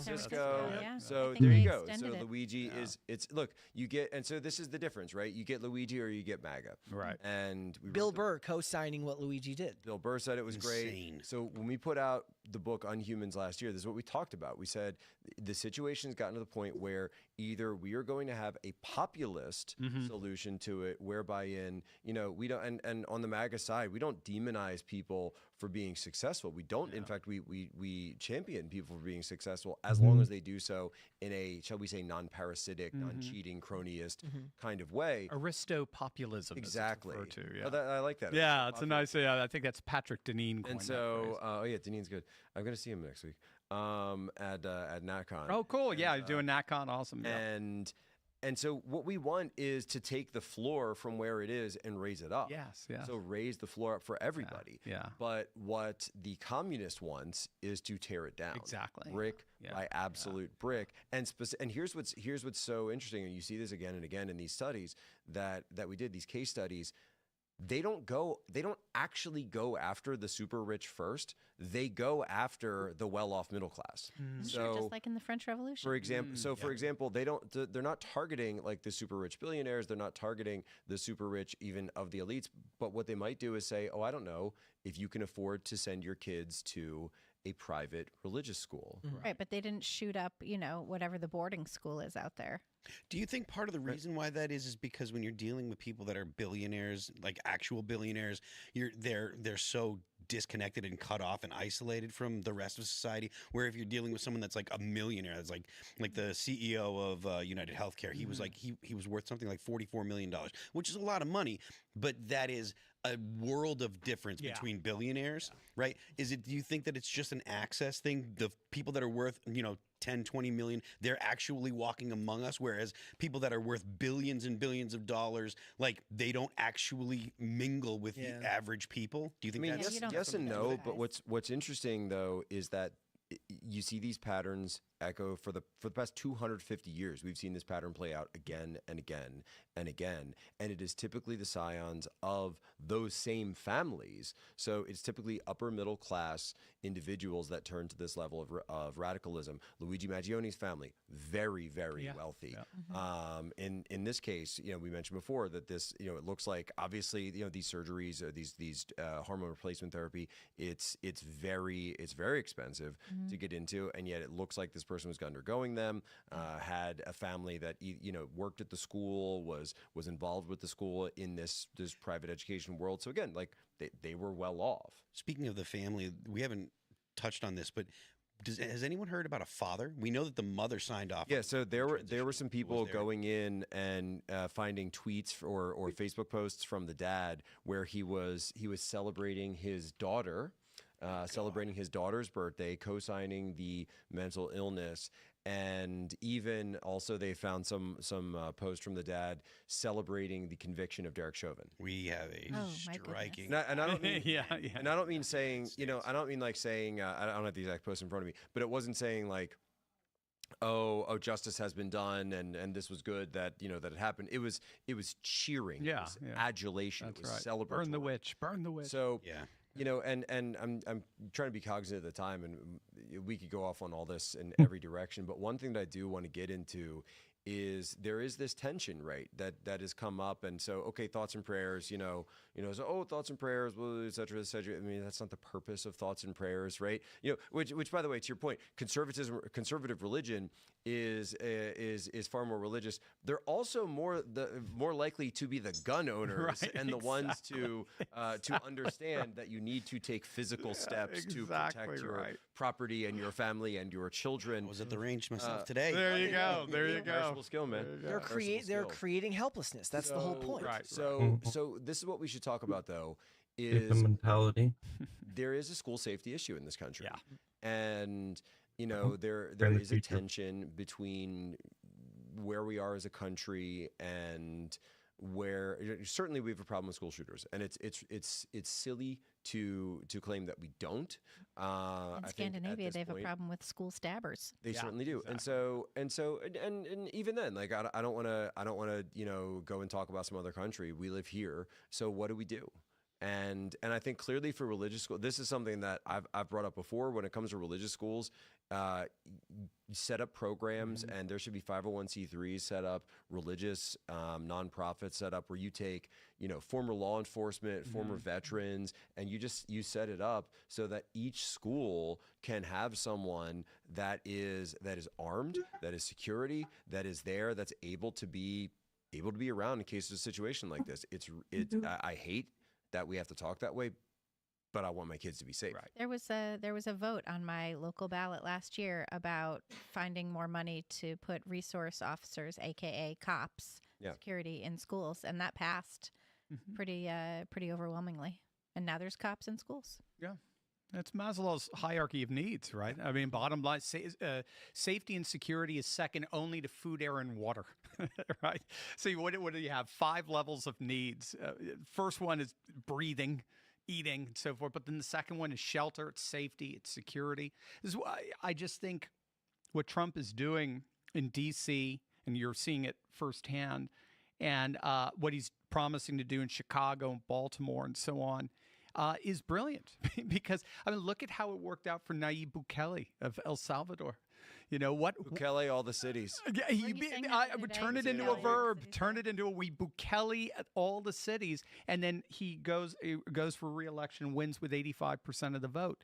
The claim that this is somehow unconstitutional or we're losing our freedoms and so forth just ends up falling into dust when you can't trust whether or not you let your kids off at school in the morning. Are they going to be safe? That's a prison. Or you can't go outside at night after 8 p.m. That's a prison. So Bukele proved that if you meet Maslow's hierarchy of needs, particularly safety and security, we were just talking kind of the socialism, that was the food and the water and just basic material conditions. But right on top of that is you've got to have safety and security. And if you don't have safety and security, you're not free. And I think Trump has a real golden moment. I think the people who are making if you were a non-leftist, a non-partisan making an argument against Trump in this case, it would be because it's a states' rights issue, right? That they're saying that you're bringing in federal officers where it's something that should be left to the states because it's not your job. I got DC, right? DC is federal, makes perfect sense to me. I did see the video of Fat JB Pritzker, like, I'm on the waterfront at 6 a.m. Like, criminals aren't out at 6 a.m. I'm sorry. Right. Did you see the Pritzker video where he was like, Trump should come out here and see what we're doing, and he was like literally next to Trump in Tower. front of Trump International Plaza. Wait, where are all the Democrats now saying that cities are safe? By the way, right.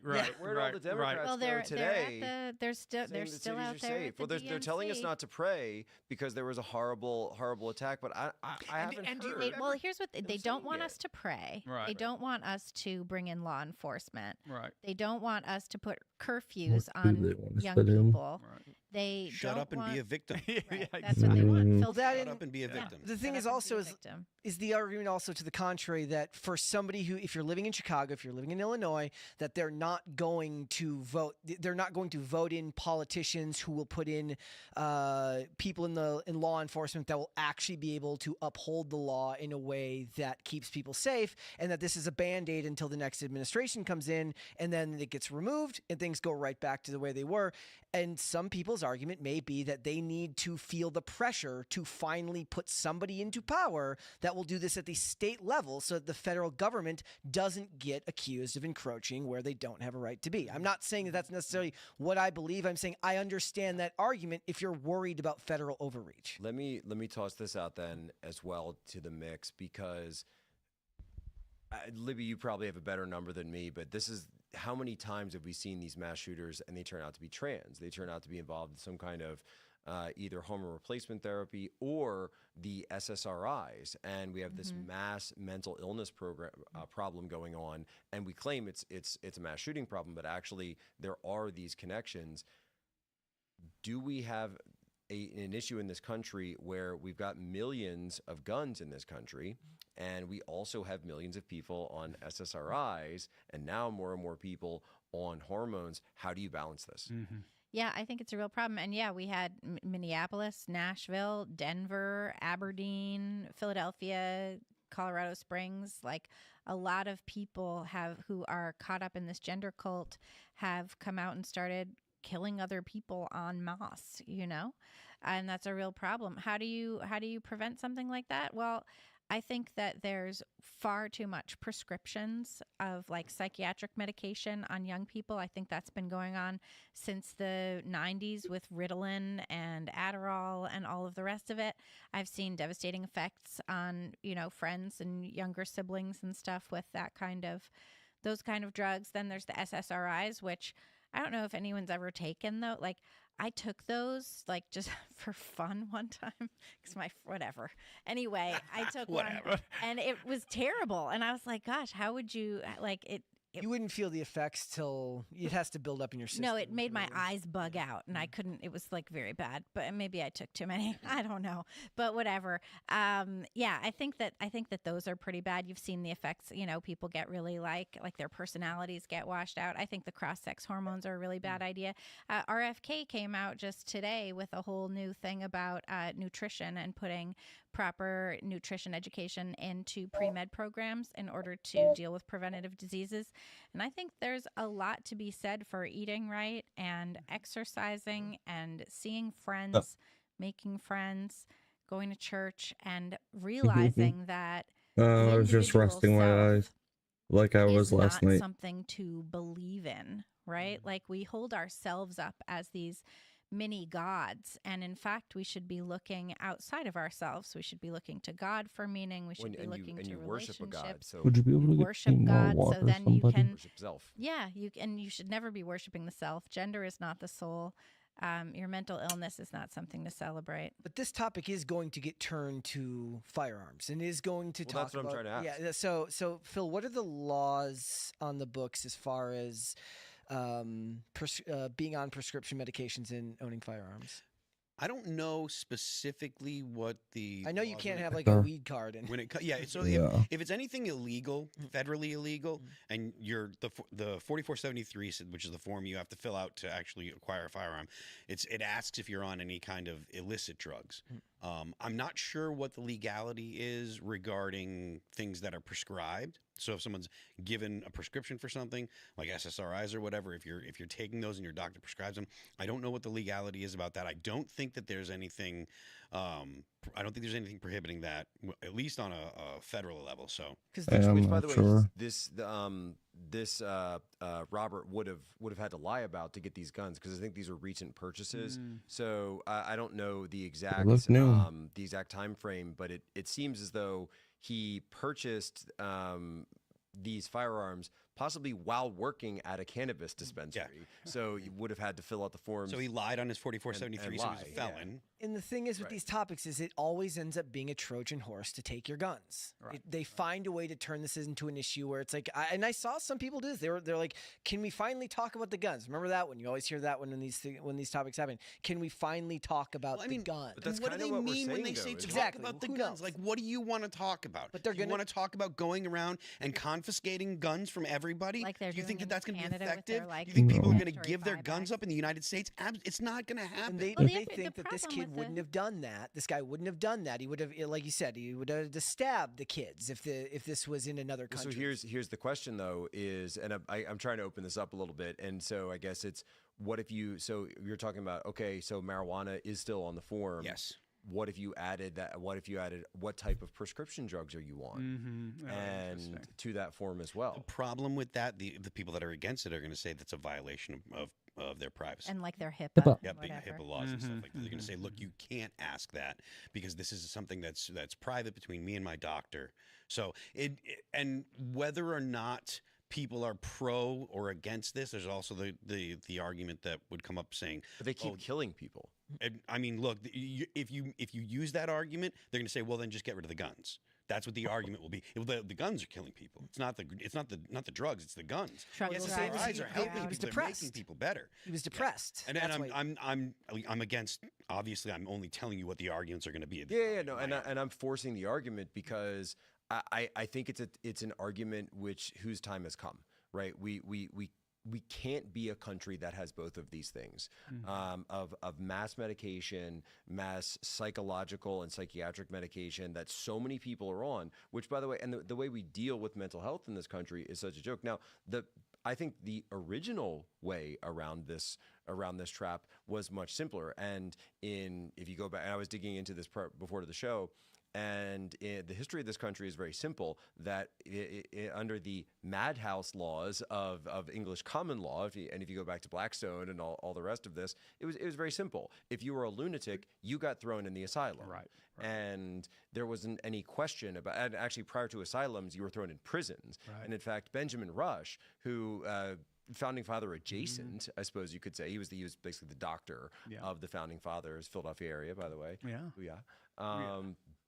Yeah, Philly, that, he was one of the first people to start pushing for psychiatric hospitals and saying, we shouldn't just lock the lunatic up in jail anymore. And one of the first psychiatric hospitals was they were keeping lunatics chained in the basement of a public hospital, and then opened that up to a psychiatric wing of a hospital. So I guess my point being is that if we went back to treating mental illness by first separating them from society rather than handing them a prescription and then putting them back into Gen Pop, we could at least get to a place where we don't have to worry about the liberty being infringed of going and taking away somebody's guns. Yeah. So it's all Ronald Reagan's fault, is what you're saying. It's the shutting down that of when the they were asylums. released? Yeah, it's all in the Ronald Reagan's 80s. fault. I mean, that's a hard one for a lot of people. Plenty of Democrats who were involved in that. Because and Hollywood too, with Jack Nicholson and One Flew Over the Cuckoo's Nest. Yeah. And Ronald Reagan as well. So much of what we see today, society has been streamlined in a way that just like most people can find a way to live in adulthood on their own without, needing necessary assistance because they can take medication and all these things, and you can't backtrack society away from that. And locking them up is going to prove harder to do now because they'll find a way around it in the DSM. I imagine that there's all sorts of way around it. Say they're properly medicated. They've been reintroduced into society. There's no reason for us to lock them up again. And we see like these days there is a stigma against the asylums. Yeah. And not that I'm making the argument always comes up, if you allow the federal government or the state to involuntarily commit people, then there's the possibility that the state starts saying that people that just have your opinion are insane. Well, we do have those laws. Well, but hold on. What do you like? So we were talking about how Christians are basically under attack by leftists, right? What happens when a leftist, and again, this is the argument. I'm not actually for this, right? But the argument that you hear is what happens when a far left government gets in control and they start saying, if you believe in God, you're crazy. Well, we already have involuntary commitment laws, though, I think in pretty much every state. Do we? Yes. Involuntary? Yes. I don't know about that. And the reason I say that is because so many of the homeless people that are on the street are on the street because they have a mental illness, often mixed with a drug addiction. And that's the reason in New York, it's 5150. In Pennsylvania, it's, I think, 302'd. Is something. It's involuntary commitment. And you could be put on psych hold, which is a form of involuntary commitment. What I'm talking about is not just like, okay, are they because I think what you're talking about is are you in immediate danger? But I'm talking about if you are mentally ill with a chronic mental illness. I don't think that the state can commit you. They can take you off the streets, make sure that you're not a danger to yourself, an immediate danger to yourself or a danger to people around you, but they can't hold you, they can't commit you indefinitely, which is what is kind of on the table here, and I'm looking to see. Well, and what I'm saying though is that well, I mean, I'm arguing for a change to law, obviously, and I'm arguing that. I mean, and I want to get Dr. Trillian on this as well because I mean, this is becoming a public health issue, and it's now you're talking about, and this is the difference. So okay, right? I don't want to violate. Can't violate HIPAA. All right, but what happens when it becomes a public safety issue? Yeah. Because now here's somebody who's on these HRTs, then and on cannabis, by the way, then walks over to the gun shop and says, "Hey, I want to buy some guns," and the gunner doesn't have to ask, because none of these systems talk to each other, and is writing things like this up and down. And I'm sorry, it just seems that there should be a public policy response to all this. Yeah, I'm actually fascinated by this. I'm sitting back kind of going, wow, this is great. This is me. I gotta do a video on this sometime, do some research on it.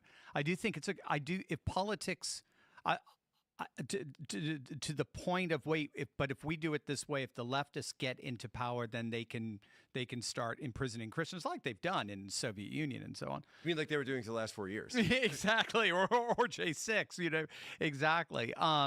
If politics is downstream from culture, then this is I don't know if there's going to be a simple technical solution to this. It looks like it's going to be a cultural solution. One of the things I was thinking about is, for example, I forgot who it was, theologian who pointed out, 200 years ago, if a person was depressed, they would go to church to pray. Today, they go to the mall to shop. And there's something about being able to buy your happiness. There's something about being able, through some kind of fix, to resolve whatever tensions and issues you have, that seems to be very much at the heart of a modern sense of life. Modernity tends to be rooted in technology, and technology by its nature is control.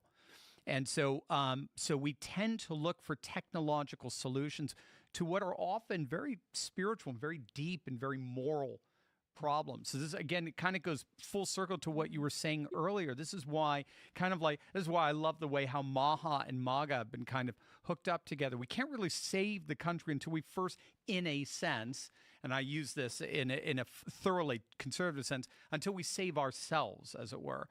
Until we take our spiritual lives seriously, our relational lives seriously, our physical lives seriously, our financial lives seriously, our professional lives seriously, until we start taking control by the grace of God of our own health.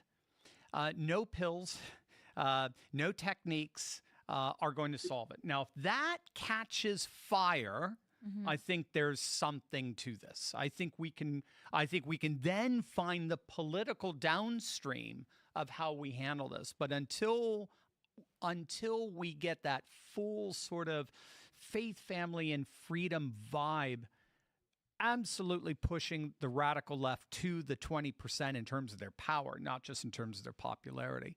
Until then, yeah, it's a risky thing, because when they get into power, they're going to use it in their own. Look, I think if we can use power, we can.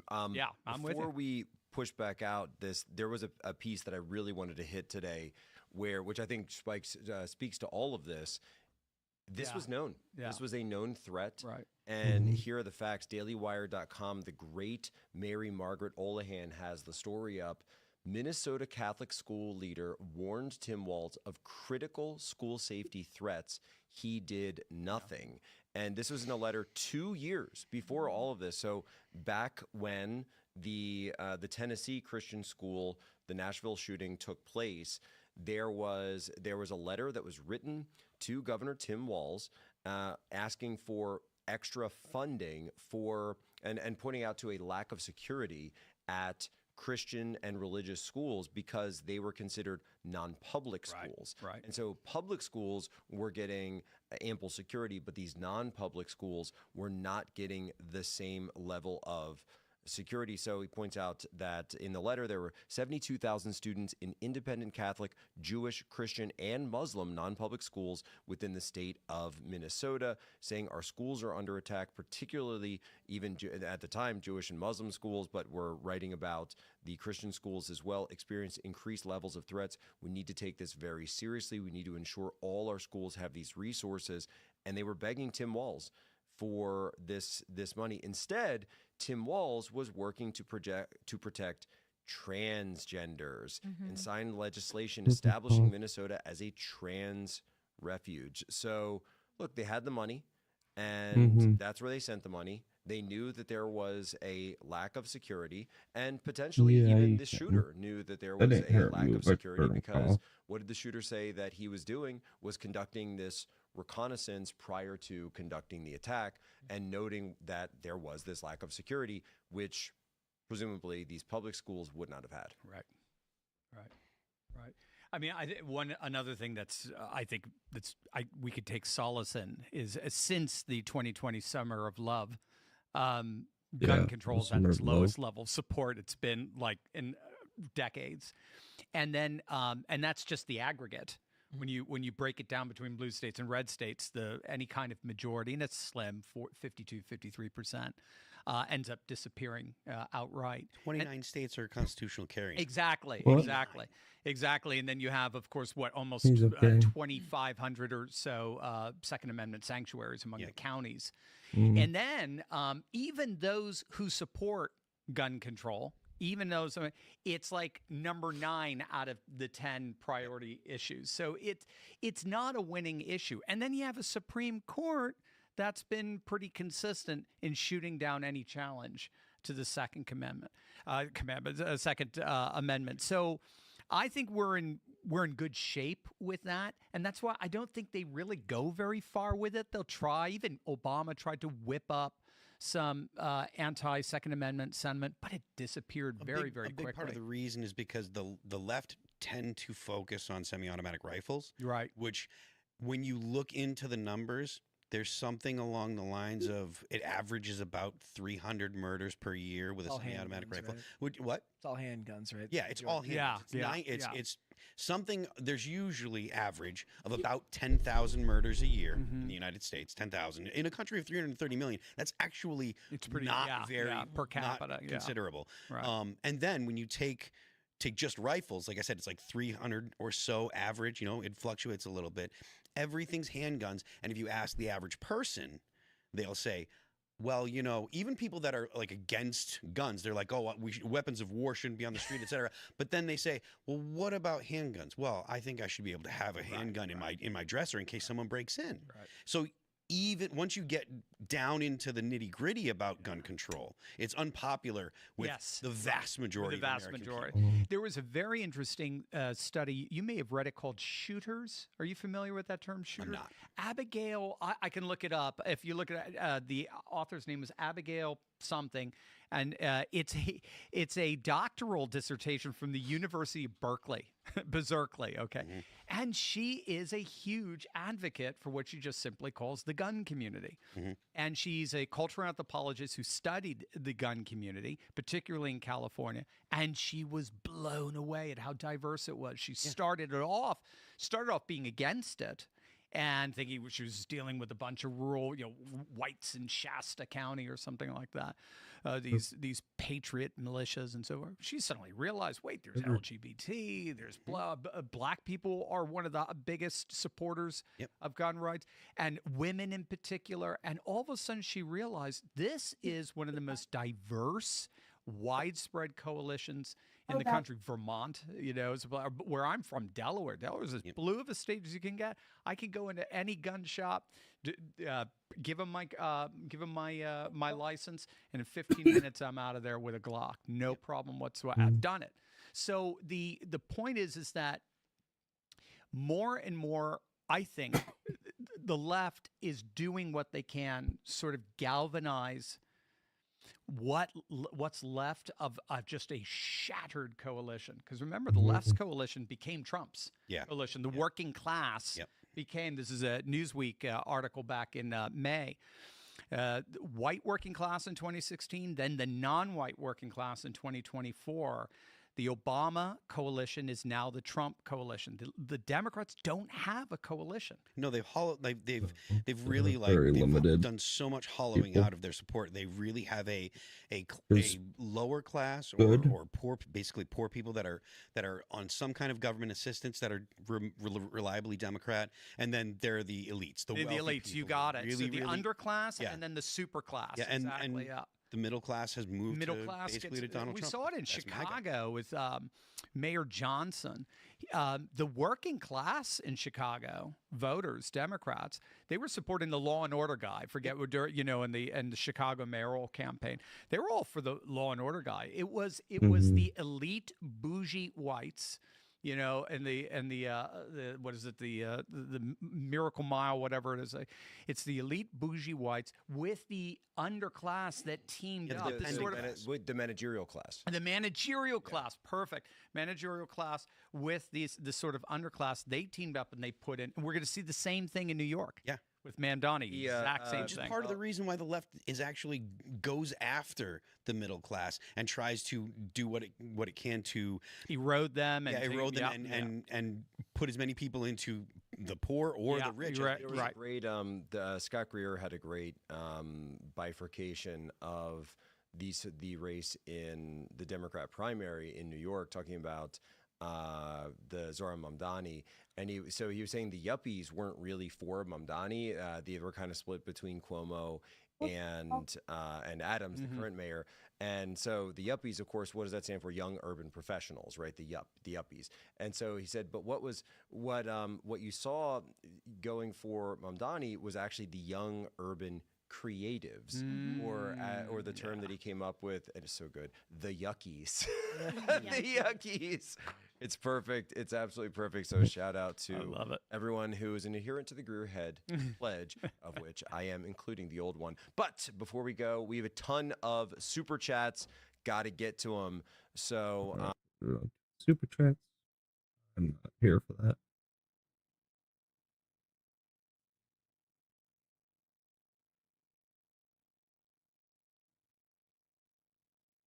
I just carry certain sub. Well, you don't touch the boats.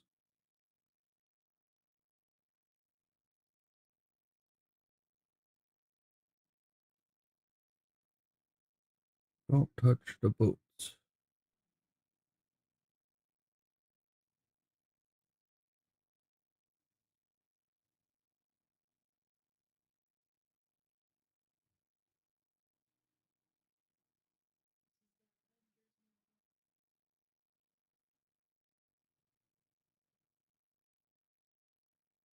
Oh, I've seen this crazy video. How long ago was that? The detective told me that I'm lucky to be alive. How long ago was There's been 40 Americans dead. I'm lucky to be alive. I only took a tiny sip because she held my mouth and she poured it and I got a little bit in my mouth. It's her. It is her 100%. Like attempted murder, really. Yeah. There's like so many guys are dying. It's her 100%. I got photos of her. We got her on the security camera and everything. And there's a big detective that's been trying to get her because he thinks she's responsible for a couple deaths. The physical reference A detective thinks that she's responsible for a few deaths on Americans. I mean, I think this is someone we've been looking at as well. Yeah. The girl, it's been floating around all the Facebook It's her. groups. Yeah, she's got the fake ID. It's her. Sure. 100%. 100%. Oh shit. I'm sober. I haven't had a drop to drink tonight. She scopapined me. She put it in my drink, and I woke up like 15 hours later. Stole my computer. The police, no, I'm by myself. You should to make the notice with her. To her. What?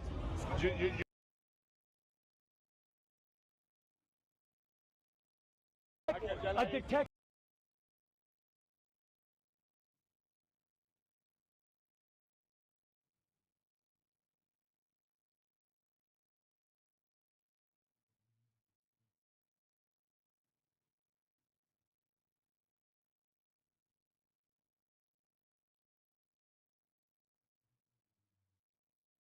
She's gonna throw the gun at him.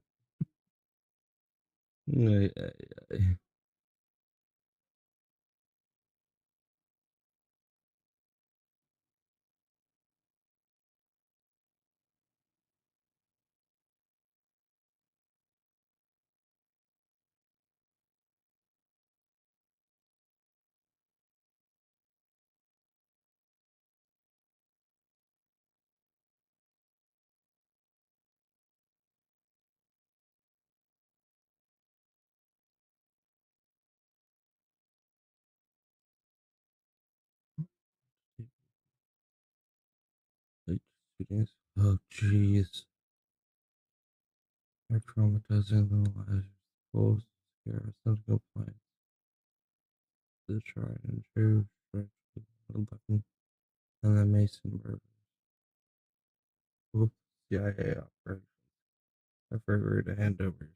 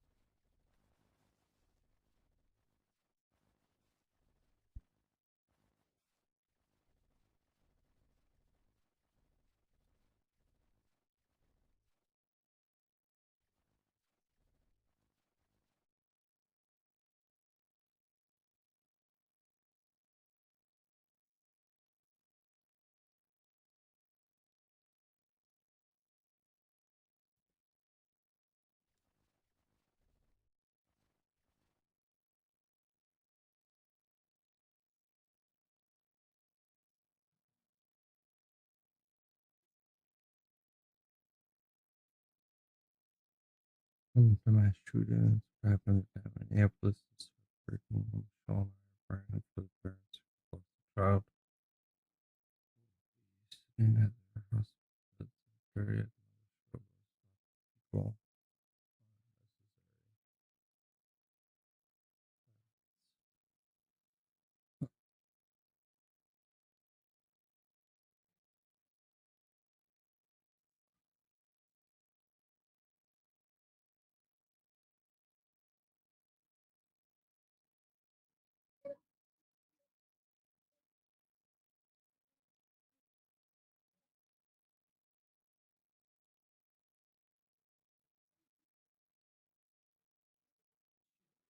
Uh-huh. He walked up with a gun.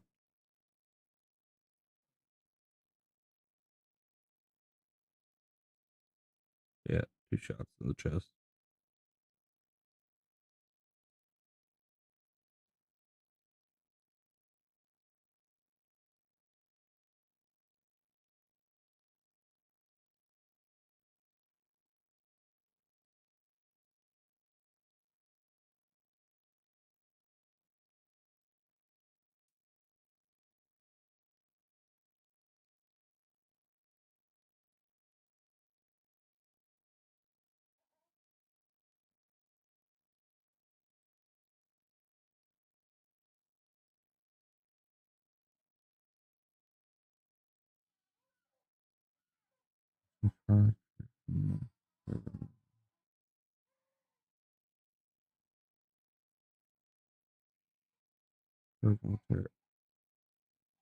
People and the state farm.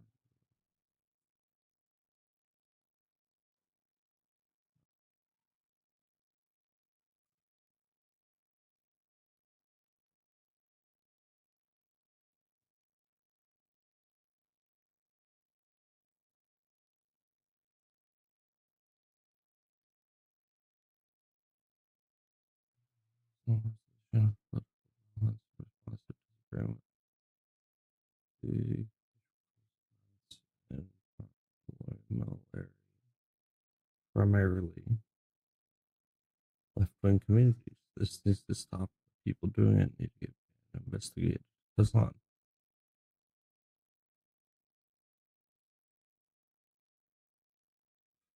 100%.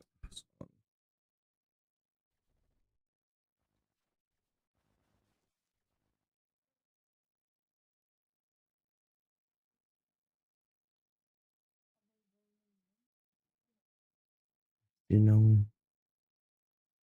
we have confirmation that the Annunciation Catholic School in Minneapolis was a 23-year-old man claiming to be transgender.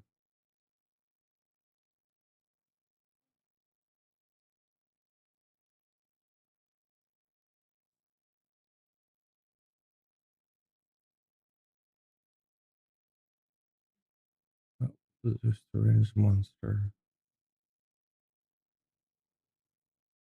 murdered his vulnerable and children praying in that first morning mass this weird.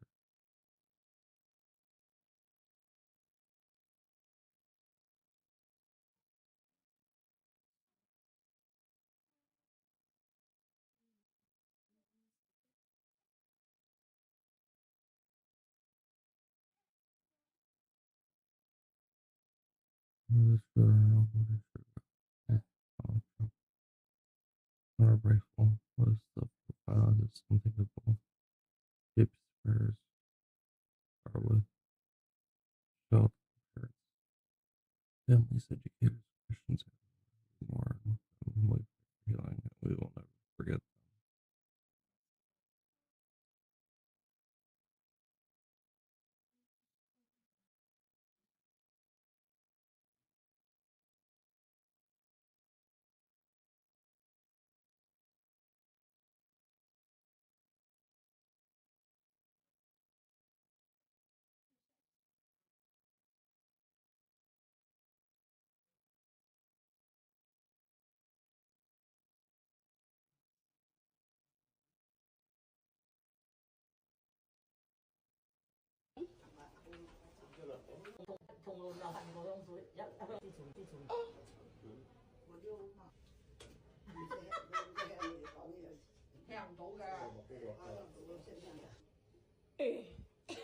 What type of shit is this?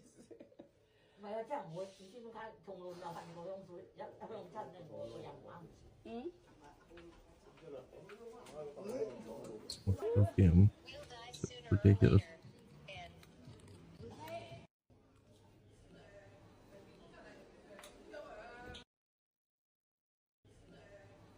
Or it's the oils they use.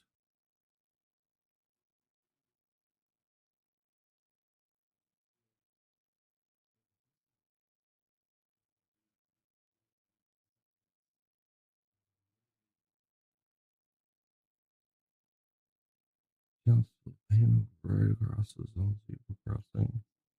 And main roundabout.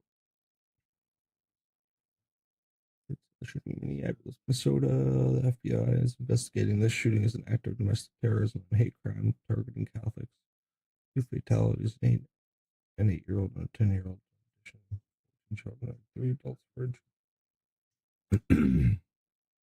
The shooters identified as Robert Westman and male born as Robert Westman. The FBI will continue to provide updates on our ongoing Catholic school in Minnesota. FBI agents are on the scene. Everyone to keep potential victims, civilians, or law enforcement.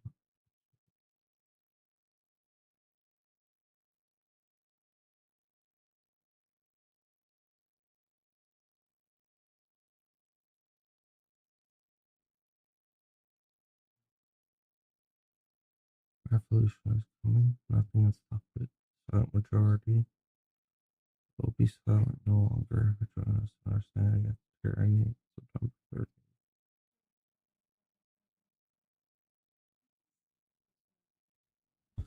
13th. Was really Foreign Minister get on Tsar today to reaffirm our nation's close cooperation. It's vital to ensure security and prosperity in the region.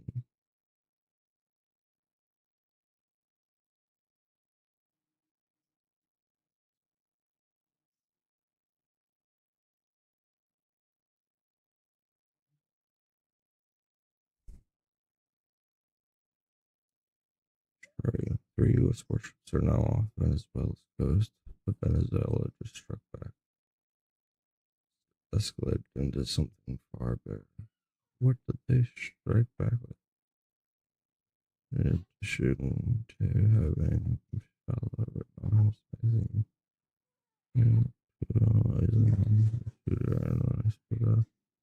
today he opened fire in a Catholic school at his magazine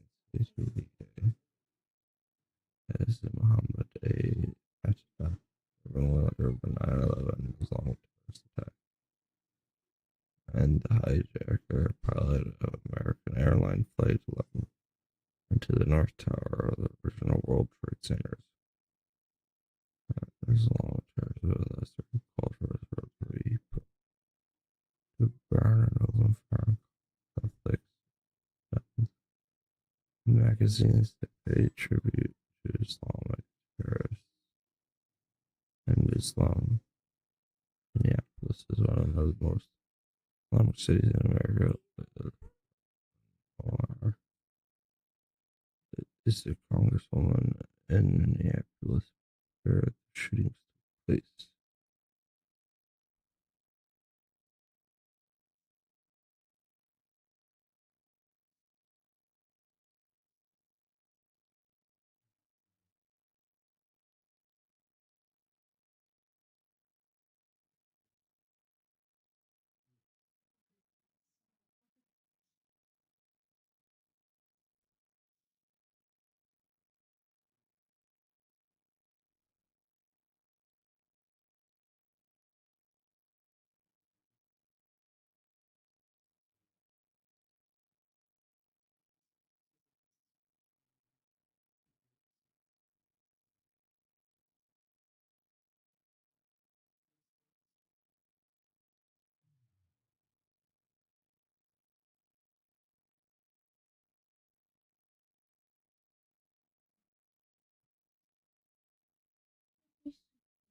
right now, or I'm taking you to jail.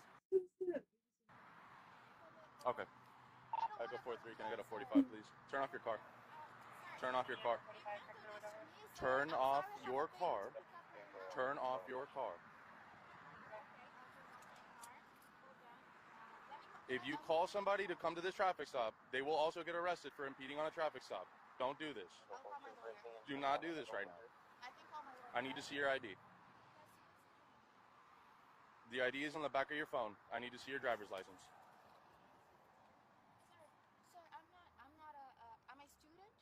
I don't care if you're a student. I need to see your driver's license, please. It's on the back of your phone. Okay, so I need to see your driver's license now, please. Okay. All right. Put your hands up here. Put your hands on the steering wheel. Okay, put your hands on the steering wheel. Put your hands on the steering wheel. I'm going to do everything for you. Hands on the steering wheel. This is the 5th time I tell you now. This is the 5th time I tell you. Put your hands on your steering wheel or you're going to get dragged out of the car. We can do this a simple way. Okay. All right. No, sir, please don't touch me. Do not do this. I'm just scared. I'm sorry. I got you. Step out of the car. I'm just scared. Step out of the car. Step out of the car. We will pick everything up here in a second. Put your hands behind your back. Put your hands behind your back, please. I don't have anything wrong Can with you my put your car. hands behind your back? Ma'am, you're making this a lot more difficult than it needs to be. Well, you're making it difficult. Idiots. God, her. You stupid. I got you. So go right here. Anything wrong with my student? I got you. I have a baby. Sir, I'm sorry. I have my kid. Okay. So this is a learner's license, first of all. Okay. Okay, that's not a driver's license. Okay. Second of all, it's expired. Okay, it expired on May 11th, 2025. Okay. When I asked you for identification, okay, so here we're gonna do this a little easier. We're gonna do this easier. Okay. I'm gonna ask you these questions. I need you to say yes or no verbally if you understand them. All right? Stay against the car. You have the right to remain silent. Do you understand? I do, sir. Okay. Anything you say may be used against you in court. Do you understand? I do, sir. Okay. You have the right to talk to a lawyer before and during questioning. Do you understand? I do, sir. Okay. If you cannot afford a lawyer and want one, one will be provided for you before questioning without charge. Do you understand? I do, and I have a lawyer. Okay. Has anyone? This aggressive eating.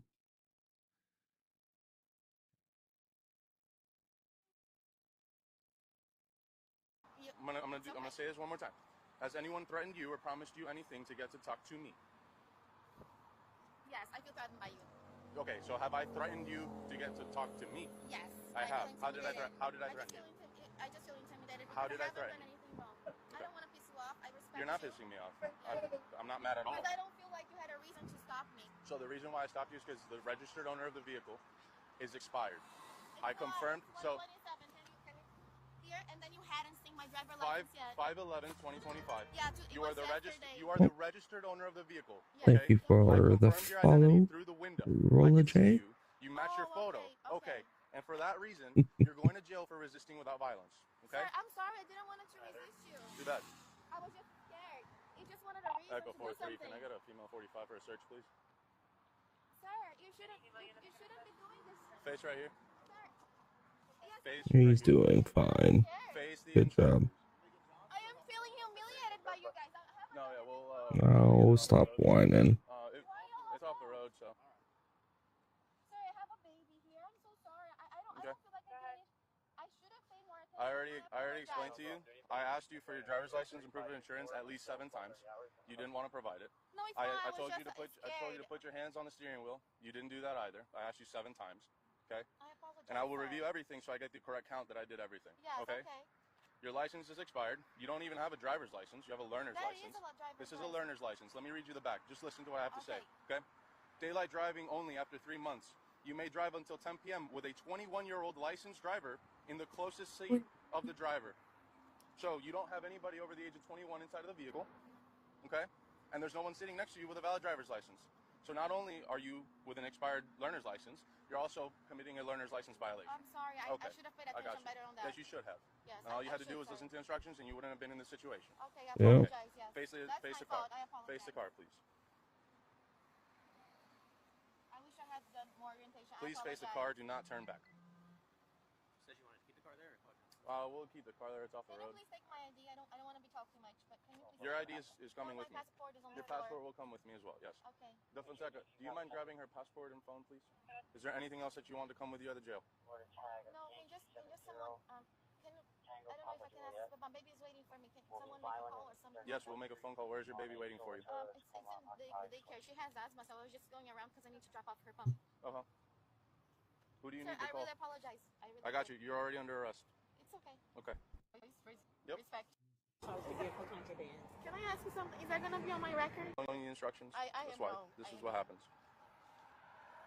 I've patted you down for anything that I may have missed, because when you go inside the jail, you do go through a scanner, and if there's anything that's on you, can be charged with vehicle contraband. Can I ask you something? Is that gonna be on my records? Yeah. Is that gonna be on my records that I went to jail? Yes. This is just. Is there a part 4? Or 3? No. No part 3.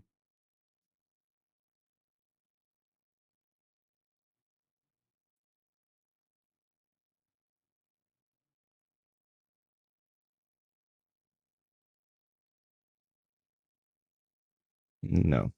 We do not accept any more refugees. Ronnie Winters, if you're a Christian and you voted for Donald Trump, shame on you. You're not allowed to come to my shows. I don't want you there. If you want to vote for Donald Trump, do not. Who's Ronnie Winters? Has nothing changed, but everything they said was going to happen, the woke people, has happened. You have done nothing but prove them right. So here it is again, in case somehow you missed it. Hi, I'm Ronnie Winter. I sing for the Red Jumpsuit Apparatus, and I actually follow what Jesus says. If you're a Christian and you're Red Jumpsuit Apparatus. Oh, okay. Had good songs too.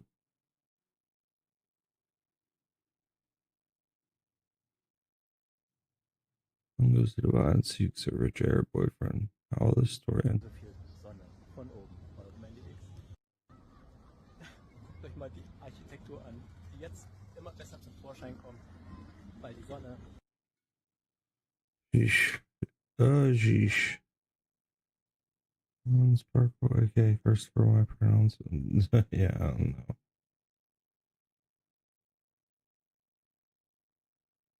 From language, bread just officers ran over to move from the truck. He resisted. No influence driver yet. Oh yeah. It's all these legal truck drivers. Don't understand how to drive.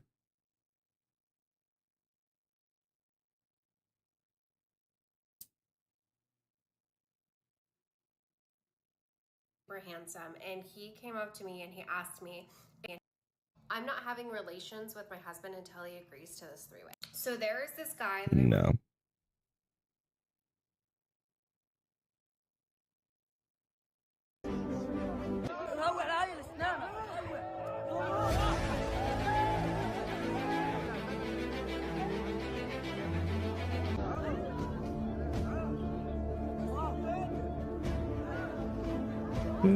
How dumb.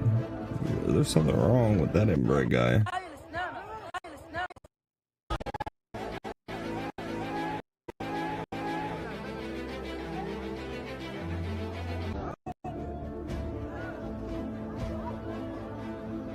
Inbred. This was the shooter.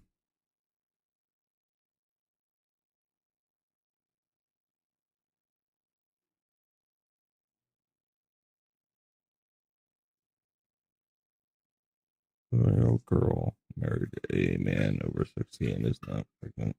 Disgusting.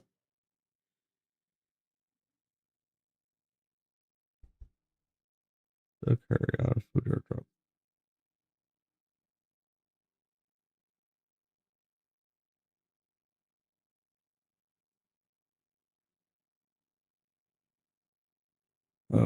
Nope, not that one either.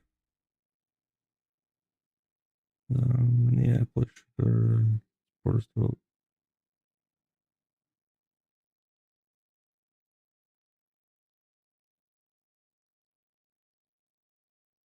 For president.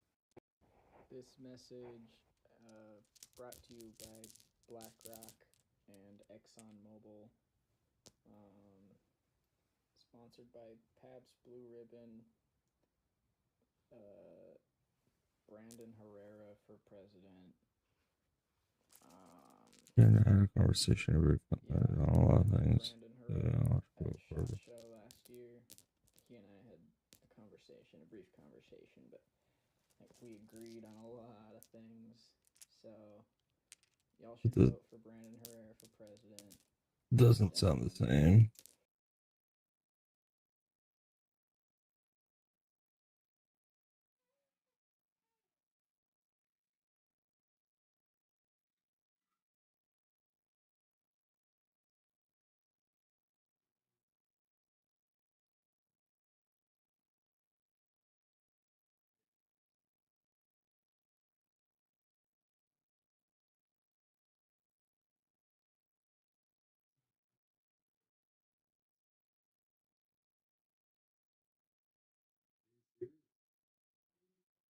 This clearly hate motivated attack on us. The children of thousands of people every year at shot show in Las Vegas and meet and greets him and such. But I don't remember this individual at all, nor does anyone I was there with.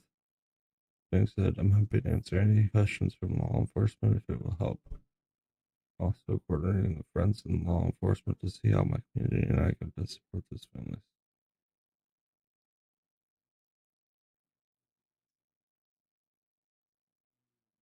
Yeah. So messed up.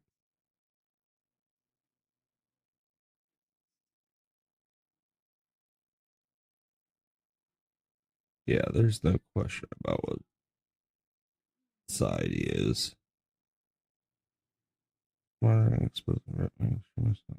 Yeah. This is a troll account.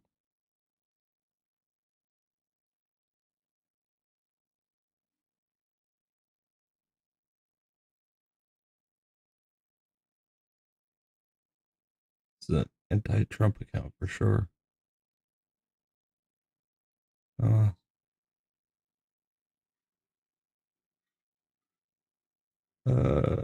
Bruce Jenner is a well, now Caitlyn Jenner, a Republican.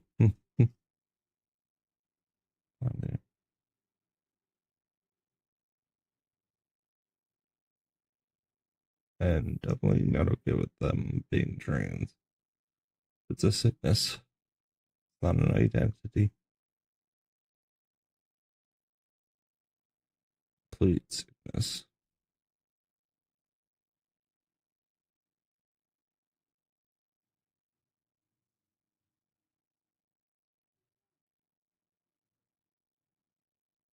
Oh. Like,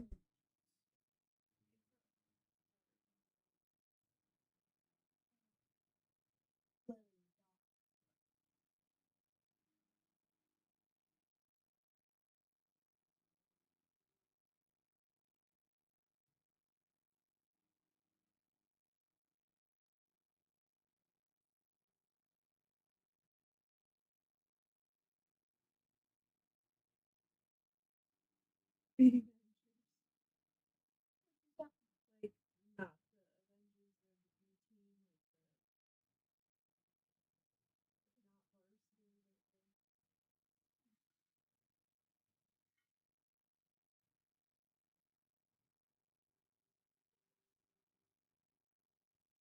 Oh shit, who's the shooter? Was that? That's what they were shooting. Have a shooter. There's no gun.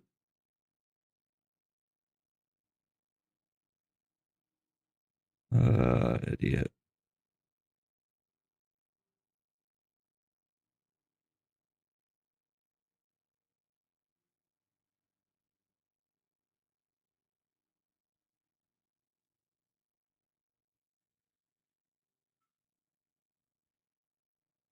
If it's starting to be used, you need an AR-15 for home defense. You have been.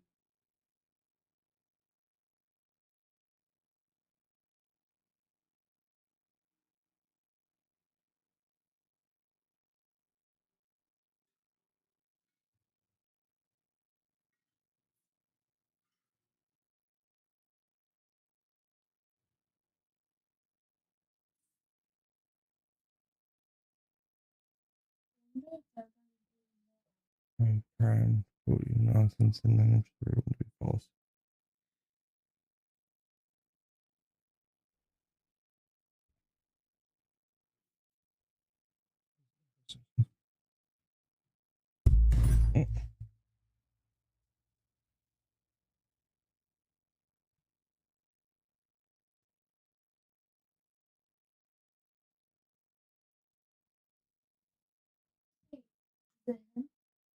Train teachers. Give them guns. Solve the problem.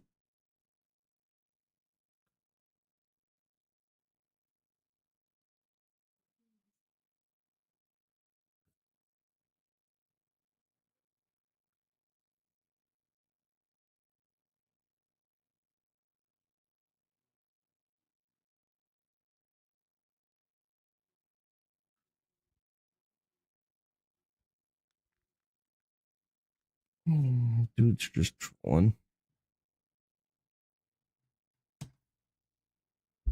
Family is more important than money. 30-year-old Korean War refugee was raped in tower early this morning. Silent seeker from Libya. Yep.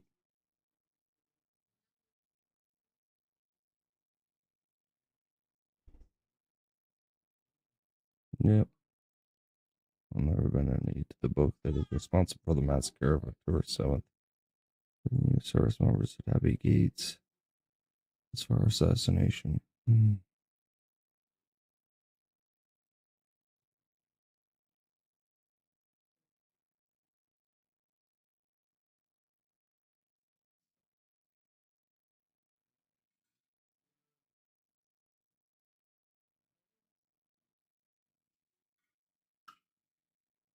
The only commenter.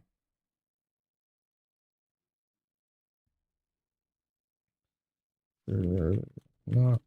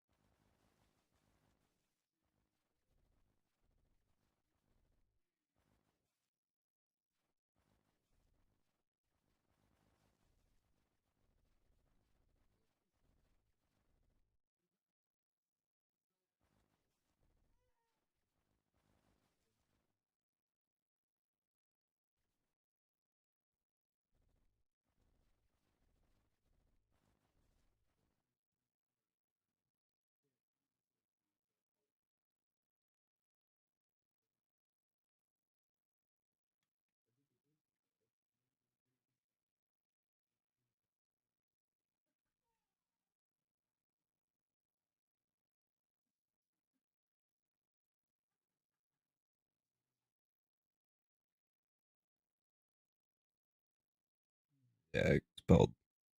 67 like Jews were expelled in 1948 from Judea and Samaria.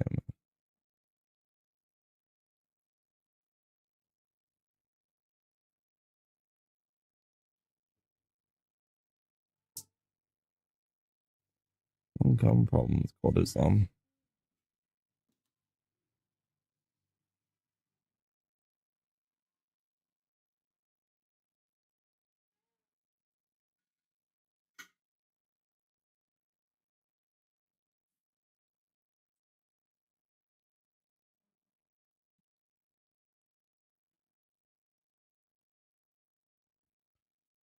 She's a little spitfire.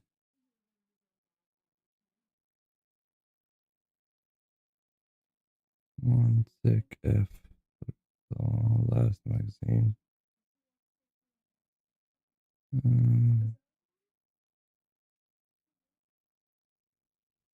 Now 6 YouTube episodes for a person in the genocide.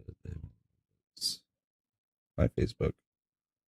On my last warning on TikTok. Jake Shields.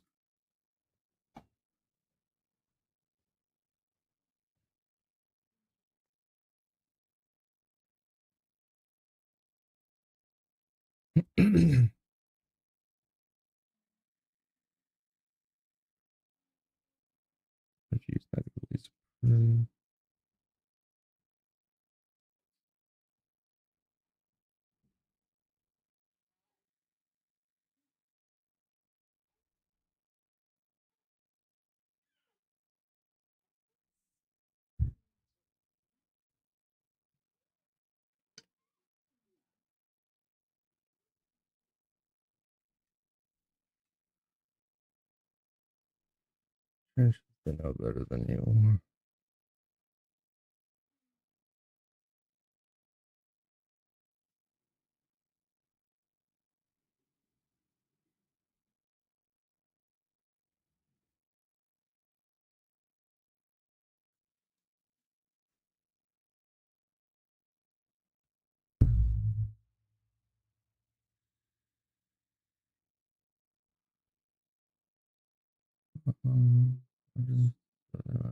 Desires, thousands of trees want nothing to do with it.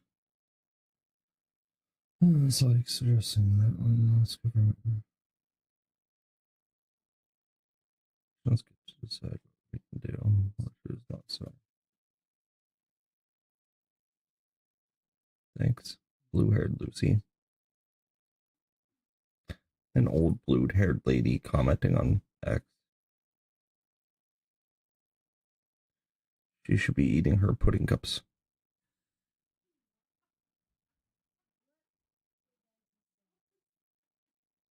Means she should be in a retirement home playing checkers instead of being on X, enjoying her time off of her phone while she still has it.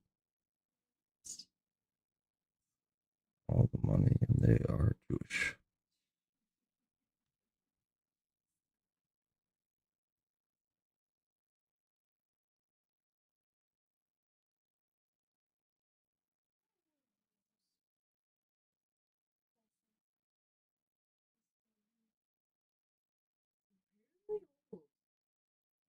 Pretty old. Heading America.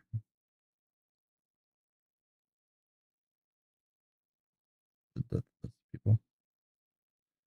No warrior for Israel. Yeah.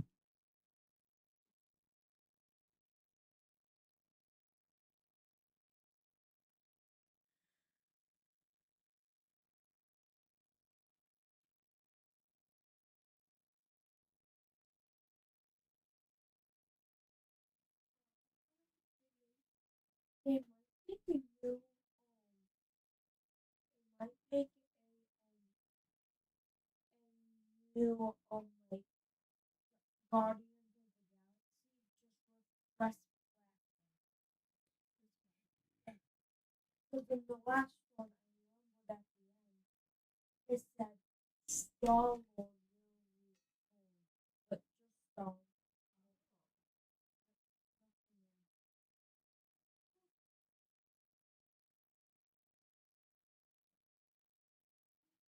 There's no book there.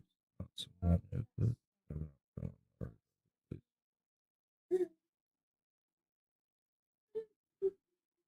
And this Owens go conspiracy. Makeup and perfume and do not cover themselves in Islamic clothing. What would you tell him? Go back to Pakistan.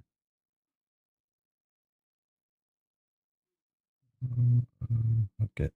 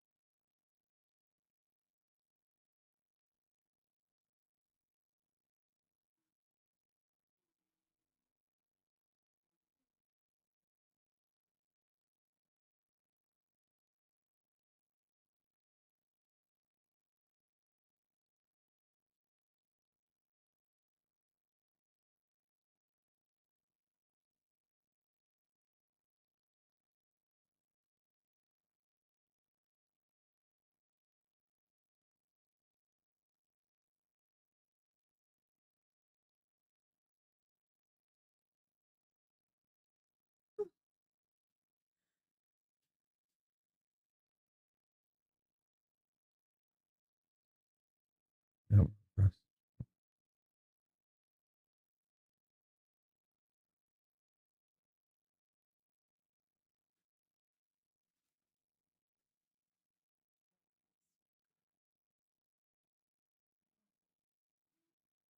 That dude's dumb.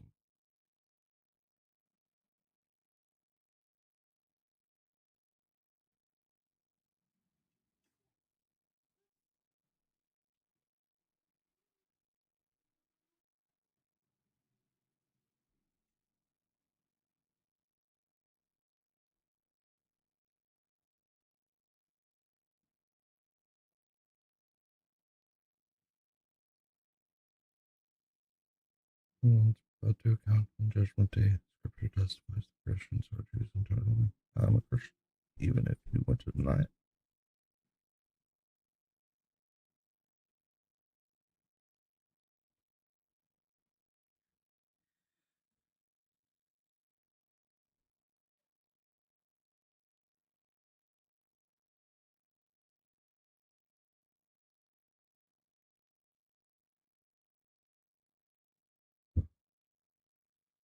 I take over the UK, the pricks. Yep.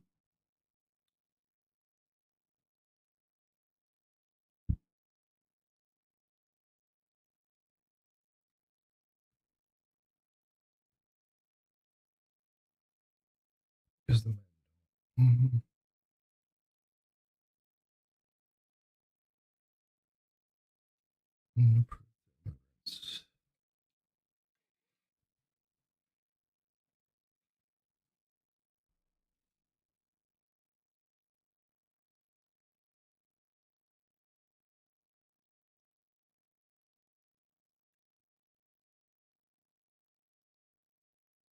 Dundee, Scotland.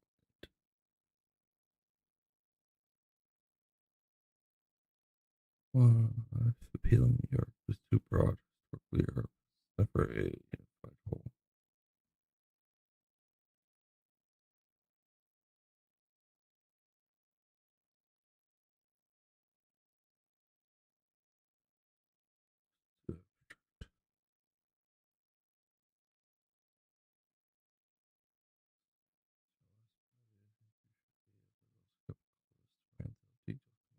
There are like no articles about this. We've only seen incomplete footage and speculation. Yeah.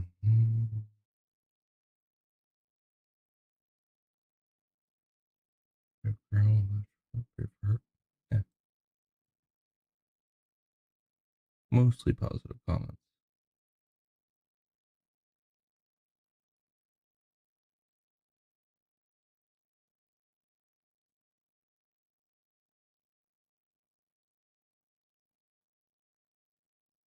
Ooh, that dog had it.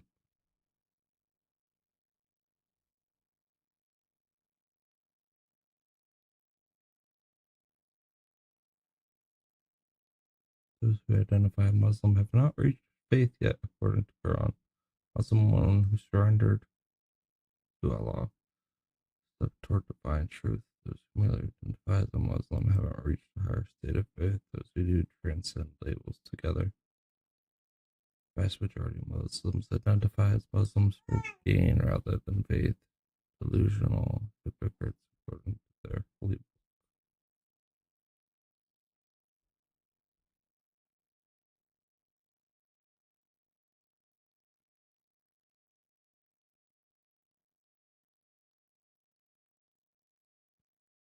fish.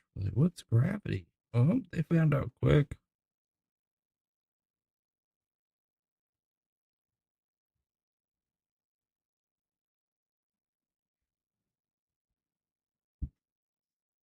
To blame Israel for the shooting. Yeah, so true.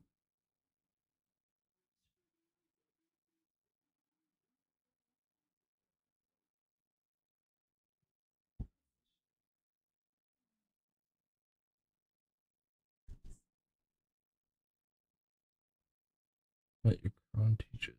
God spared those who believe in scripture other than the Quran.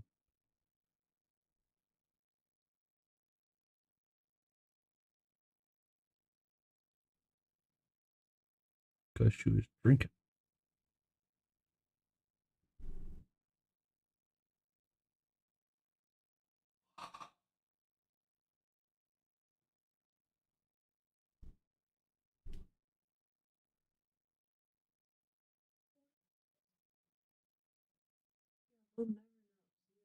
Nope. Never find her.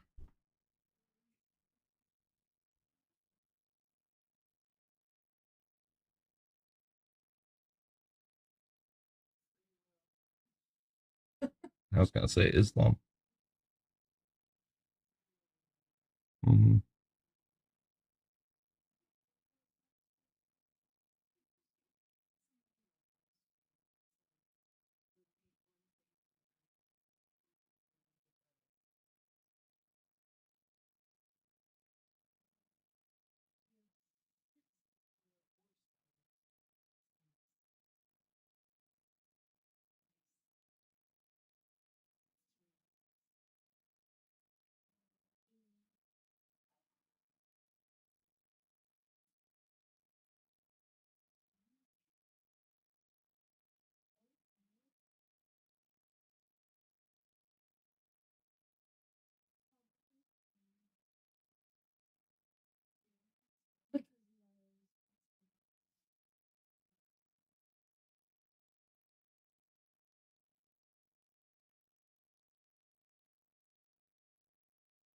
Is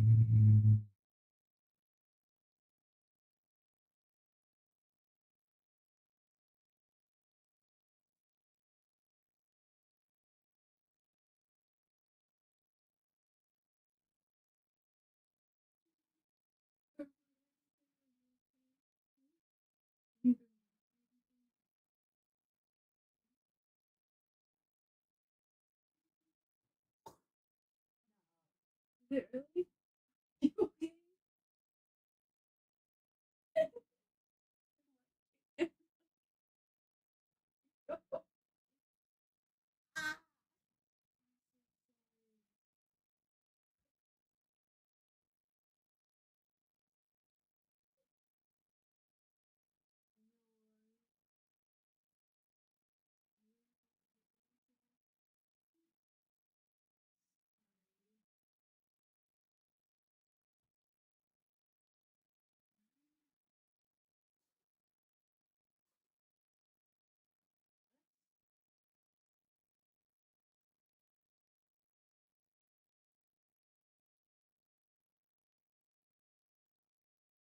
Being given Robin Westman and Robert Westman. We are being told that the shooter may have used both names. Well, I guess they'll just find out if he had any affiliation with that school under either name, and they'll search both those names to see if there was any kind of hint or reason for what this person did today. But make no mistake about it, Sandra, evil did visit the school today, and as we suspected, it was from the outside. And one point that I heard early, and I would love to know if it was confirmed, that he chopped the doors from the outside.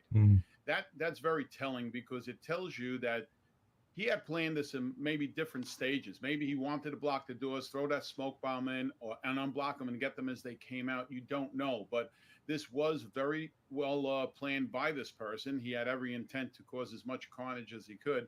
And the stained glass windows, may have caused most of those injuries. But the fact that he did that during Mass, it's troublesome to me as a Catholic. I sit next to the stained glass windows every Sunday, and each one depicts something, either the Stations of the Cross or something else. But it's very, it's very religious for us, and I really feel that I'm so glad that this person is no longer around to cause any more damage. Nicole, what are you hearing from your colleagues who may still be in federal law enforcement about why the suspect would have used the two names, Robin and Robert? Can you glean anything at all from that? Well, I can't say that I've spoken to anyone that I've worked with about that, but I think that we can all tell this person is clearly confused.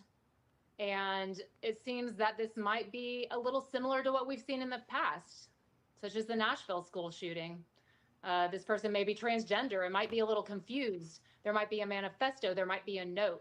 There might be some anger.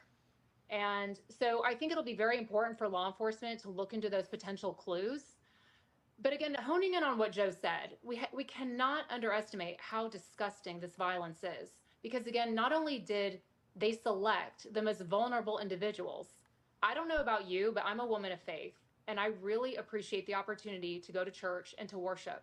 And to me, that's my safe place. As an FBI agent, that's where I went to escape the chaos of the world and to feel comfort and to feel God's love. Imagine being a child and you're at your safe space at church and you're getting killed and getting shot at your church. It's unacceptable. It is disgusting. But again, it's important to know, and it's kind of floating around right now. We always want to be careful before anything is confirmed. But it appears that there might have been certain things posted on their social media site, whether it was Robin or Robert or whatever their name was. Again, they're very, very confused. And I think that confusion is probably part of what played into their grievance. But there is information out there that this person might have had some anti-Trump sentiments, had writings on clips, potentially talking about President Trump and harming President Trump. And so law enforcement will look into that very, very closely. But as I mentioned initially, weapon selection and everything about the weapon is very, very important to law enforcement. If there were writings on the clips that were used, there was pre-planning that went into it, and that is very, very powerful evidence that will lead back to motive. It will lead back to grievance. And so again, anything that was found in the immediate, area of the crime scene, the vehicle, a treasure trove of information. But they'll be going through all electronic devices, text messages, phone calls, any social media postings. Who were they interacting with? Who were their parents? Did this person go to school? Did they work? What was their relation to this Catholic Church? Had they been religious? Did they feel like they were ostracized by religion because of their lifestyle choices? It's too soon to know, but the FBI, Minneapolis Police Department, and all law enforcement will work collectively. And I have a feeling that they will come up with a very strong profile, and the Behavioral Analysis Unit will delve into this information, and we should expect much more evidence coming out of this. And Nicole, we should just note, obviously, when law enforcement officials give out a name, it's only natural to look online and see what can be learned about this person, potentially about their motive, but law enforcement hasn't put anything out about that yet. And to the question of their sexual identity, gender identity, also don't know. For instance, someone might use two names if they had a juvenile record, and then that was under seal. There are a lot of reasons that could be the case, which obviously law enforcement is patching together right now, but a lot swirling around on the internet, and we do need to await confirmation from the powers that be before we give any of that Jackie, we're learning credibility. about that a little bit more right now, actually. It appears that we've obtained the petition to change names and the order granting the petition. This from the shooter back in 2019, changing his legal name from Robert to Robin. This clearly, as I read through it, the case information here identifies a minor child identifying as female, wanting to name her change to reflect the identification. So the name change docs are certainly there, and we have confirmed that. I also want to highlight the live shot of the White House right now. As we do, Joe, see the flag flying at half staff. The president just issued a proclamation ordering the flags to be flown at half staff in the wake of these shootings in Minneapolis. Joe, your thoughts? Well, rightfully so. I applaud the president for doing that. Going back to what you just said about the name change for a gender identity there, I'm sure the two names being out there, people are going to start calling in saying, listen, I remember this individual, or I know as of late that this person was complaining about X, Y, and Z, and they'll get a lot more information from that as well. So it's important that they put the two names out there. But this individual definitely had a connection there. There's no doubt in my mind that the connection could be exactly what Nicole said, that this person was ostracized by the church for for the reasons that you may have just mentioned, and he took the cowardly way out by killing innocents over there. So I really think that that's something, it's just a coward's act, and evil never got into the church, but it sure caused a lot of damage. Can you describe for us, Nicole, what we're seeing on our screen right now? Just what might we see for the rest of the afternoon play out in this community where obviously we're still learning a lot about the suspect and the motive, but this is the beginning of a long road for those families too. And there's still yellow crime scene tape up. What does it look like on the ground in the next 24, 48 hours in your experience?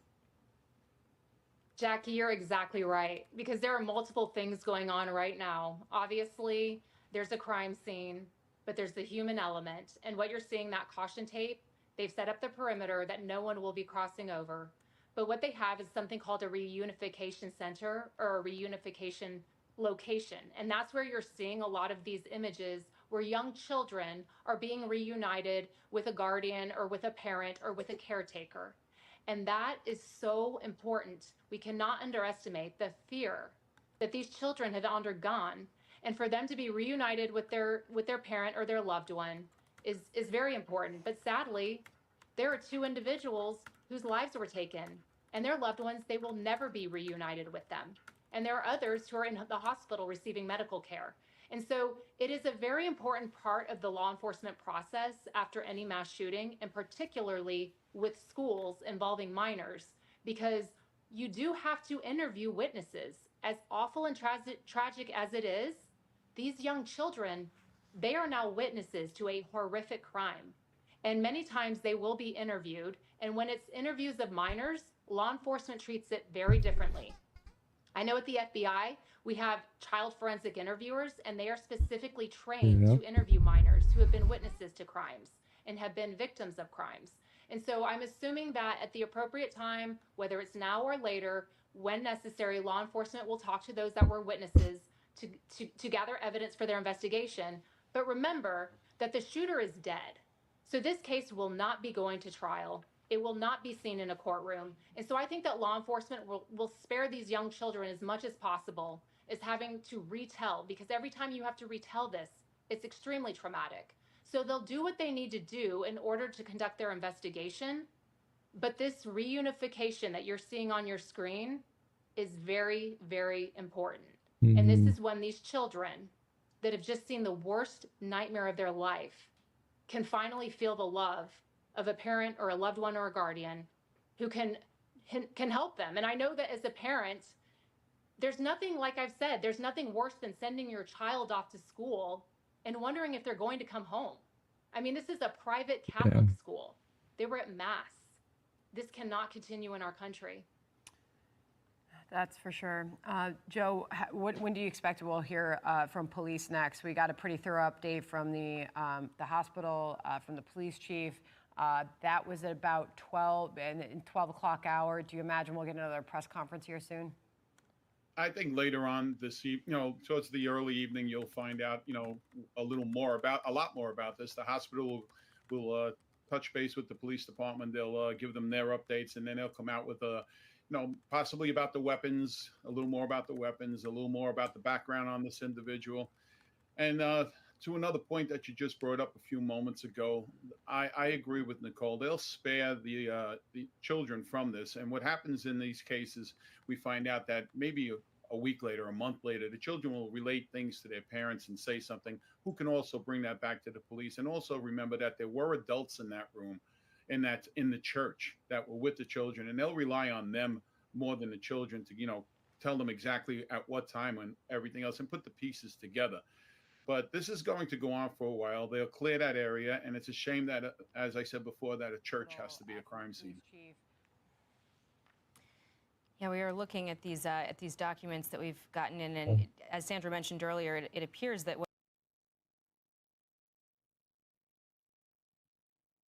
Horrible, horrible.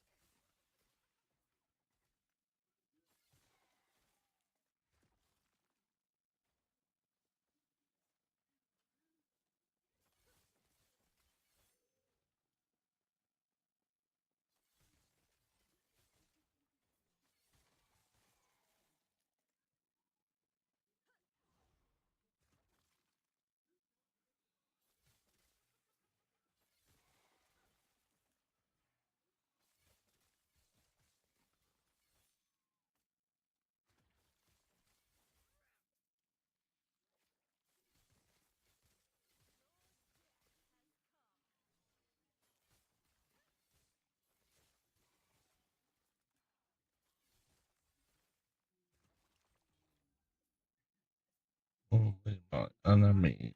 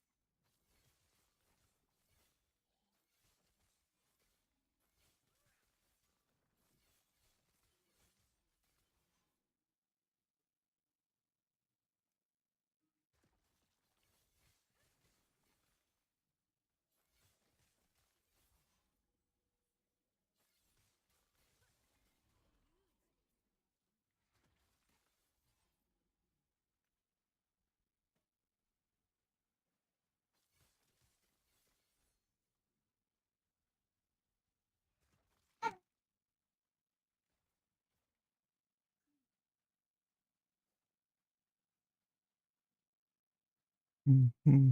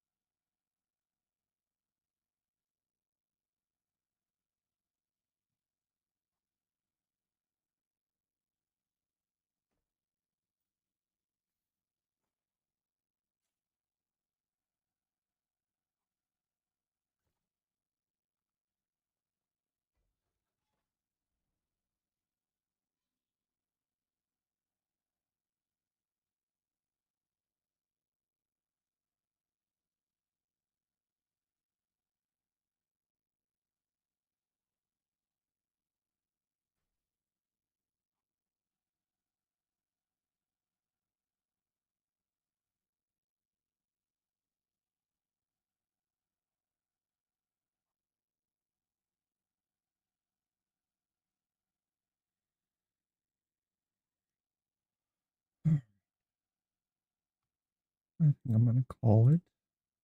Everybody for joining the stream. Have a good night. God bless.